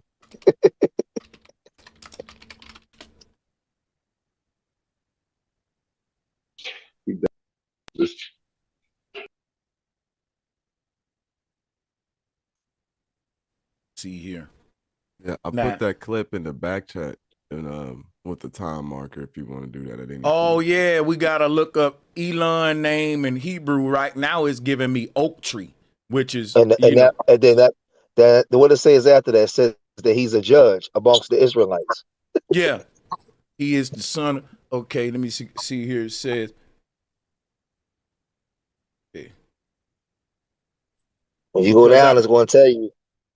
It's going to tell you exactly what he is in the book of Genesis in the term of Israel and why. And now he's a judge. Yeah, and that's crazy, man. Who the hell call? Yeah, man, I'm gonna tell y'all straight up, it's crazy that the name Elon would translate to judge, man. Yeah, it says the biblical first name appeared in the Old Testament as masculine, Elon, a prominent judge in Israel and a member of the Zebulun tribe. Now he's a prominent judge, and then all you gotta do is pull up a judge and what does man, listen, all this stuff is right there in front of everybody. Yeah. And what he's representing. And remember, the reason why I'm saying judge, he's at the foremost front of technology where they try to chip your hand in your brain, and they want to commandeer your thoughts, right? Yes. So now if I commandeer your thoughts and we can punish you based on, man, listen, I don't want to get the channel in trouble, but you know where I'm going. Hey man, we there together, and people can't like the people who shouldn't push back at us are Christians. And that's why the Bible say the whole church gonna go to hell, because the people that's gonna push back at what we saying the most, George, is gonna be Christians. And the Bible warned them about this Antichrist. And I'm just saying, I don't consider myself a Christian. I consider myself a Christ. Now that may sound crazy to y'all. I'm not a Christian. I'm just a Christ. And ye are gods. You know, if you want to be like God, you want to be a Christ. If you want to be like Pastor Porkchop, you want to be a Christian. I always said that two types of people read religious books. One person who accepts the power within, and another person who accepts the power without. Those who accept the power without will always bend the knee to other powers. Those who accept the power in will discover the meaning of the universe because they understand it's within them, and whatever they tap, they can produce. Yep, that is right. Yeah, that's so right. Hey, that's the other half of Urban Nerds right there. Yeah, I remember this brother, man. Y'all brothers is a killer duo. Them kids, listen, those kids is blessed to have y'all two guys, man. Real talk. Them kids is blessed to have y'all, man. I'm looking up. I'm looking up more things with Elon associated with the Bible, but I'm looking it up in the Hebrew because they like that. Remember we was growing up, man. Grandmoms in the South say the devil is a lie. If I wish my grandma was alive right now, I'd sit down and say, Grandmama, you know they told us the devil was a lie. I said, no, you're not. The devil don't lie, Grandma. The devil tell the truth all the time. It's our job to decipher what he's saying. He put it right in front of our face. But I'm gonna tell you, and this is fact. I'm gonna tell you what I don't like about this Billy Carson stuff, because the dude that beat him as a white guy, the black community ain't gonna ride with that. See, if it was a black guy that schooled Billy like that, he would have lost a lot of following. But he's still losing a lot. It's very viral that he lost, but his people ain't gonna be so quick to turn on him. Because it's like, well, this white dude. To me, that's what I'm saying. I think that Billy gonna play to that black card, and he's gonna pull that. I haven't watched his video, but I wouldn't doubt if Billy played the race card with this. Billy, what he did is did y'all see his live stream, his defense live stream a couple days later? Basically, what he did is he's catering to people who have been hurt or don't like Christianity for one reason or another. Because if you just saw his live stream, I think it was Sunday night at like 9 o'clock. You see that live stream, he spent a lot of time just going in on Christianity. And it's like, you could see the chat like, yeah, man, tell him, you know, this. Right. And I'm like, that's not really people seeking truth. Those are people who have been hurt, who agree with him. Yep. And what it tell you that the beast gonna do, come wage war with the church. And I'm gonna tell you right now, it ain't helping our people to go to war with the Christian church. It's going to help our people to work with the church and unite with our brothers and sisters and work together. It's more divide and conquer with him. Like, bro, I got family members in the church. I don't hate Christians and I don't hate the church. And I think Billy is setting this community back. Now, a lot of people think that I'm hating on the man. They think I'm too critical of him. He's dangerous for the community because he's being pampered. It's like when you got a man in a powerful situation and you can't tell him he doing nothing wrong, and even when he wrong, that's like another religion. That's a cult, man. You see what I'm saying? That's facts right there. That's right. That's the same way they treated Diddy, man. It's cult like Trump and all of them. Bro, why you backsliding on everything you taught us, bro, Sanchez? And guess what I'm about to play, y'all? I'm about to play a clip where Billy literally went to this man's house at 2:30 in the morning in some flip-flops because he lost the debate. They got him on the... Bro, I got to play that because guess what we got to teach today? And it's going to sound crazy, but, bro, we got to teach dudes how to lose, bro. We got to go back to old good sportsmanship rules in 2024. Yep, that's what I'm trying to show you, man. Why are you over here backsliding on everything you ever taught us? All right, let's talk about Sanchez's backsliding. Let's talk about it. Tell me where I backslid. First of all, you done told us all this about the Bible. We need to get out the Bible. It's indoctrinated. We need to lose the Bible. Then you done told us the Sky Daddy. Now, if the Sky Daddy ain't real, how the hell Satan gonna be real? Neither one of them real. Right. So how you gonna compare Elon Musk to the devil or Satan if they ain't real? It's a concept. Because listen, I can answer. I can answer. Bro got this. I got it. So here's the thing. When I say the devil ain't real, I'm saying ain't no doggone red dragon with no horns out here saying ha ha ha. I'm saying that the one that the Bible is calling the beast or the false prophet or the Antichrist is a real dude right in front of you named Elon Musk. And the reason I'm doing that, because I rather deal with reality than fairy tale. I do believe that there is a prophet on the earth, like what the Bible say, that's gonna do everything the Bible say. I just don't believe in the devil. I don't think it's a red dragon. I tell people these are ancient humans that started developing advanced technology in Babylon and Egypt. They're transhumans, they're cyborgs. I don't teach devils and angels. Though. No, but I you don't. Said No. Slow down. Don't. Let's do this respectfully. I don't mind a pushback, but I want to be thorough with you. Yes, I say the Bible. When I say that, I'm saying I'm not a Bible believer. I'm a Bible decipherer. The Bible is not meant to be read. It's meant to be deciphered. So when I say Bible, I'm basically saying I don't believe nothing the Bible say. I open up the Bible and prove all things like it told you to do. It didn't say believe me. It said prove all things. And when I open the Bible, I practice syncretism with it. I don't just open it up and believe it and say, well, the Bible said, the Bible said, the Bible said. I challenge the Bible. I question the Bible. I correct the Bible even in some cases. Hey, Sanchez. Hey, look, can me and bro Sanchez dialogue for like 5 seconds, bro? Like, let us do it because I'm gonna keep it going. Minnesota, you'll be. Hold on, Negro Ref. Minnesota, you'll be out to him. But Negro Ref, did you feel what I'm saying? I'm saying, listen, I'm not. Hold up, slow down. I'm saying when I say fuck Bible, I'm not telling people don't use the Bible. I'm telling people don't believe the Bible. I'm 50-50. That's what I'm saying. This is why I have to push back for you, because if we're going to study something to decipher it, we have to believe some of the things we have to learn how to decipher. No, you don't. I don't. You do. That's synchronism. Do we have to believe everything about syncretism? Because you can hold on, brother. Slow down. Syncretism ain't a belief system. It's a process of getting to the truth. It's a tedious process of connecting the dots. That's all that is. Syncretism ain't a doctrine. It ain't a nothing you can read. It ain't a script. It's literally a methodology of how to uncover truth with all of these different belief systems we're presented with. And it's a good methodology that will actually give you a lot of insight to a deep shit if you practice it the right way. But Negro Rap, unmute your mic. The only reason I muted you is because I want the audio to be real clean. And I'm going to shut my mouth when you talking too. Go ahead. Okay.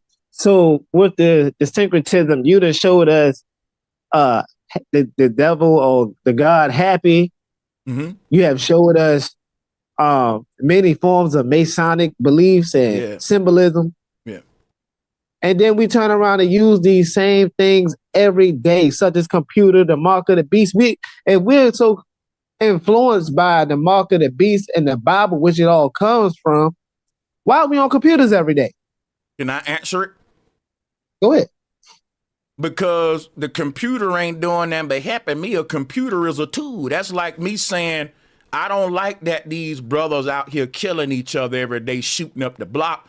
But then a person say, well, Sanchez, why you own a gun? Hey, man, I can still own a gun and talk about the fact that I don't like gun violence in my community. That don't make sense to you? Yeah. The same way somebody would say, yeah, I sold my soul to the devil for a few toys and a Happy Meal. But I still got what I want out of it. It's the same thing. Bro, I think you're very ignorant, respectfully, because what I told you is a gun ain't good or bad. It's how you use it, man. And the same thing with a computer. A computer ain't evil just because it's a computer. But if I get on that computer and start stealing money from old people, then yeah, now I'm evil, not the computer. If I get a chip in my head that allow another dude to control my thoughts, that dude doing that is evil. And I'm just the one pointing that out. I'm not banging on computers. I'm banging on the agenda that they using the computers for. If they was using the computer to make the world a better place, then I wouldn't be beefing with them. But they're using technology to control us and make the world a prison. So now I'm beefing with the way they're using this technology, but not the technology per se itself. And I thought I even went over that with Q Butter before, because he thought I was banging on technology too. People think that I'm beefing with technology. I'm beefing with imbalance. Too much of anything can kill you, and that go for technology too. I think we need to get a certain amount of technology to where we can make the world a better place and stop right there. We don't need no more. The grass ain't greener. You don't gotta mute me. I got respect for you. I'm not gonna just cut you off and speak over you like you're gonna do cool. me. I won't mute you. I won't mute you. Yeah, because I'll wait and let you speak. You know what I mean? I told you I'm so used to still doing got it. love for you. And I will admit though that you will wait and let me speak. I appreciate your decorum, bro. I won't mute you since I know that you. Yeah, I ain't gonna call you no names. Like when you do me, when you get mad and you say this, or I just be talking about the things you taught us. I didn't do it today, so you gotta judge me who I am today. I'll admit I've been in my feelings in the past, so I give you that. But you gotta judge me for the day though now. But go ahead. They say forgive and never forget. But so, you know what I'm saying? I'm forgiving. I'm always going to be forgiven because I love what you do. Well, I don't care. Listen, bro, I don't care if you don't forget who I used to be. I done forgot who I used to be. That's good. I'm proud of that. So let's get back to the point of it. So let's talk with the Neuralink. Neuralink is compared to a computer link. It's also a chip. Also, everything that has to do with a computer. So if you take your numerals of 6 and you do the alphabet and you spell out computer, you get 666. Well, that's basically giving us the mark of the beast when it's concerned with the Bible. True. So if you can't bang on technology, then you definitely can't bang on the Bible. Numbers aren't evil. Hold on. I don't want no help because I don't want him to be able to say that excuse like he ganged up on. But let me say this, bro. I'm confused. I'm confused with the point you just made. I don't think I'm the only one. Can you re-clarify that slowly because I really didn't get that. Okay, we're saying that people are artificial humans. You said it was man and mankind. Correct. People with the AI type brain. They're using things like Neuralink, which is a computer chip. I'm gonna pull up that. I thought you wanted me to clarify. No, when you said that the man versus mankind, I'm finna give you something to help you out real quick. Here go the collage that I was using. Go ahead. I'm gonna put that up when you speak and go ahead. Okay, yeah, I done seen you put that there numerous of times. Like I said, I am a student of yours. I'm not a person that come here to say I'm smarter than you. Not a person up here. I ain't mean to cut you off. I was just trying to give you some visuals to go on the background with your stuff. And I'm not trying to take your audience and make your audience turn against you either. I'm just saying here. You can't do that, man. That's impossible. I don't. There's a lot of people who do like that. Excuse my language. There's a lot of people who do things like I'm just stating. I don't want that to happen. I don't even want people to look at you different. You know what I'm saying? Hey, and this is the kind of exchange I like right here, because me and this brother is clearly coming with smoke for each other, but it's respectful and it's good energy. Salutes to the brother. Go ahead, Negro Ralph. You got it. So my point is if there's technology which changing mankind, in your words, by 2100, if we ain't with the smoke and getting computer chips, then we'll be obsolete. Right. Then we're obviously saying that the AI system is against mankind, but we're not against AI or technology. I would say that I am. And you may say that go ahead. Do you think that if I use technology, that mean that I'm for the new world order technocracy that's about to be unrolled? That means that I'm actually aiding it just by me using the technology. That's what you're saying? Yes, you're not a part of. You're not helping to be a detriment, but it's collecting from you helping. So it's a power source, a generator. So listen, I'll say this to you. I came to the earth to wage war with evil. And for me to fight the enemy, I don't have home court advantage. This is an away game. Earth is not my home. So my thing is this. I'm behind enemy lines. I'm on his computer. I'm on his YouTube. I'm on his Twitter. And I'm bringing my truth to it. And how I know it's hurting him is because he's censoring me on all these platforms. He's saying, if you talking about flat earth, don't let their message be heard. Bump them down on the algorithm. Once I found out that my presence on the internet and social media is making these people feel some kind of way, I said, it's time to have fun, baby. See, because one thing that Neo did, Neo went back into the Matrix to kick ass.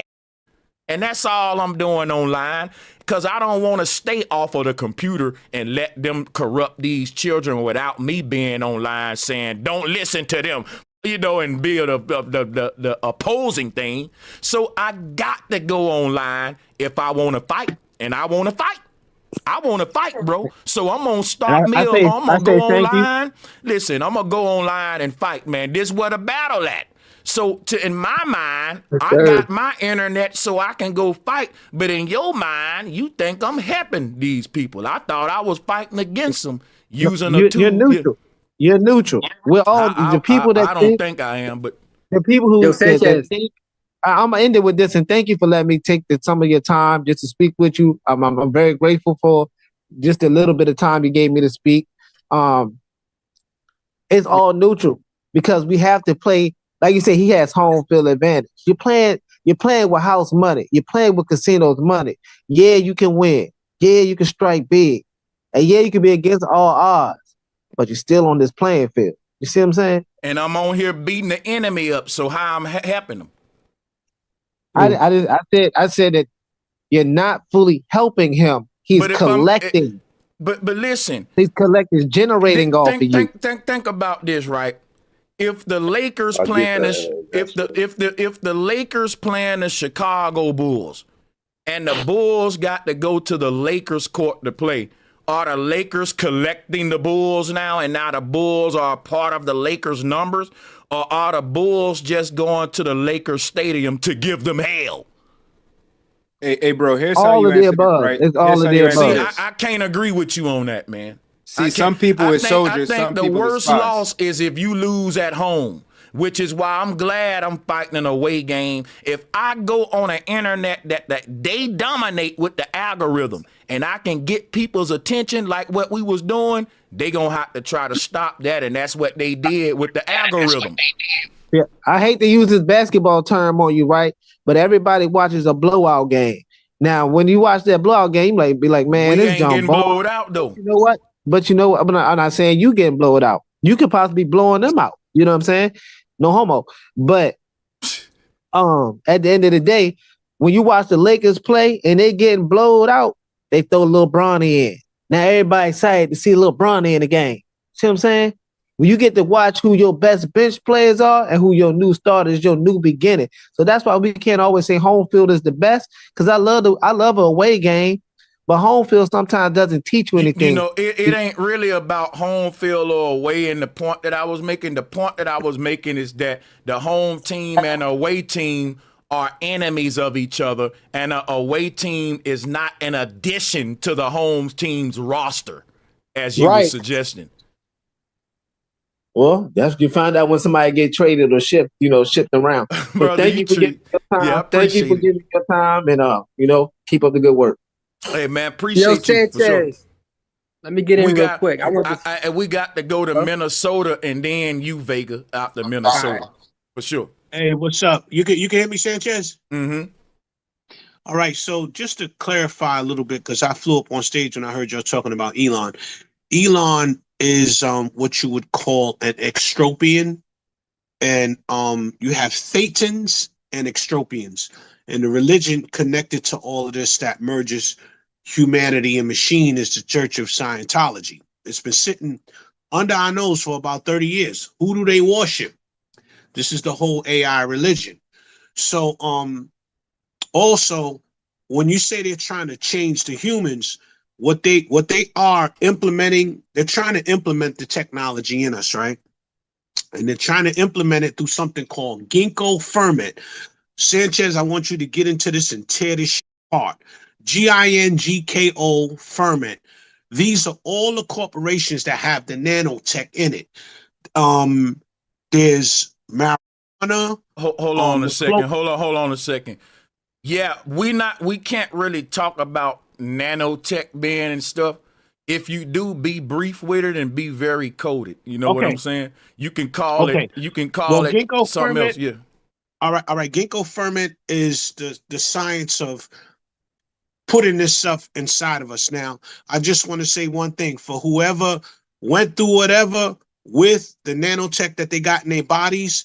You can kill all nanotech in your body with nicotine, and nicotine is just not in cigarettes. Let me say something real quick. I got to give a medical brother. Let me go to somebody else real quick. All right. Hey, because I ain't gonna lie, bro. This is a good video. I want to keep it up, and I just want to put this. That's what I'm saying. I'm gonna put this disclaimer up here right now. We don't give medical advice. Hold up, everybody. I got to get my disclaimer. We do not give medical advice on this channel. We do not talk about nanotech being in people's bodies and all that. We can't prove that. That's just a theory and a conspiracy. And I want to let everybody know, if you watching my video, you need to seek your health advice from a professional in your city and not online on YouTube, because none of us are health experts and we just talking. And this is a conspiracy theory channel and Slyway a parody and just a joke channel for real. I wouldn't even take none of us serious what we saying. Do your own research, y'all. That's my disclaimer. Go ahead, guys. Facts. I had to agree with you on that. That's what I was saying to you, bro. That's what I'm saying. Here real quick? No, you go ahead. I'm just saying. That's what I'm saying.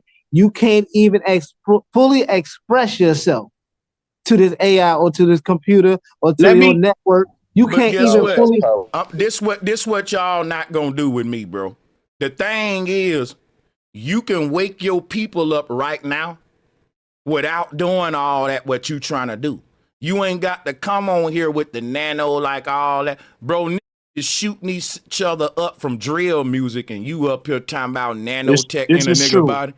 So I'm saying, if I can finish, is you ain't got to risk my channel to try to go out there and do something that's stupid anyway, because ain't nobody thinking about no damn nanotech. We thinking about shooters and drill rappers. Let's talk about real shit that's affecting us, and we won't get censored for that. Don't you know that the AI won't even be mad if you tell your people to quit shooting each other, quit killing each other? But you want to go and challenge the AI and say, well, this gonna make the AI mad, when the shit you challenging AI for ain't even gonna help your people. It's a risk that you taking. That's a stupid risk. Now we lose a channel for something you trying to teach about that ain't even important. For real, brother. You right. Drop a bomb. I don't got bomb.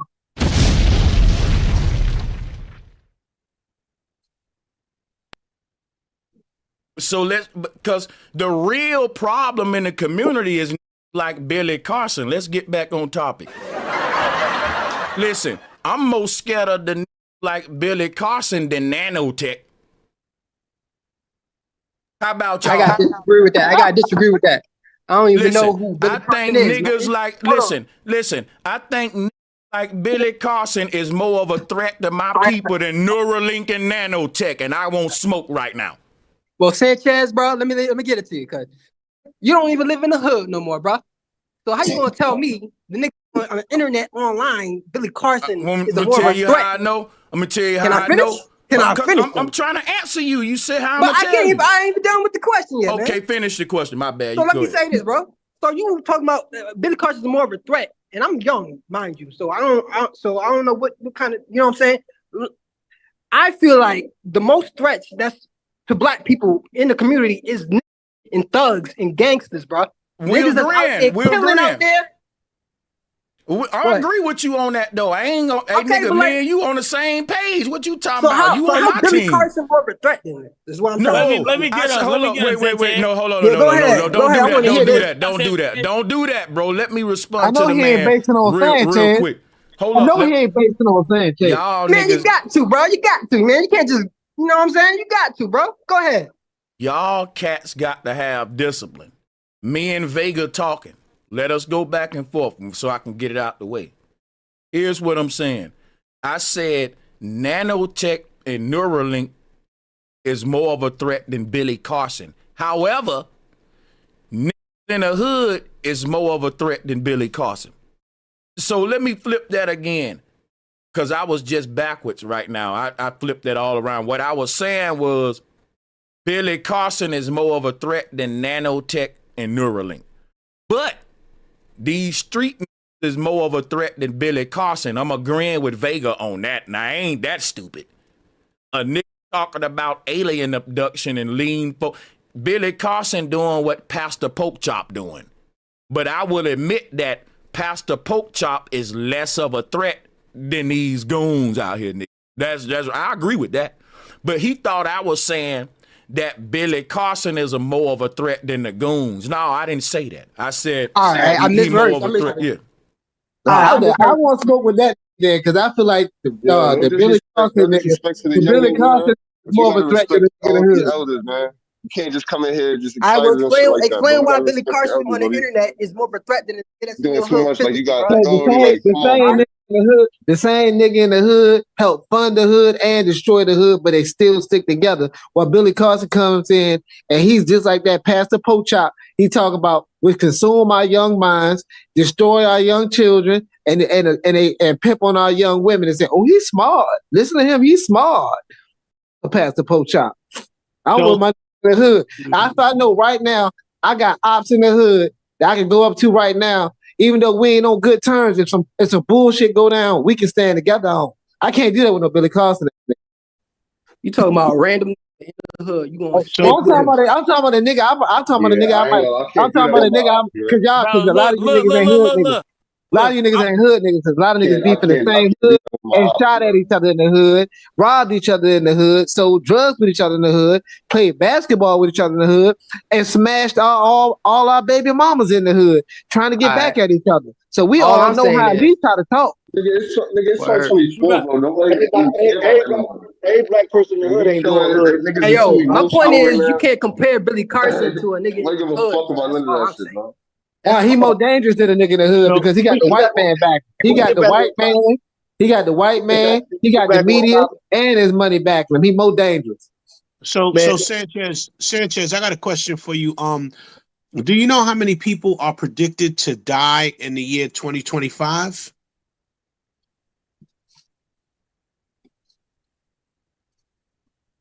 He don't want to hear that shit, bro. He walked away from the mic because y'all disrespectful. You're rude. Hold on. I'm not being disrespectful. Y'all dick ride too. Y'all dick ride too hard. Hold on.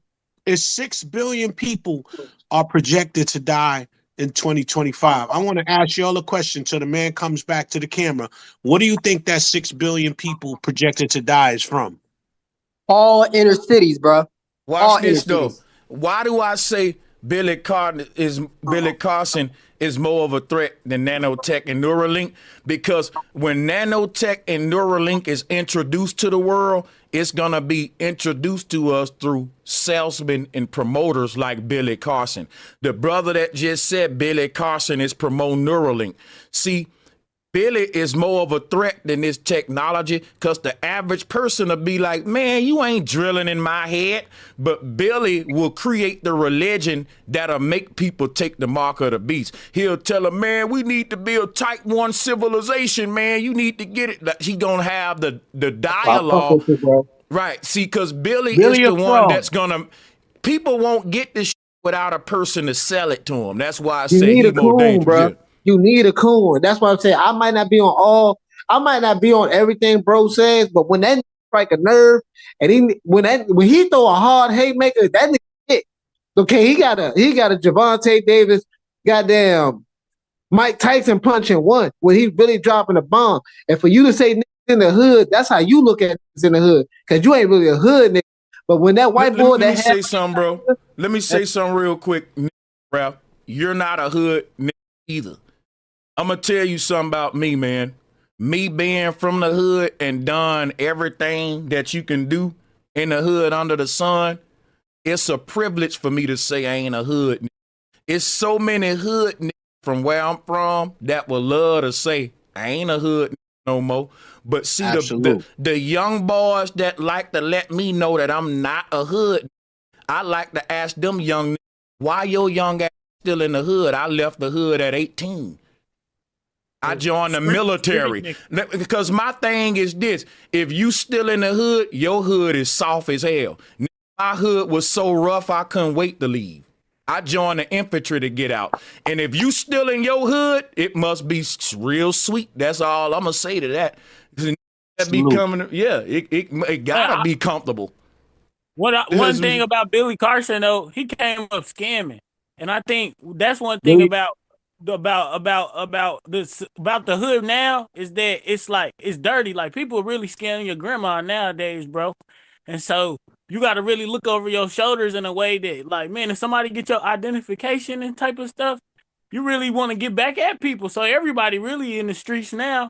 But really what the black community, what it do to you is that what they say you supposed to be a man, they call you a man, and they confuse it with like being a street. And that's what we were talking about Sanchez having a gun. It's like bruh, that's just some man stuff. And then a lot of people don't got daddy, so a lot of ain't gonna hear, hey bro, you gotta protect yourself. You gotta, walk around, people probably gonna look at you like you a come up, like you a lick. And so that's what it is. Like a lot of people don't got nobody to teach them, like, all right, bro, don't do that, don't do this. And so that's the whole mix. A lot of hoes and mama's boys. It's whatever you call it. So look, when we mention the hood, a lot say when I got up out the hood, you wouldn't tell that to your great granddaddy. You wouldn't tell it to your granddaddy or your father growing up. What I wouldn't tell him. What I wouldn't tell him.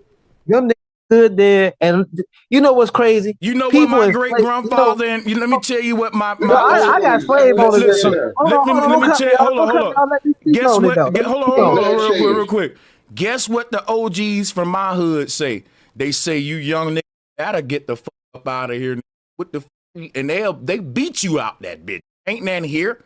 Get up. My grandma told me, boy, if you move back home, you a damn fool. Them was her words. That's how you. Now listen.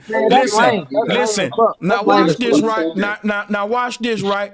That's how you know you from a rough hood, though. If you look at what's going on back in my hood, they killing dying every day. B. All I'm saying is that. One dude just went on a killing spree, Doc. You can look this up. This was just recent in Birmingham, where this is a serial mass shooter, the first one in American history.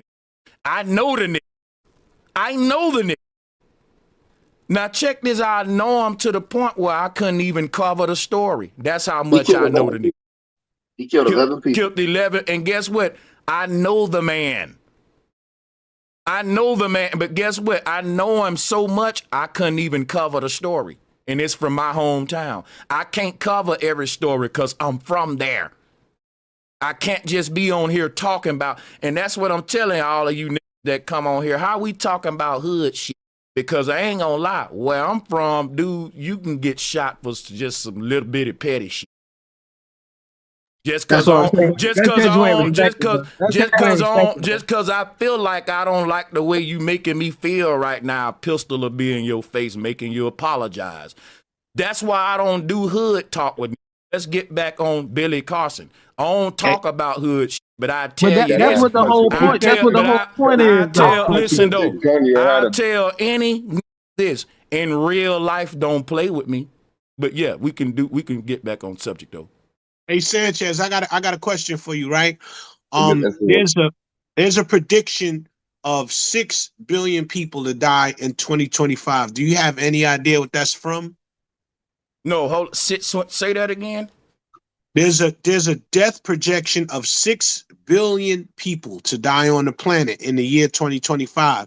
Have you covered it, or do you know what that's supposedly from? Oh, that's a new doomsday prophecy. Sound like I don't believe that. They only got a year. They better get started right now. They need to be getting started now. Well, Sanchez, have you covered the con plan 8888, the contingency plan 8888? Nope. School me on it. Go ahead.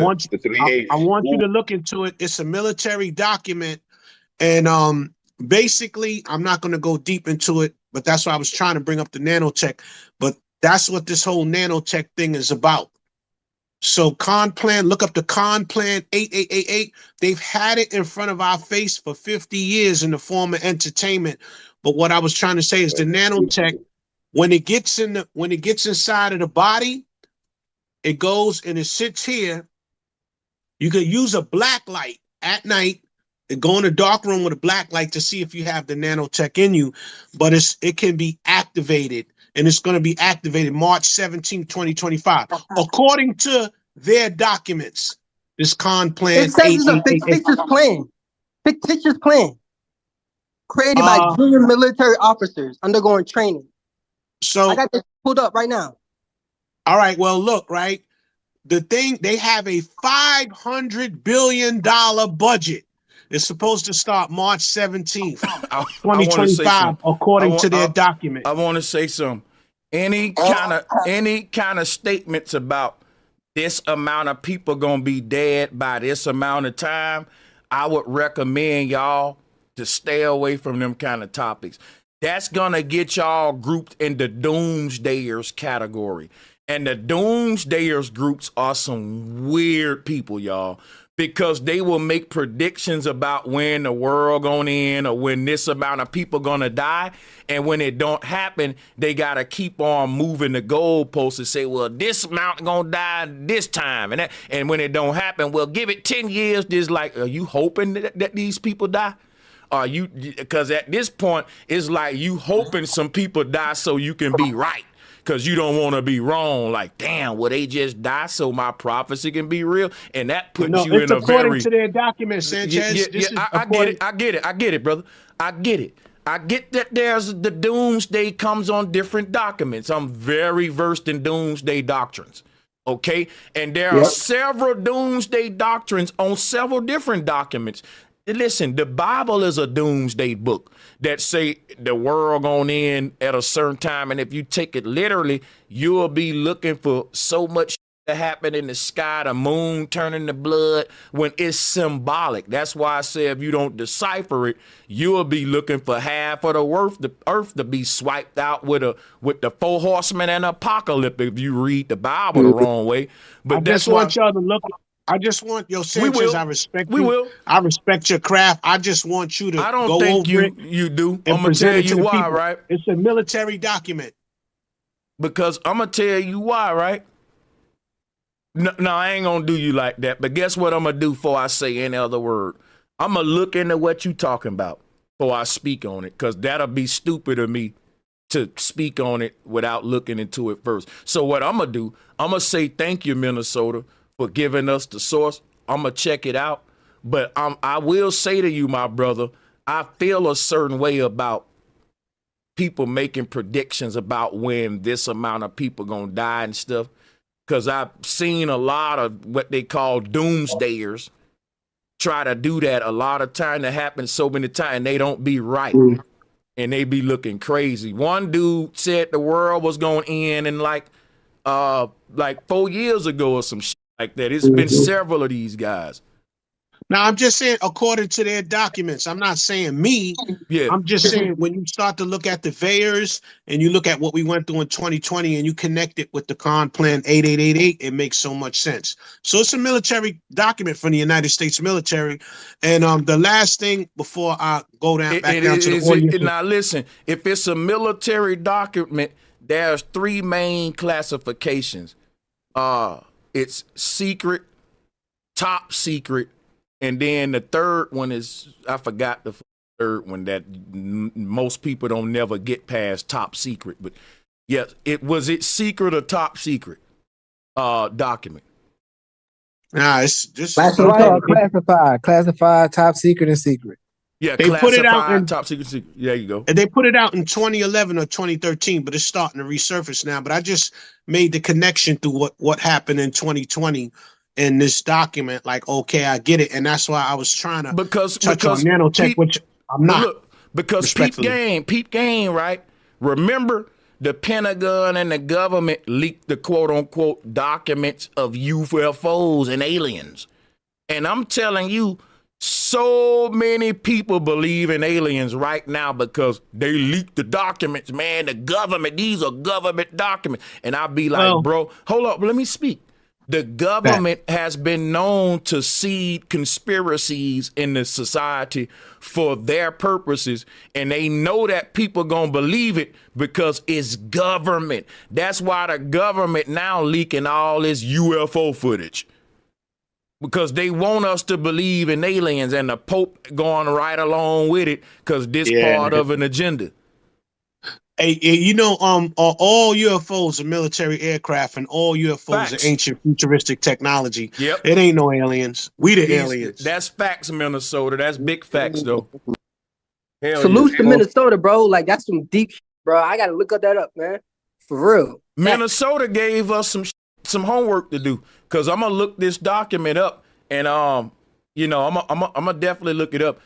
But I'm just telling you right off the bat, if they talking about what you said, Minnesota, 6 billion people by 2025, bro, that's impossible. I'm gonna just be honest. The math ain't mathing on that. Listen, for you to get rid of 6 billion human beings off the earth by the year 2025, we need to be hearing stories of millions of motherfuckers dying every day starting now.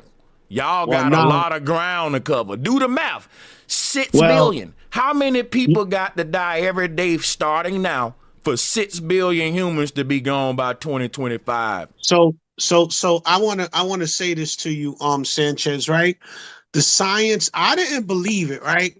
But where I live at, I found a supermarket called Wegmans, right? Because I wanted to shop where the eugenicists are buying their food, right? So every time I would go there, I would pass a corporation called Histogenetics. So I didn't pay it no mind, but when I looked into histogenetics, they own a science called optogenetics, and that deals with the con plant 8888. You're going to connect it, you're going to be like, oh. All right, man, love to the channel. Hey, yo, Wegmans the best grocery store too, big. They're the only ones fighting. So the people that are providing, that's the only place I shop. Yes, the people that are providing this optogenetic science, that's where they go to get their food. All of the eugenic scientists, that's where they purchase their food at in Wegmans.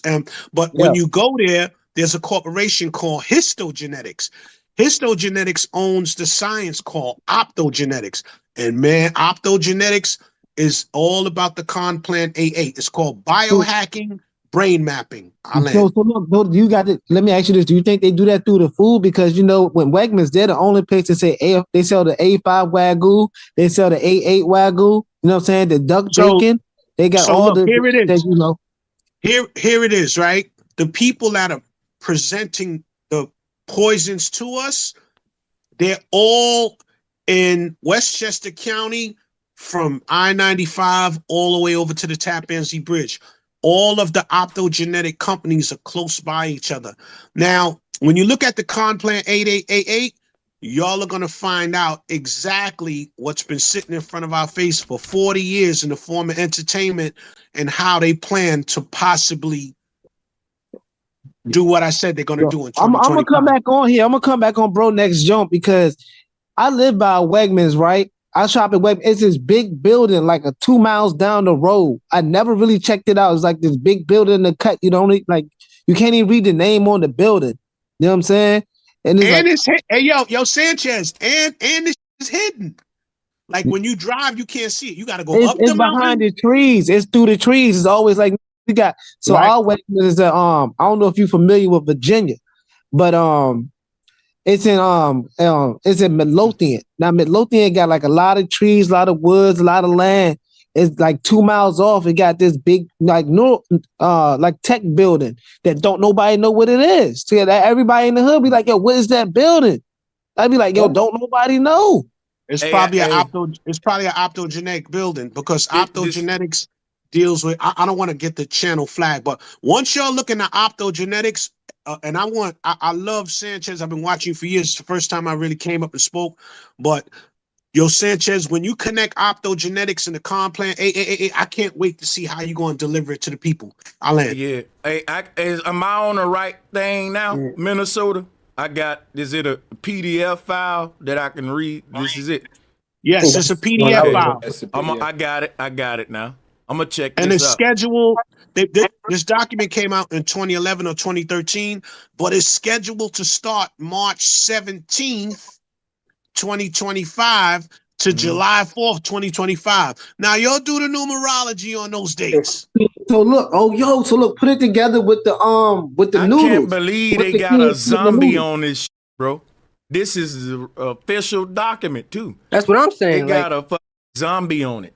But remember, I showed y'all that CIA document where they said you can walk through walls and shit. I shit you not.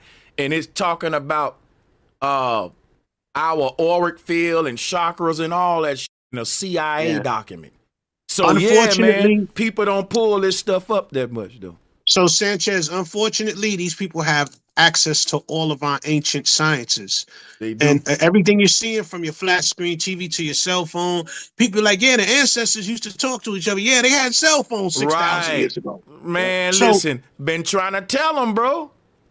You know, all of this stuff, it's like nobody could go to Antarctica. What you think they found in Antarctica? These are pirates. They found our old, ancient, futuristic technology. That's why nobody could go out there. So what they're doing is, there's a patent for mind personality transfer method. There's patents for renewing living being indefinitely. This is all our ancient sciences, and this is what these people got their hands on. These are facts. Yep. And- They and made I- shows about it and everything. Yeah, I was trying man. to say it in the earlier. Go ahead, though. No, you got it. You can finish. But listen, people Yeah, I was saying, though, wondering. 'cause they have healing techniques as well. You know what I'm saying? Healing patents where they can help once you get cut. That's why they show you all of this regenerations and all that shit with pills Man. and all that. Man, we got the cure for cancer already, and they hiding that shit from us, bro. Look, listen. That's already. Listen, already. people was wondering, right? People was wondering, like, why the hell is Trump saying he's gonna get rid of the school system or shut down the schools and shit? But see, I told people when Trump get in office, Elon is gonna be in office. Guess what Elon was saying? Elon was saying in an ideal future, people won't have to learn and go to school. Basically, they can use Neuralink and have digital school right in their head. This is Elon's dream. So the fact that Trump getting in office talking about he's gonna shut the schools down and shit, which was a rumor anyway, I don't think that's gonna happen, but it's just the idea. It's a long term. It's just them seeding it out there. I do think that by 2050, 2100, it'll be more children going to school digitally than physically, because that's just where we going in the world, to where just like most people work at, don't you know that half of the world work from home now just because of the internet? And it's so many robots doing these factory jobs that most people they work in front of computers or online or even at home. Digital workspaces today. And you ain't in a factory today. Most of us is looking at a screen all day because our workspace is already digital and we don't see it. But one thing I was trying to went say. on with his voice. What'd he say? You went out. But yeah, like I was saying though, man, like, oh yeah, I got to play this clip of Billy showing up at this man's house. That's what I want to say about Elon though. Elon is creating like a digital, whole new education system in the digital where y'all can look up this stuff where AI is gonna replace teachers, because Elon's future is like, these teachers ain't smarter than Siri.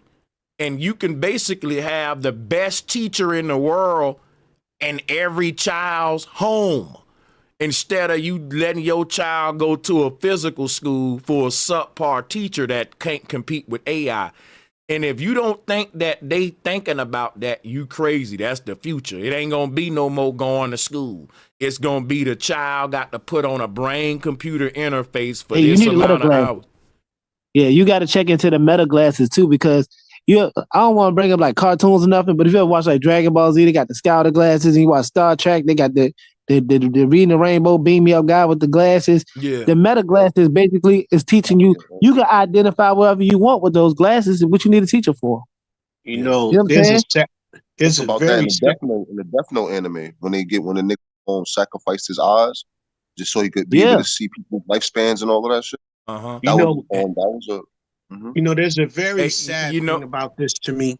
And the sad thing is we outnumber these people 10,000 to 1. So there's going to be 3 classes. You're either going to be extropian, thetan, or homobogenesis. Homobogenesis is the lower class of technology implemented into the system. But, you know, we're headed into some altered carbon type vibe. Altered carbon, we all got to go watch that. And Minnesota, what you calling those 3 groups that you name is what Billy Carson is calling like what is it again? A first world civilization of what's the word he used? He said we get Neuralink will be a first world civilization. That's what they call it. Christ, so they like talk about Pleiadians and Anunnaki and shit last time I checked. I don't trust him.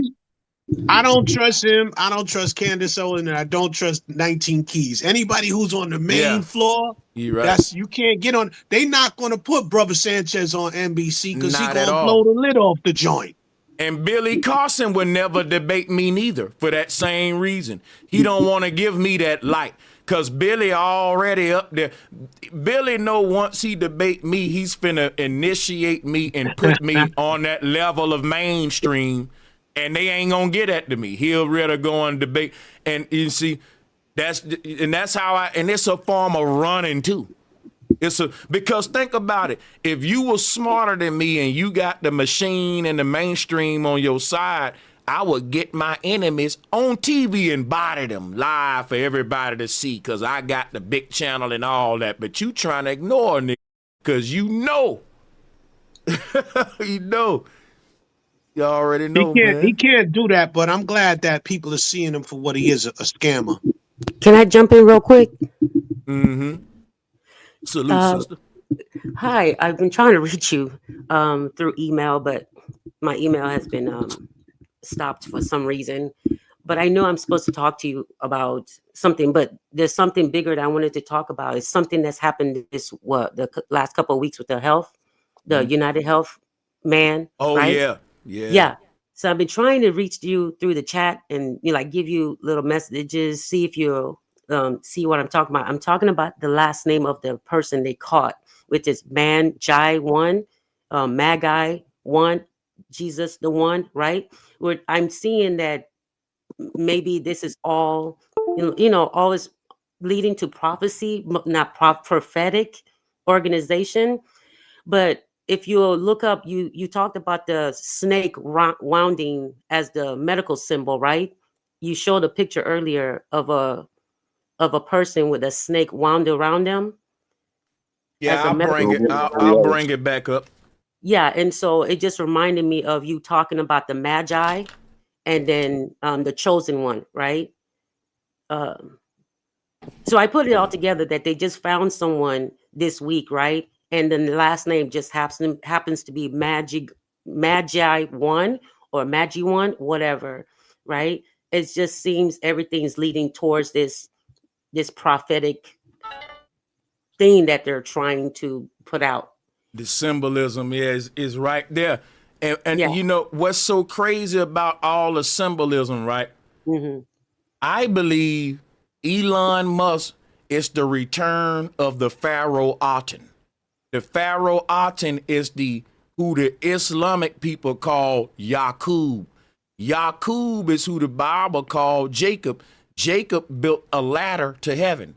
The ladder that Jacob built to heaven was through this technology Elon got that's going to allow people to mine upload. But the crazy thing about Aten, the reason I brought him up, check this out. Here go to Pharaoh Aten on the left. there go Elon's technology on his head. This Pharaoh in his time did to the earth what Elon doing in our time.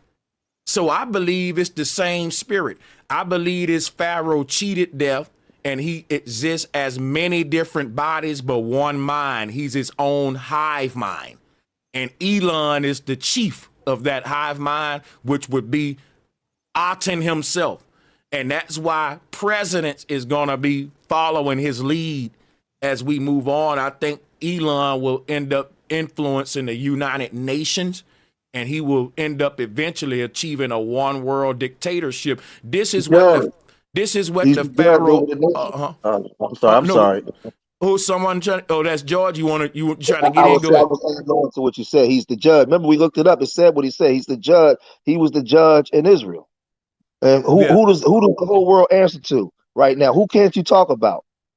Right. So we always got to follow the timeline. We got to follow what it says. I believe we're on a timeline right now with the last name. They like I said, they found this guy, and his last name just happens to be Magi One, right? And so I'm breaking the last name down. I'm breaking the last name down because I think everything is showing us that we're going in the right direction and speaking about this because they're showing us in real time, and they're putting attack. It's almost like his name is like attack on the board. Okay, we're marking this day. This is the last name we're going to use. And it matches what you're talking about. And then you showed the snake symbol today, and it made me realize, okay, I'm going to call about this because this is making sense. They're using the healthcare symbol, but that's the symbol that I think you said that represents this system, right? Yeah, because the reason the serpent staff or the Nehushtan is the symbol of the medical symbol is because as we move forward in the future with this technology, the goal of the medical system is to put the human in the greatest state of health possible. But in the future, the greatest state of health will be cheating death. If in the future, if a person say, man, I got this disease or that disease, a person could say, who cares, man? When you die, we got another body for you. You got the Neuralink chip, and you'll just swap your soul over into another body. So check this out, right? In the future, they're going to get rid of all disease on the earth.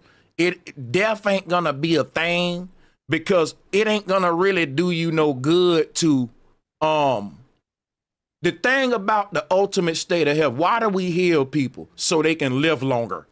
But once we achieve immortality, you don't got to heal people for them to live longer. They can't die. They got to death is your soul leaving your body. And no matter what happened to your body, death is your soul leaving the earth. But if we got some technology that can keep your soul on the earth, we just cheated death. See, the thing is this, the current medical professors of the world, and this is a fact, y'all can go look this up and don't take my word, go prove me wrong. They teach that death is a disease that we need to cure. They literally teach that death is a disease. That's what they teach. And if death is a disease, then the cure for it is going to be Neuralink that's going to allow people to cheat this disease. And this is why the Bible talks about man will seek death but will not find it. And the dead will raise up in the end of days. Yeah. So Sanchez, you know what's so funny, right? When I saw Elon pushing life extension, it's called life extension technology, LET. Life extension technology. I said, all right, if there's a synthetic way to live long, then there got to be an organic way to live long. So, Sanchez, you would not believe the reason our ancestors lived to 150 years, because they was cheating death. They were cheating death. Check it out, right under our feet. It's the science of grounding. Grounding keeps your telomeres tight and keeps your DNA young. So that's how they were living so long. I get what you're saying. Yeah. We go through our whole life with Nikes on, with big stupid rubber and all that. Man, our ancestors wore grounded shoes. They were always connected when they stepped out, wherever they stepped out. Now you got three forms of grounded. You can ground on concrete. That's the lowest. Second, dirt or grass. The strongest one, sand. Hey, hey, look, let me tell you this. Hey, Minnesota, it's called breatharian. It's called breatharian. Now they refuse to eat a whole meal. They eat maybe 3 times, maybe once. The most of them they eat once a week, and they don't wear shoes. They get all the energy from sunlight, and they do not wear rubber. They do not touch rubber. My brother, Now- wait, now 2020. watch this. Wait, Sanchez, 2020, I suffered a brain aneurysm. I came out the hospital. I was in the hospital 4 months. I came out, I couldn't walk. I was like really messed up. I lived down the block from the beach in Connecticut. Bro, I'm almost back at 100. And this is from me grounding. Bro, when I tell you, it was just like one day I started feeling better after grounding for like 3-4 months. So I'm like, yo, this is healing me. I'm sorry, I don't know if I curse or not. But yo, bro, listen.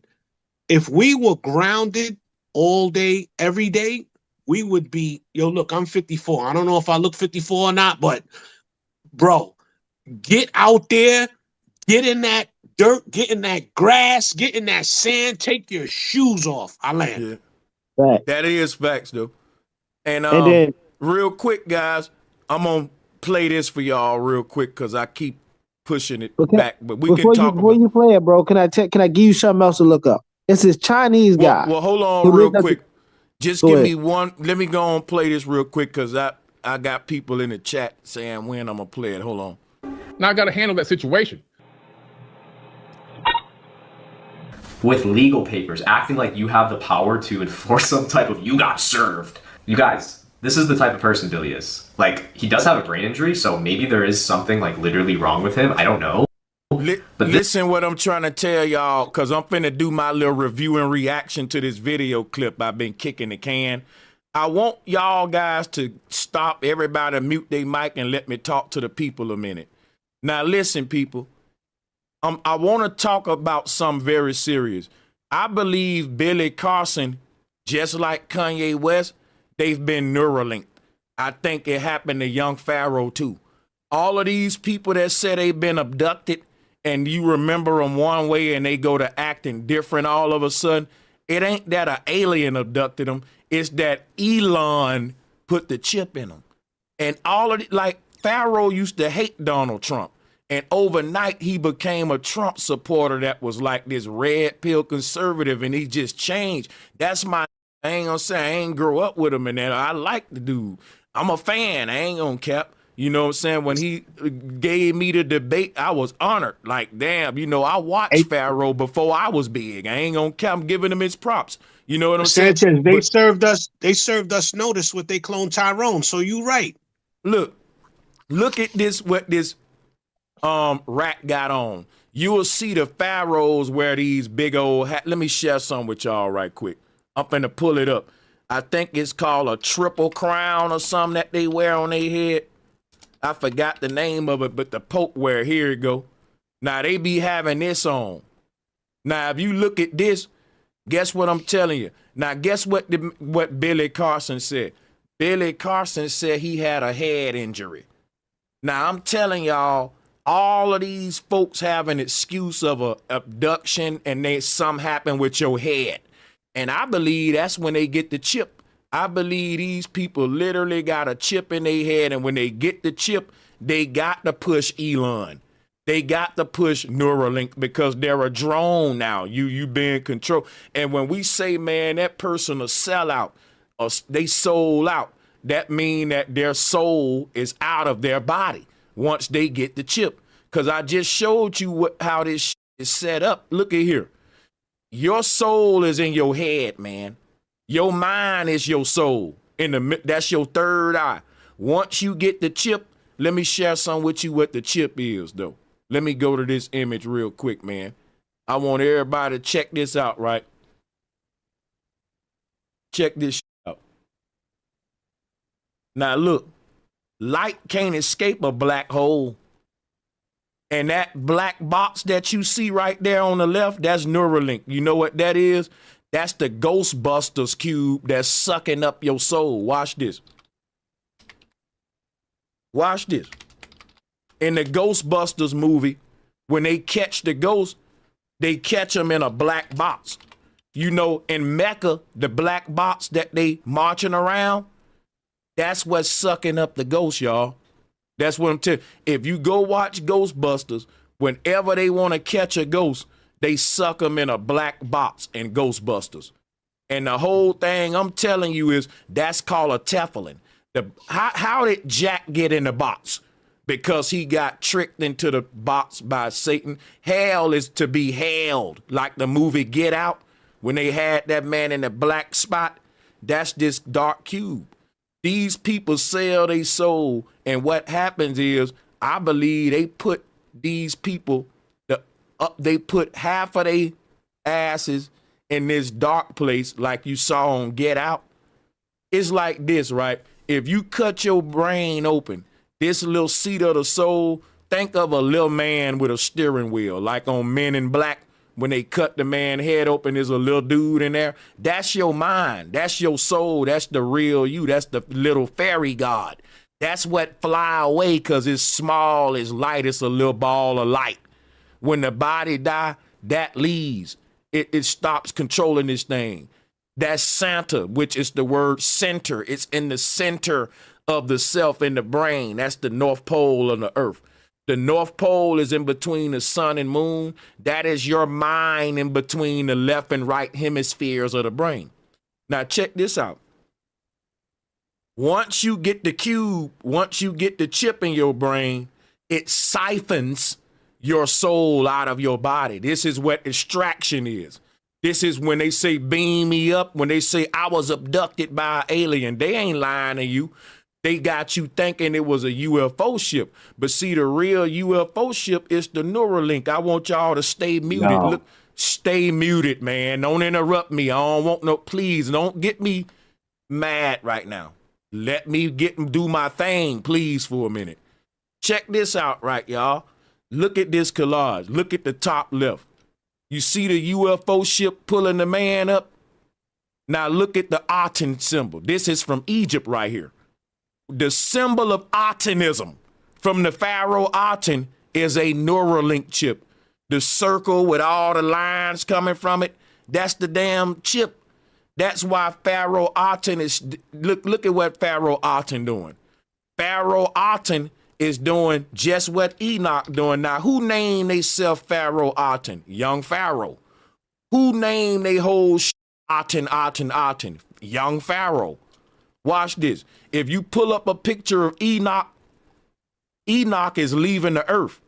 Guess what young Pharaoh said? He was abducted. I'm trying to show y'all, young Pharaoh was abducted.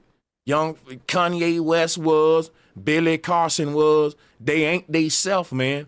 You think that we battling and that my energy toward Billy is toward Billy Carson, but it's really toward this spirit that's controlling these niggas. Think about it.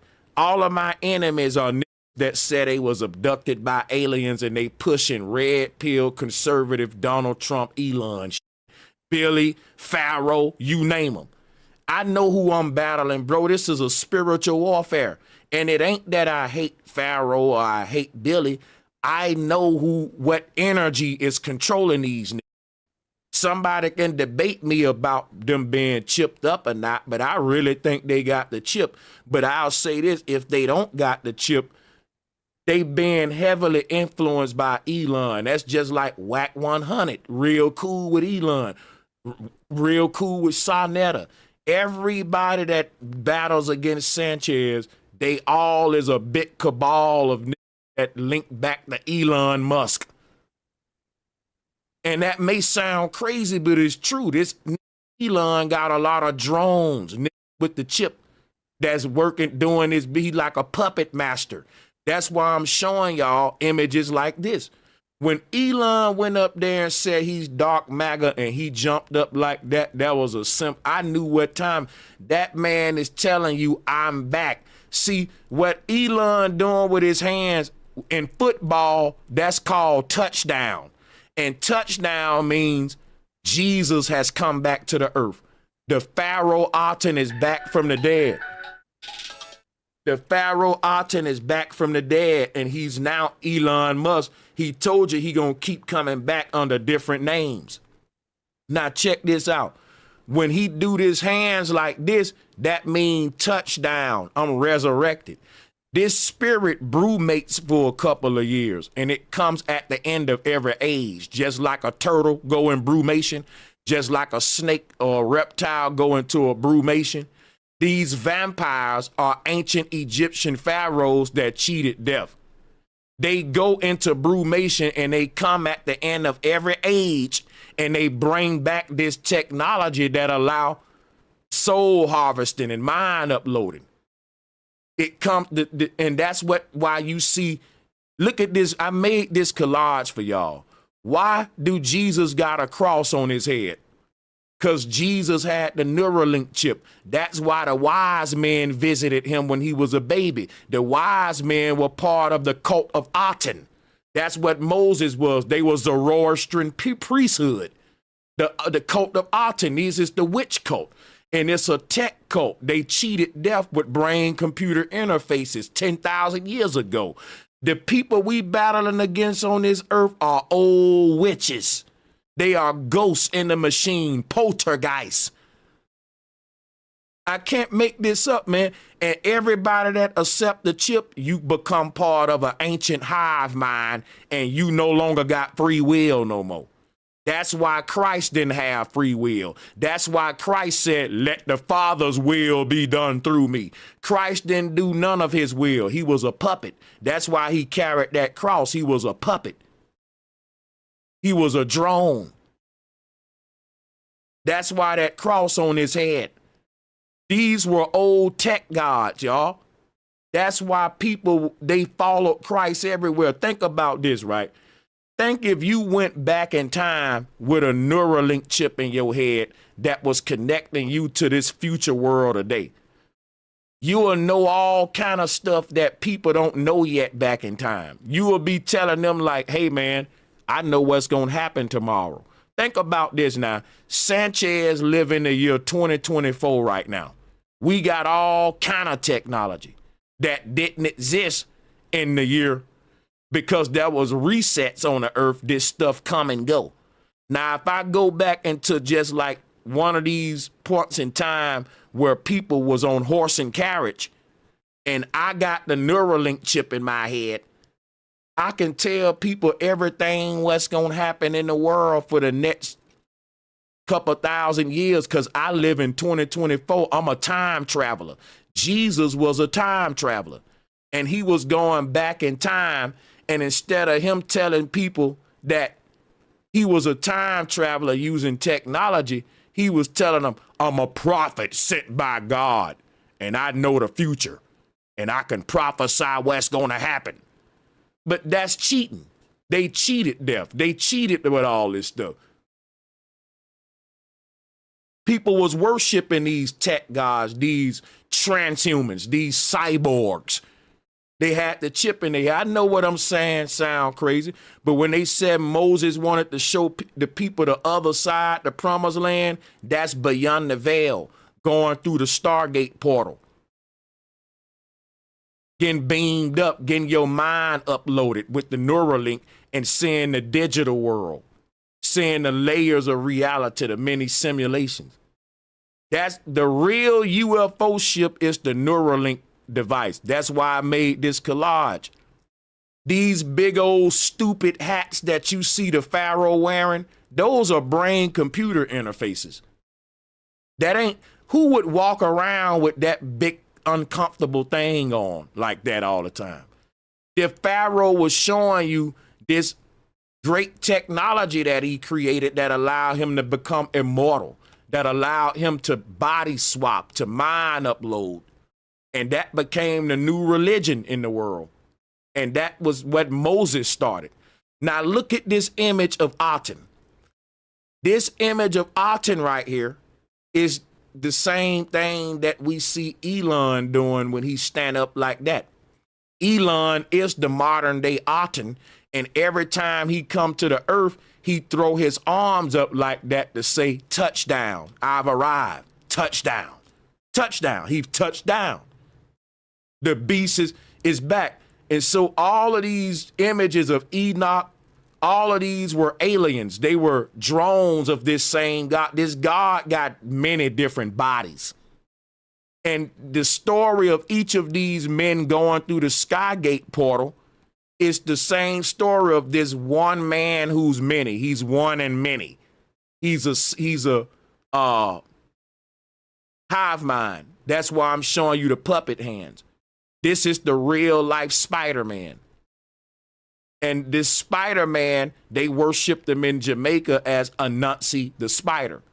And they told this same story of, because a spider wraps its victims up like a mummy with the web, and then it start to siphon their blood, their energy up out the little thing, out the bubble that it wrap them up in. They got a movie called Killer Clowns from Outer Space, where they got the humans in these little incubators sucking our energy, just like in the Matrix. That was the first Matrix movie, the Killer Clown joint.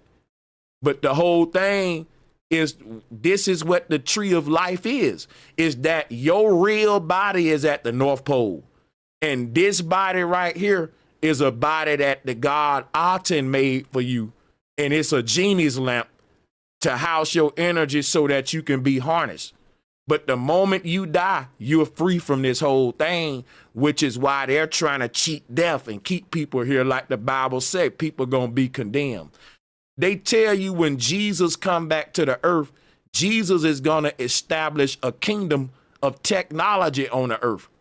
Jesus going to put a chip in all of his people's head and establish a new kingdom on the earth and rule through that kingdom with zero crime, zero sickness. Ain't no Christian going to heaven.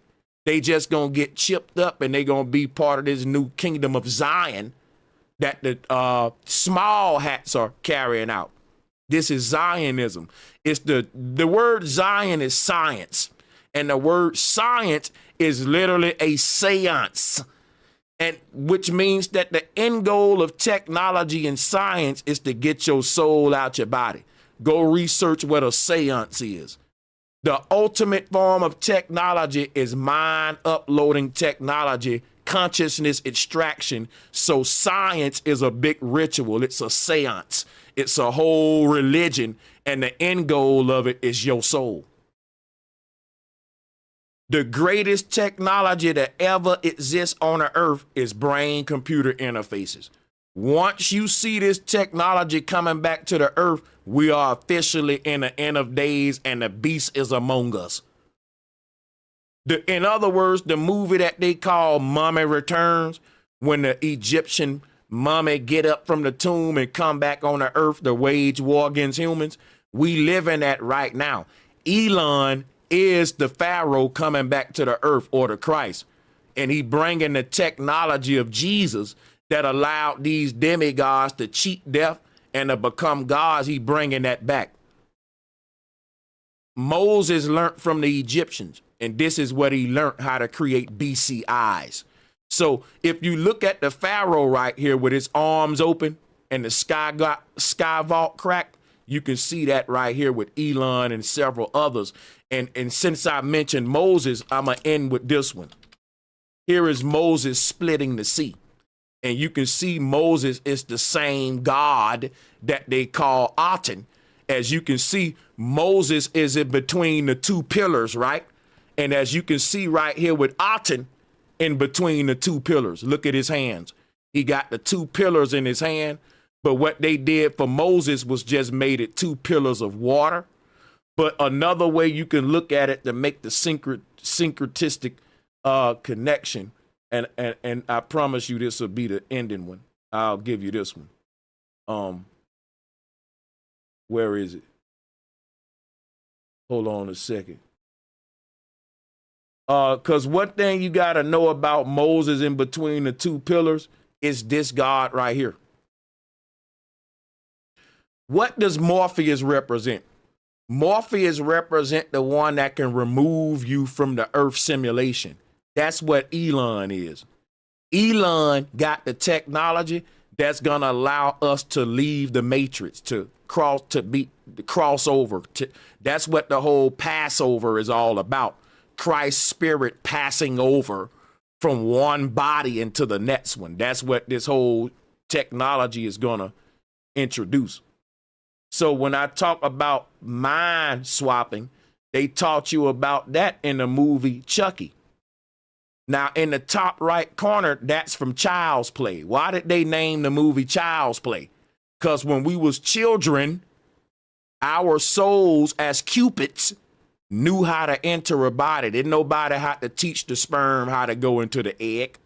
Didn't nobody have to teach your soul how to go into this body. You knew your way to the earth, and you knew what you came here to do, to fight this war. So when we were smarter before we entered the body, and we knew how to enter the body, how to enter the earth. And here is why they call it Child's Play. Because the cupids are little bitty spirits, babies on the other side that know all the knowledge we forgot. As soon as they get in the body, they get amnesia. They got to go to church and get indoctrinated.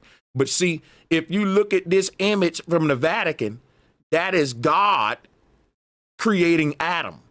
But what the church ain't telling you is that God is Adam. Where was Adam when Eve was getting deceived by the serpent? See, Adam is a shapeshifter. Now look at, if you think that I'm lying, right? This is an antique picture right here. And if you look at God right here, look at Adam. Look at Adam's feet, y'all. Tell me why the hell Adam is covered in a serpent. Because Adam is the serpent. The name Adam is the name Aten.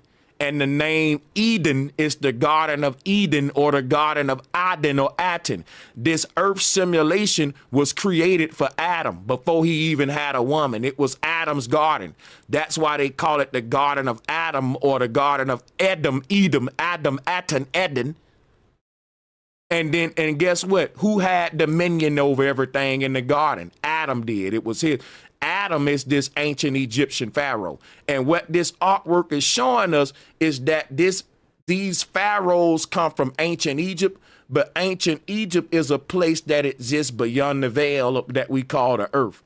In other words, earth, this earth that we're in, it is a simulation that exists in ancient Egypt. The future exists in an ancient setting, which is a paradox. I'm telling you right now, the earth is a big ass quantum computer in the middle of ancient Egypt. One of many. If you can, when we go to Egypt, you ain't seeing a real Egypt. You're seeing a copy of the base reality that we left years ago.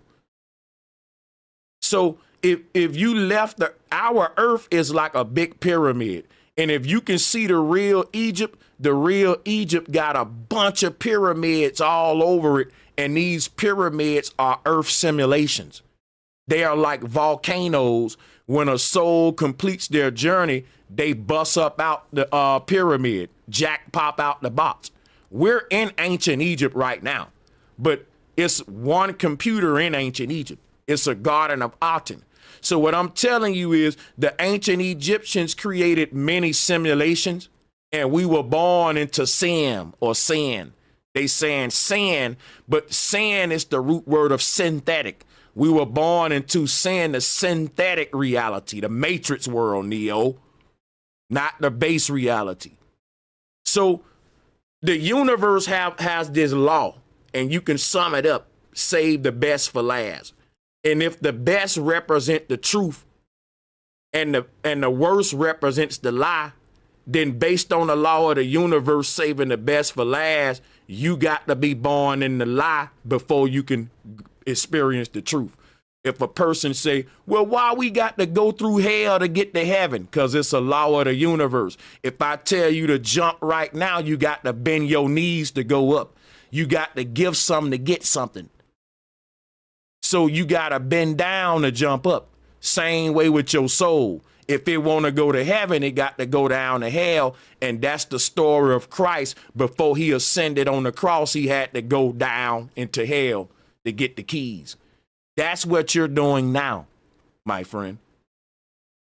So, but this image shows you that this artwork, what Michelangelo made of God creating Adam, is basically God creating an avatar and putting himself in his own simulation. God is Adam or Odin or Aten.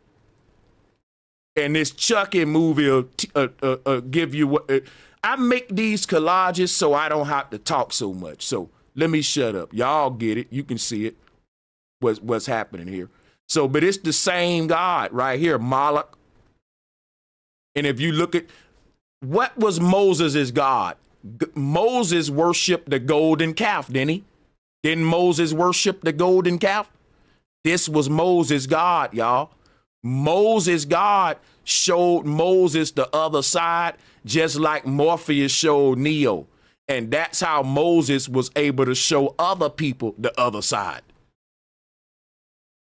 With this same technology. And so if you look at Moloch, you can see the pills in the hand. But listen, y'all can take the mic. This Pharaoh Aten right here, holding them 2 pills in his hand, that's the God that created the technology to make people cross over to the other side. And Elon represents this deal to the day. Elon is this God coming back to the earth today. And I'll yield the flow. Okay. My gosh, you said so much. And I woke up to something you said. The body, we were first, before we took on to the body, something convinced us that we needed to go into flesh. Then you said something about as soon as they got into the flesh, they became like dumb, like, you didn't say those words, but kind of like duh, right? Mm-hmm. And so whatever convinced us to take on the flesh also convinced us to get a driver's license and get into a vehicle that takes gasoline. But now they're trying to convince us, hey, this other vehicle is better. It has smart technology. That's what we're trying. We've been convinced to get into different bodies all the time, from flesh to the metal vehicle. Now, hey, let's get into these smart metal vehicles that are made of maybe different material that's going to keep you inside. I'm not sure. I just want to know what exactly convinced us. What do you think convinced us to get into the flesh? Because we were doing better without it. I got you. So, I got you. My bad. I was talking with my mic muted. So what convinced us to get into the flesh? Here is why we got into the flesh, right? In our natural manifestation, we are souls that are righteous, can't do no wrong, and we like the angels in heaven. They just righteous. They don't sin. And a person may say, why would an angel go to the earth? Well, in heaven, you have angels and you have gods. And the gods been to the earth before. The angels never been to the earth. Why are the gods over the angels if the gods did wrong and evil? Think about this now. God sinned, but the angels in heaven don't sin. So why ain't the angels over God? Here go what the serpent taught Adam and Eve. Because Adam and Eve didn't know how to sin. Adam and Eve were like angels in heaven. They didn't know wickedness. They didn't know nothing about sin. But they lived among gods. Those were people that were saying, listen, man, see, the gods in heaven, they live among the angels, but the gods climbed up there and the angels fell into heaven. See, the angels never been to the bottom. So it's like, if you go to an angel and say, why you being good? The angel won't know. The angel will say, well, all I know is good. I don't know nothing else. So the angel is being good because the angel is programmed to do good. like a damn robot. I'm telling you, in our natural state, we was just like AI. We was just programmed to be good, but we didn't know why we was good. So in order for us to learn, like if I created an AI right now and I taught the AI to be a good person, but the AI got smart and it said, hey, master, why do I be good? And I say, well, in order for me to teach this AI why it must be good, I'm going to have to expose it to evil now. And that's what the serpent did to Adam and Eve. It said, look, if you want to be like God, and what did God do? God took on a body. God went down into the earth to become flesh. So an angel can only become a God if it's initiated through the simulation. We wanted to become gods. To answer your question, sister. We asked the question, why? We were like AI saying, yeah, we do good, but we don't know why we do good. Because we never heard of evil. We don't even know what that is. We just doing what we was always programmed to do, and that's good. So in heaven, there is two different beings. You got angels and gods, and the angels are trying to become gods. So when the angel want to become God, the angel become a fallen angel. And that angel got to get kicked out of heaven like Christ, like the devil, and go through this initiation in the earth to literally get exposed to evil so it can have a choice. Because in our original state, you didn't have no choice to do wrong. You just did good because you was programmed to do good. And if somebody say, well, you ain't really a good person, you just doing good because you programmed to do that. Somebody making you do that. You'll be offended. You'll be like, no, I am a good person. Well, prove it then. How do you prove it? Let me put you in a world full of evil and let me see if you still choose good, because you haven't been given a choice to evil. You don't know what evil is. So the serpent was offering that to Adam and Eve. The serpent was saying, look, if you want to be like God, just like Jesus said, ye are gods, you got to go down there and take on the body and wrestle the flesh. You got to overcome the flesh if you want to be a God. Other than that, you can just be an angel that never take on the body. But then again, you don't know if you really good or not. That's like I said, if I create a robot and I program it to do good, it ain't being good on its own free will. And what gives you free will is the choice to do right or wrong. And what's giving you that choice is Morpheus, the red pill or blue pill. That's what this God is. This God ain't a bad God. Like the devil ain't bad. It's just the God of the crossroads. It's creating choice. It's creating duality and letting souls decide who they want to be. Without this God, you don't have a choice to be who you want to be. So you really should think. You should think this deity, which is why the ancestors literally worship this deity, because even though you may look at it as evil, right? It ain't evil. It's offering you the choice of evil. It can't, you the one that's gonna choose whether you want to be evil or not.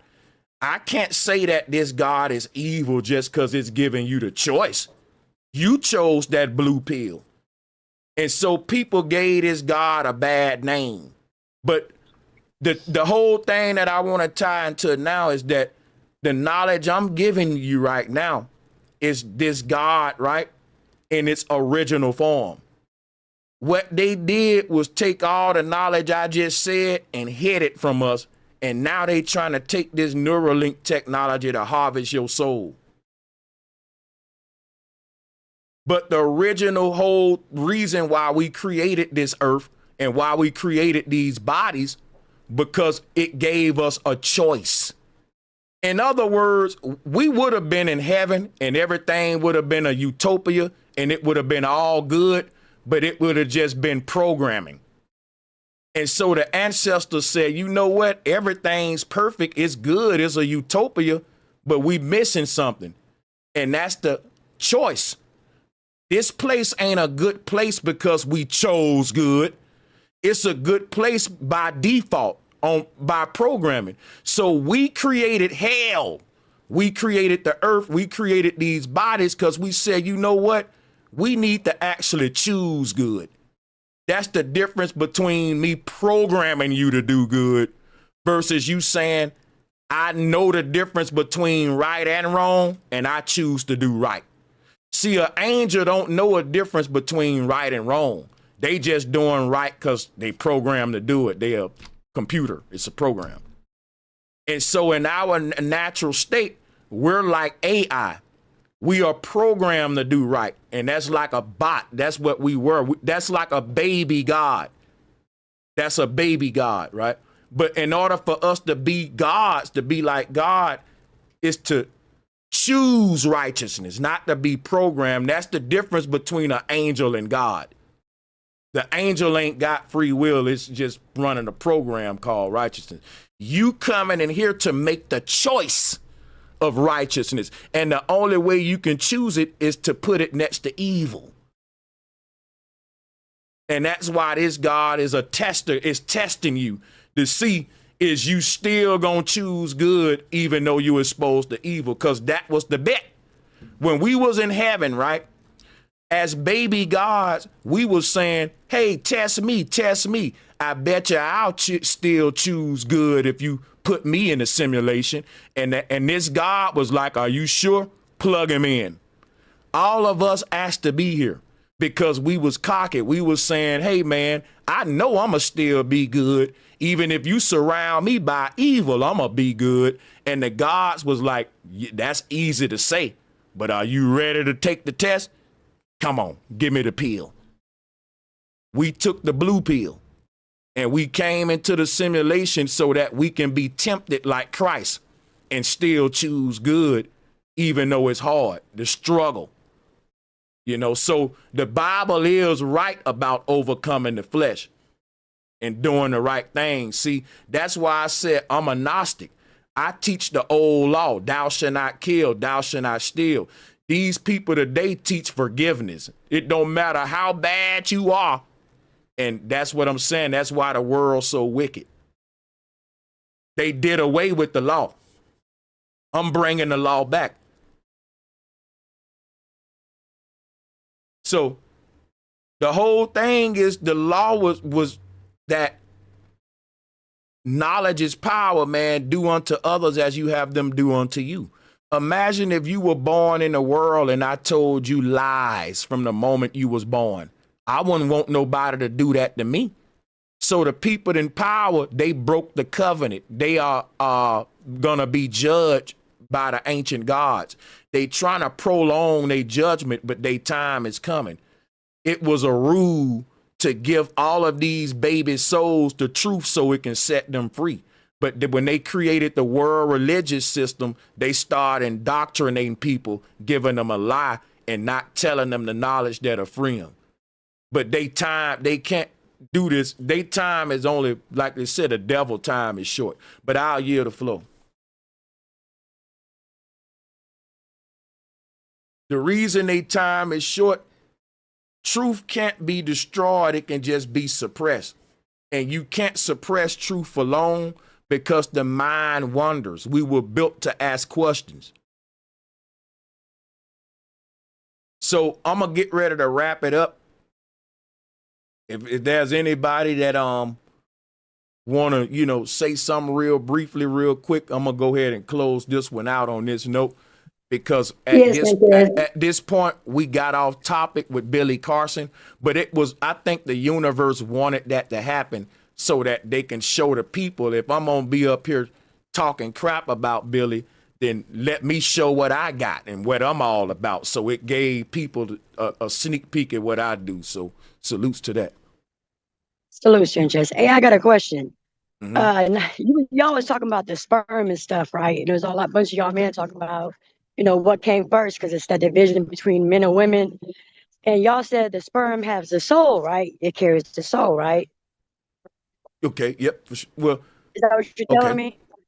Well, I would say, I look at it like this, right? Because I'm just trying to educate myself. Let me answer you real quick, sister. I heard your question. You asked a good one too, by the way. The sperm is the soul, right? And what they said. Now listen, the word, I want to go deep. I'm gonna be quick. Solomon is the soul of man, but Solomon built a temple. In other words, the soul of God dwell within a temple, and that's what the egg is. If the soul is God, right, and the egg is heaven, the woman is heaven. She's our destination, which why the sperm going to the egg, because the sperm is climbing the stairway to heaven through stargates, through rebirths. So when your sperm went into your mama's egg, it was leaving a lower reality and an old you that's worse than this one. It was shedding its skin like a snake. You lived the life before this one.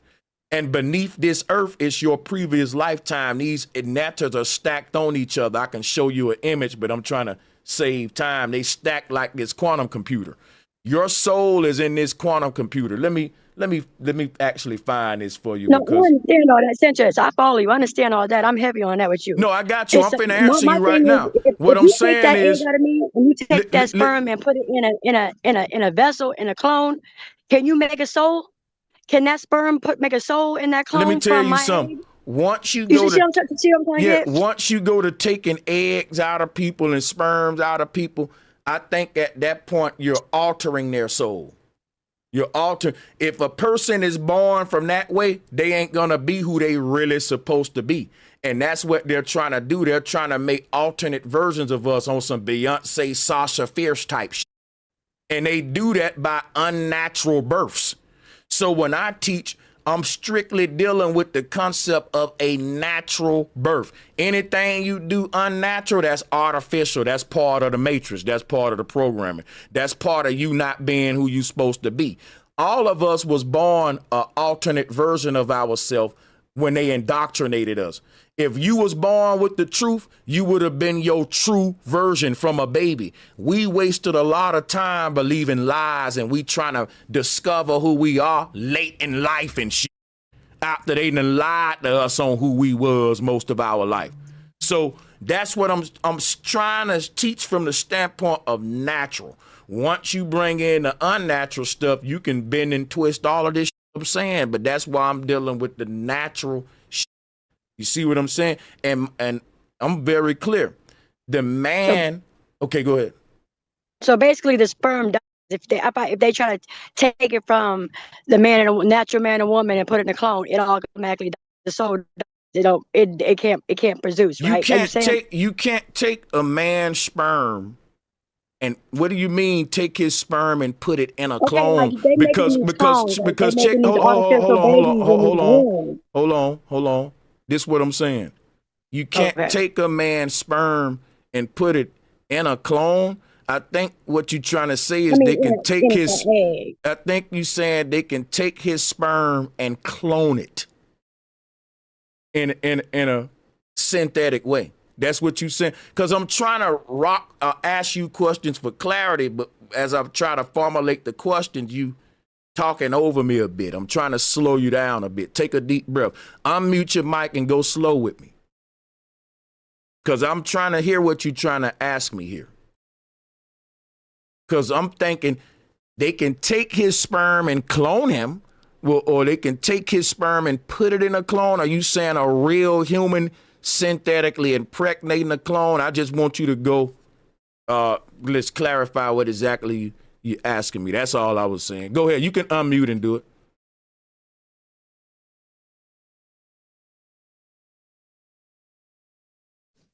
So, are you saying the soul and the sperm, they're one and the same? The sperm is the spirit. The spirit. Yep. So and let me give you another way to look at that. When you say spirit, look at the sperm like a spear that's like an arrow piercing the egg. It's the spirit. It's gonna spirit when it pierces the egg. That's the spear that the man shoots. And yeah, he's the hunter. To answer your question, go ahead, sister. Ready now? What I was saying is because you said that the seed of y'all carries the soul. So I was thinking, they're making them babies and them incubators. You know what I mean? Like they're forming these clones. They're making them from a woman's egg or whatever egg in y'all sperm. And I was always wondering, would that give them a soul if you carry it? Those babies don't have. Soul to a woman. Yeah, if they creating babies like that, they ain't get. Those are drones. That go back to what I was saying about. I wouldn't be surprised if they got a Sanchez clone up under the ground right now serving them some damn food in a damn platter. You know, these people can take your DNA, they can make a body that's just like yours, but they can't put your soul in it. They can put a black cube in it, and that black cube will have an algorithm that is your soul. Let me give you an example, sister. The people in power study us through the internet. They know everything about Sanchez and who I am because I'm online. They can basically take your online history for all your life and your clone will act just like you. They can look at your YouTube videos, your Facebook, and the AI will study all of your social media from the moment you was online, and it can create a version of you that your parents will be like, they don't know who the real one is. Like when you watch them scary movies and the boogeyman turn into one of the family members and they can't see who the real one is. That's what this deep fake, that's what this technology is. The people in power in the future, celebrities are going to be able to clone themselves and do shows all around the world at one time. You will have 10 Beyoncés in 10 different cities while she projecting herself through these drones from one body. The real Beyonce will be in her house, right? With all of this, like a big gamer suit on and a Neuralink headdress on. And all of her little drone bodies will be around the world doing everything she do in her living room. Like a puppet master. What I'm telling, why I showed you that collage with Elon, that's the end goal of this technology. So to answer your question, when they creating these test tube babies, these test tube babies don't got a soul. That's literally mankind. These are literally humanoids. And yes, they can look like you, Brandy. They can look like me. They can shapeshift. They can take anybody's DNA. They can take an animal and clone it, but they can't put a soul in it. What they do, they put a black chip in it. And let's say if I clone an alligator, once I get the alligator body, guess what? I need a soul. I need a consciousness in there. So guess what I do? I take an alligator.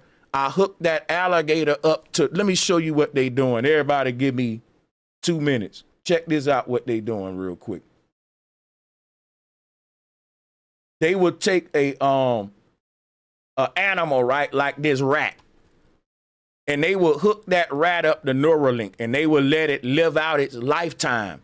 And when the rat die, they will just upload its soul into another drone body and let it keep living like the Pharaoh did. They've already, so my whole thing is this.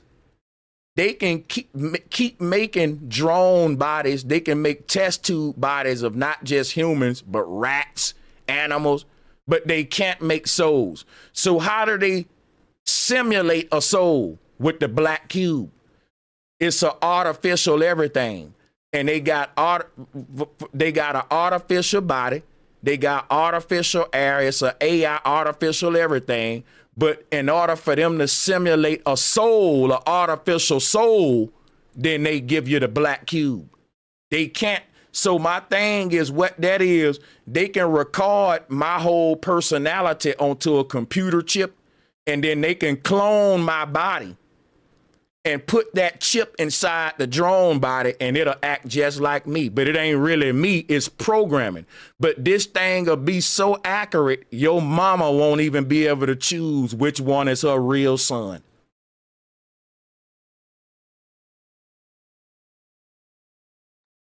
I agree with you with all that. I'm just trying to figure out, educate myself, because you guys are some smart people. Didn't I just educate you though? Can I get some props? Didn't I just do a good No, job you did. giving I mean, you did, but I'm just trying to understand if the sperm was the one that carried the soul, why in the womb is every baby a female first before it was gifted that extra chromosome? No, let me answer your question. Let me answer you got to be quiet when you answer a question. In the womb, every baby ain't a female. It's genderless.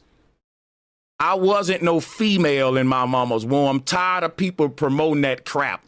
That's homosexual crap. That's some LGBTQ crap. A baby in a womb don't have a sex, and it don't have a sexual identity. We need to quit with this rainbow community crap. A baby in a womb is genderless. It is neither sex.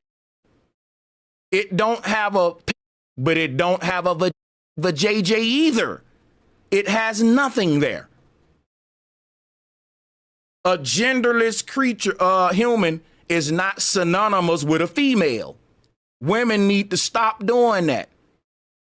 And these feminine dudes need to quit. We all was women at first. Bro, we all was genderless at first. Quit making those synonymous. That's it, is a LGBTQ agenda. Are we tracking, my sister Brandy? Sorry for getting passionate about that. It just, that agenda gets me going. I agree with all them LGBTQ agendas. I agree. I'm 100% behind it. I understand it. I understand the programming. I'm just trying to figure out, from what I'm educated with, how everything works. But you in the right place. I'm giving it to you so simple. I'm listening, but it's still like, okay, the Virgin Mary. I believe that there's women on this earth before men that could procreate with themselves. But we don't deal with beliefs over here. That's here's your problem right here. You in a place where we deal with facts at, and you want to tell us what you believe. I know, but Virgin Mary had a baby. She had a baby. She procreated with herself. But that's a belief system. But that's what I'm saying. That ain't real. The Virgin Mary is a mythology. Why are you in fairy tale land? All the people that, and I understand the Bible, it says all the people that was outside of the Garden of Eden, they were scared of, and then Cain and them come up with all these wives. Where it's fairy tales, sister. That's why I said don't read the Bible, decipher it. Okay, I'm just trying to put it all together. Can I ask you, let me show you how to put it together. Quit looking to mythologies to teach you about something that you went through personally. Let me show you what I mean, right? You're a human, ain't you, Brandon? You got a soul, right? Yes or no? I sure do. Yes, sir. And then your mom and daddy come together to bring you here. I would hope so. So if somebody came and said, well, how did it all start? I'm going to deal with reality and facts. Or somebody else can say, well, it was women on the earth first. I'm going to say, no, that's mythology. I can tell you how I got here personally. I wasn't always here. I was a spirit that come from heaven. And I know how I got here. My mom and daddy came together. My ancestors made a symbol for it called a yin and a yang. And there was never a time on the earth where the yin existed without the yang. If there was a time on the earth where the women existed and there was no men on the earth, then the yin yang would have existed as just the yang at first. And later we would have saw them add the yin to it later when men showed up. But it always existed. You can't have one without the other.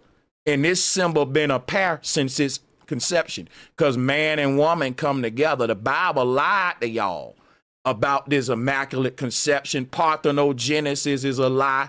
All of that. What's real is what we went through as gods right now. Mom and daddy came together. And that's what this symbol represents. And if I want to be truthful and right, I will have to say what I'm saying right now about mom and daddy. But if I want to deal with belief and fairy tale, then I can go into the whole Mary and the fairy tales and stuff. But see, I'm trying to stop all of that. I'm trying to give my people the truth, because that's what's going to set us free. We got enough fairy tales. Look at all these churches around the hood. I'm trying to create a space where we can get beyond the fairy tales. So when the fairy tales show up in this space, I shoot it down passionately, because this is my sanctuary. This is where I come to escape the fairy tales. So when somebody come here pushing the fairy tales, I got to nip it in the bud like I'm doing now, because this is my sanctuary. I'm at peace where I got a place where I can go and escape the fairy tales. And everybody else like this place that I created where we all can go and get a break from the fairy tales that all the world believing in. And I'm going to keep this space fairy tale free for my people. Yo, put that on a t-shirt, fairy tale free. Hey, what's good, my nigga? What's good, me, myself? What's good? Family? Welcome back, bro. Yes, But I sir. appreciate you, Sanchez. I appreciate you. Thank you, Daniel. Hey, sister, I appreciate you, sister. I hope that you take, these words to heart because you No, I can't do. listen. I feed off you. I feed off you. I do. Because, And no matter sister, what you say, I don't I hold want at you your to heart. know it's love. You came with questions, and I had passionate answers. I love the questions you came with, and I was Yes, passionate sir. about giving you this truth because I know the answers that I'm giving you to your questions is the 100% factory truth. You can stand And on I it. wouldn't have asked you them questions if I didn't think you had you was, you could feed me what I needed. I wouldn't have asked you. I wouldn't waste my time. So I appreciate you though.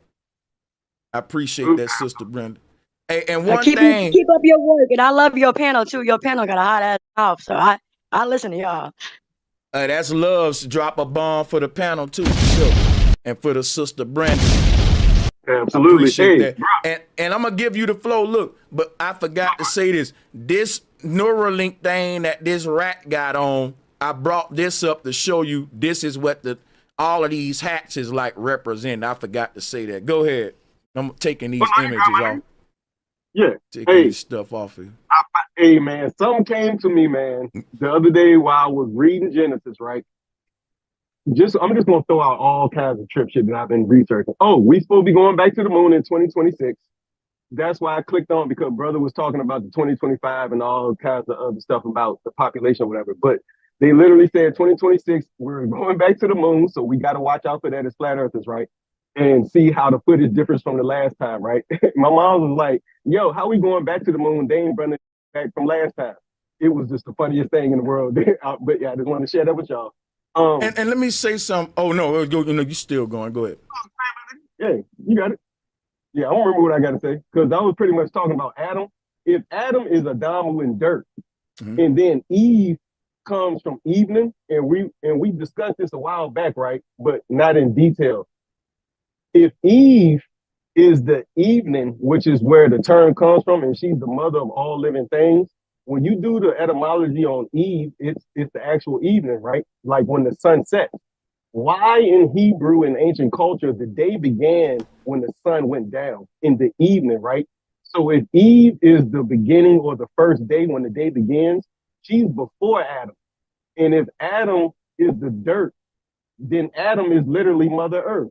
And so it's almost in reverse, right? And I just wanted to share that with my people, right? This blew my mind when I was just talking to myself, like, oh shit. Adam, when you do the etymology on Adam, it means earth and dirt, right? And then when you do the etymology on Eve, it means the sun and light. It's reversed. And you know that in the in Egyptian cosmology, the earth god is Geb and the sky goddess is Nut. So you spot on. So and that's why they said Mother Nature and Father Time, because Earth is the realm of time. And the natures or the natures is the atmosphere or the sky realm, heavenly realm. And the crazy thing about the woman representing the heavens is what I was telling the sister earlier. When the sperm go into an egg, it's that goes back to this image I was trying to pull up earlier. Let me pull that back up now. Here it is. Y'all can see that. We're on a stairway to heaven. Your mama exists on every last one of these netter planes. So your mama is on all of these realities above you.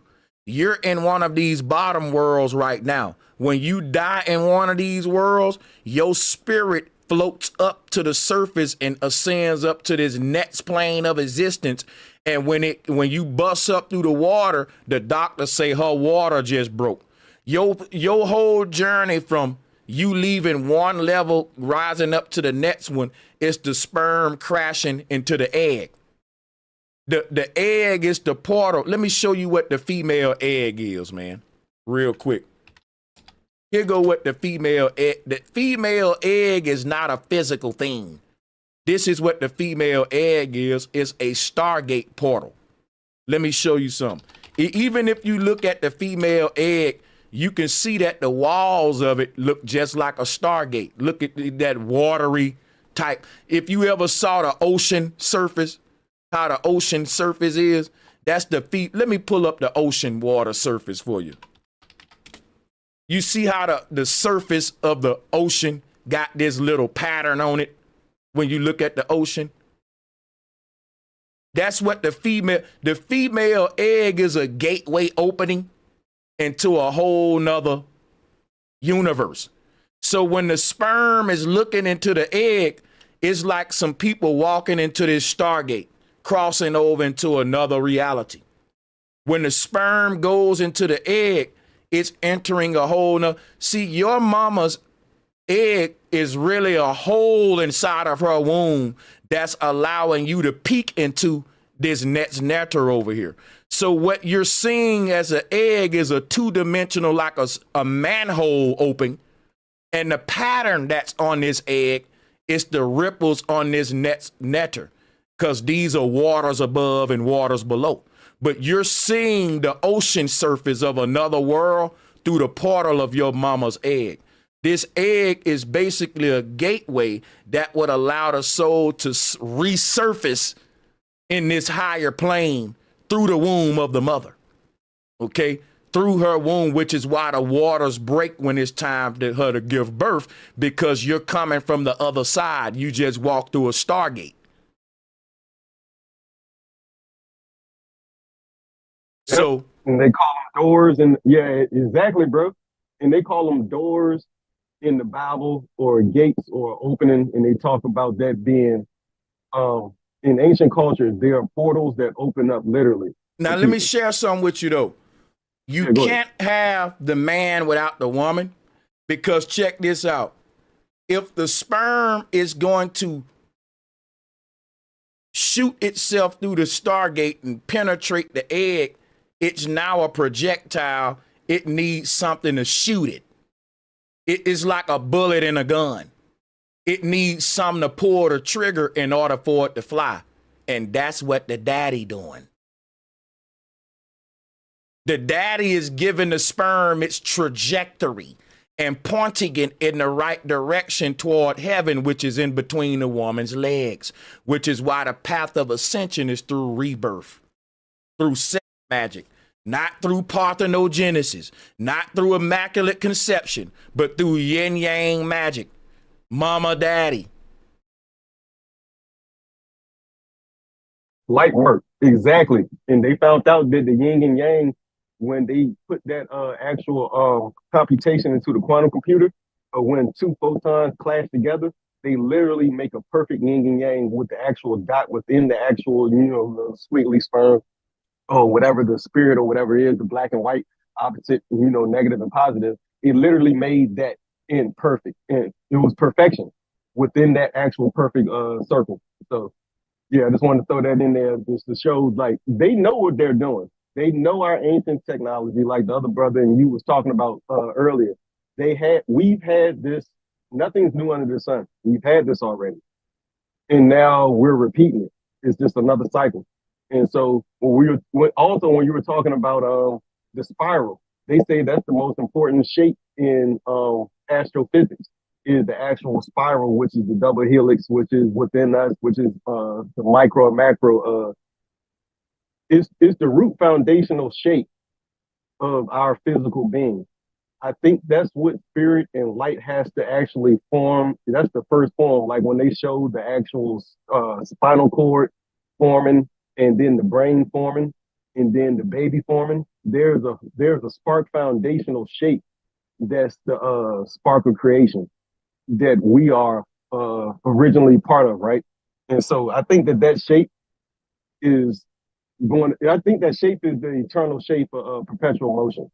And once I think that they know perpetual motion, they're not giving it to us, just like all technology. They have the understanding, but they're waiting to sell it back to us.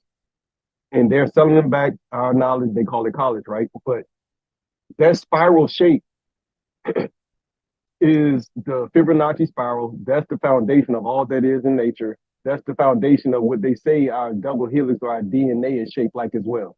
So that sacred geometry they're selling back to us, we have to come in and be the middleman and say that this stuff is supposed to be free. And I think that's the passion. That's why I love coming on this panel, because we're giving away what they're trying to sell back to us.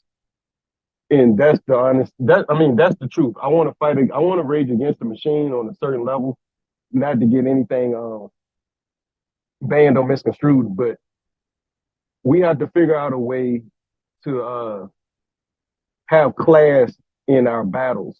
Or like the Geneva Code, you can't do everything you want to do in war when we're speaking like we're speaking, right? Because there's rules to war, actually, right? And so there's rules to raging against the machine that we're raging against. So I think this is the best panel for that. I just want to throw that out there because we're hitting every topic all day, every day. And it's a range of topics from politics to where we come from to where we're going after we leave the shell. But shout out to you and everybody else that's been on the panel that's on it right now. I just want to throw that out there.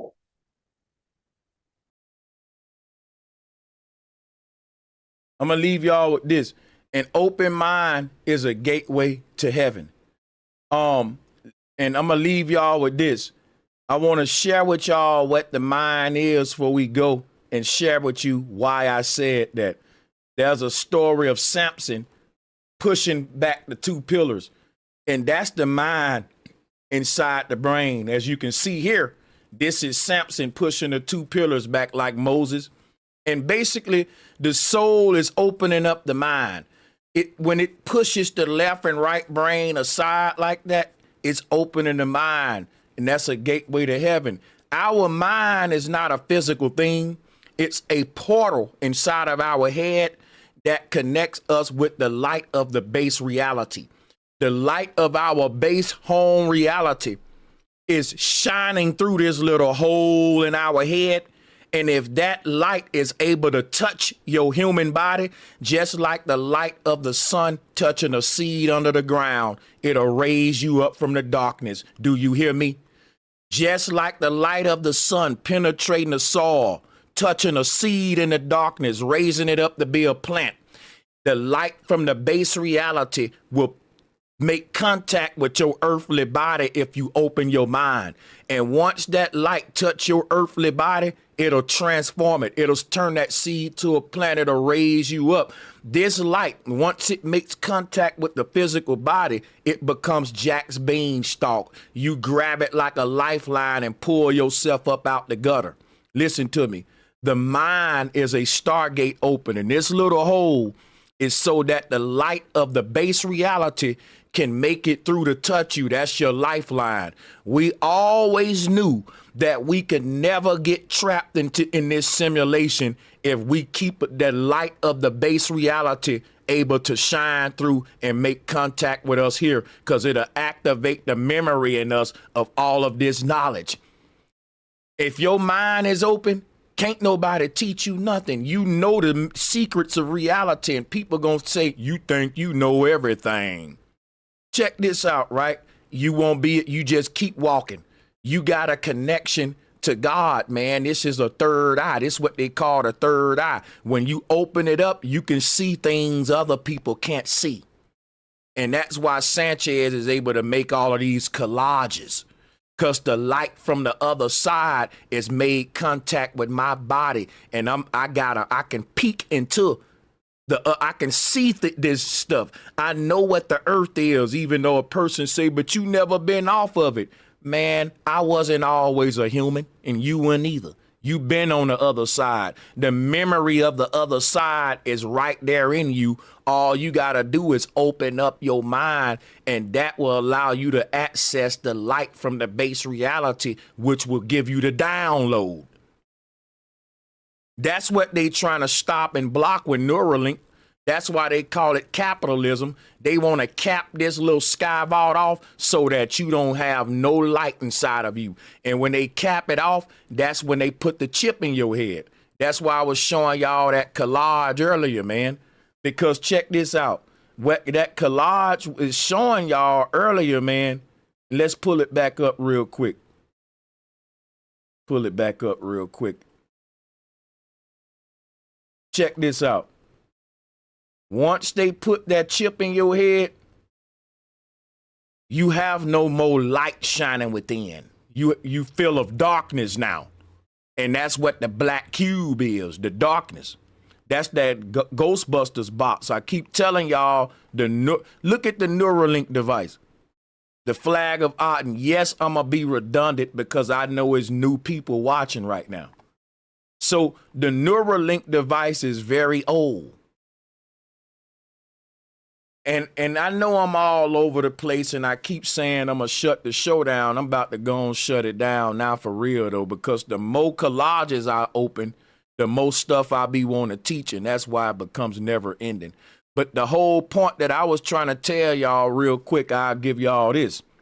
If you look at this guy being sucked up by this spaceship, that's the mothership. This spaceship is your mama's uterus, man. Now, let me show you what I mean. Here go the female uterus right here.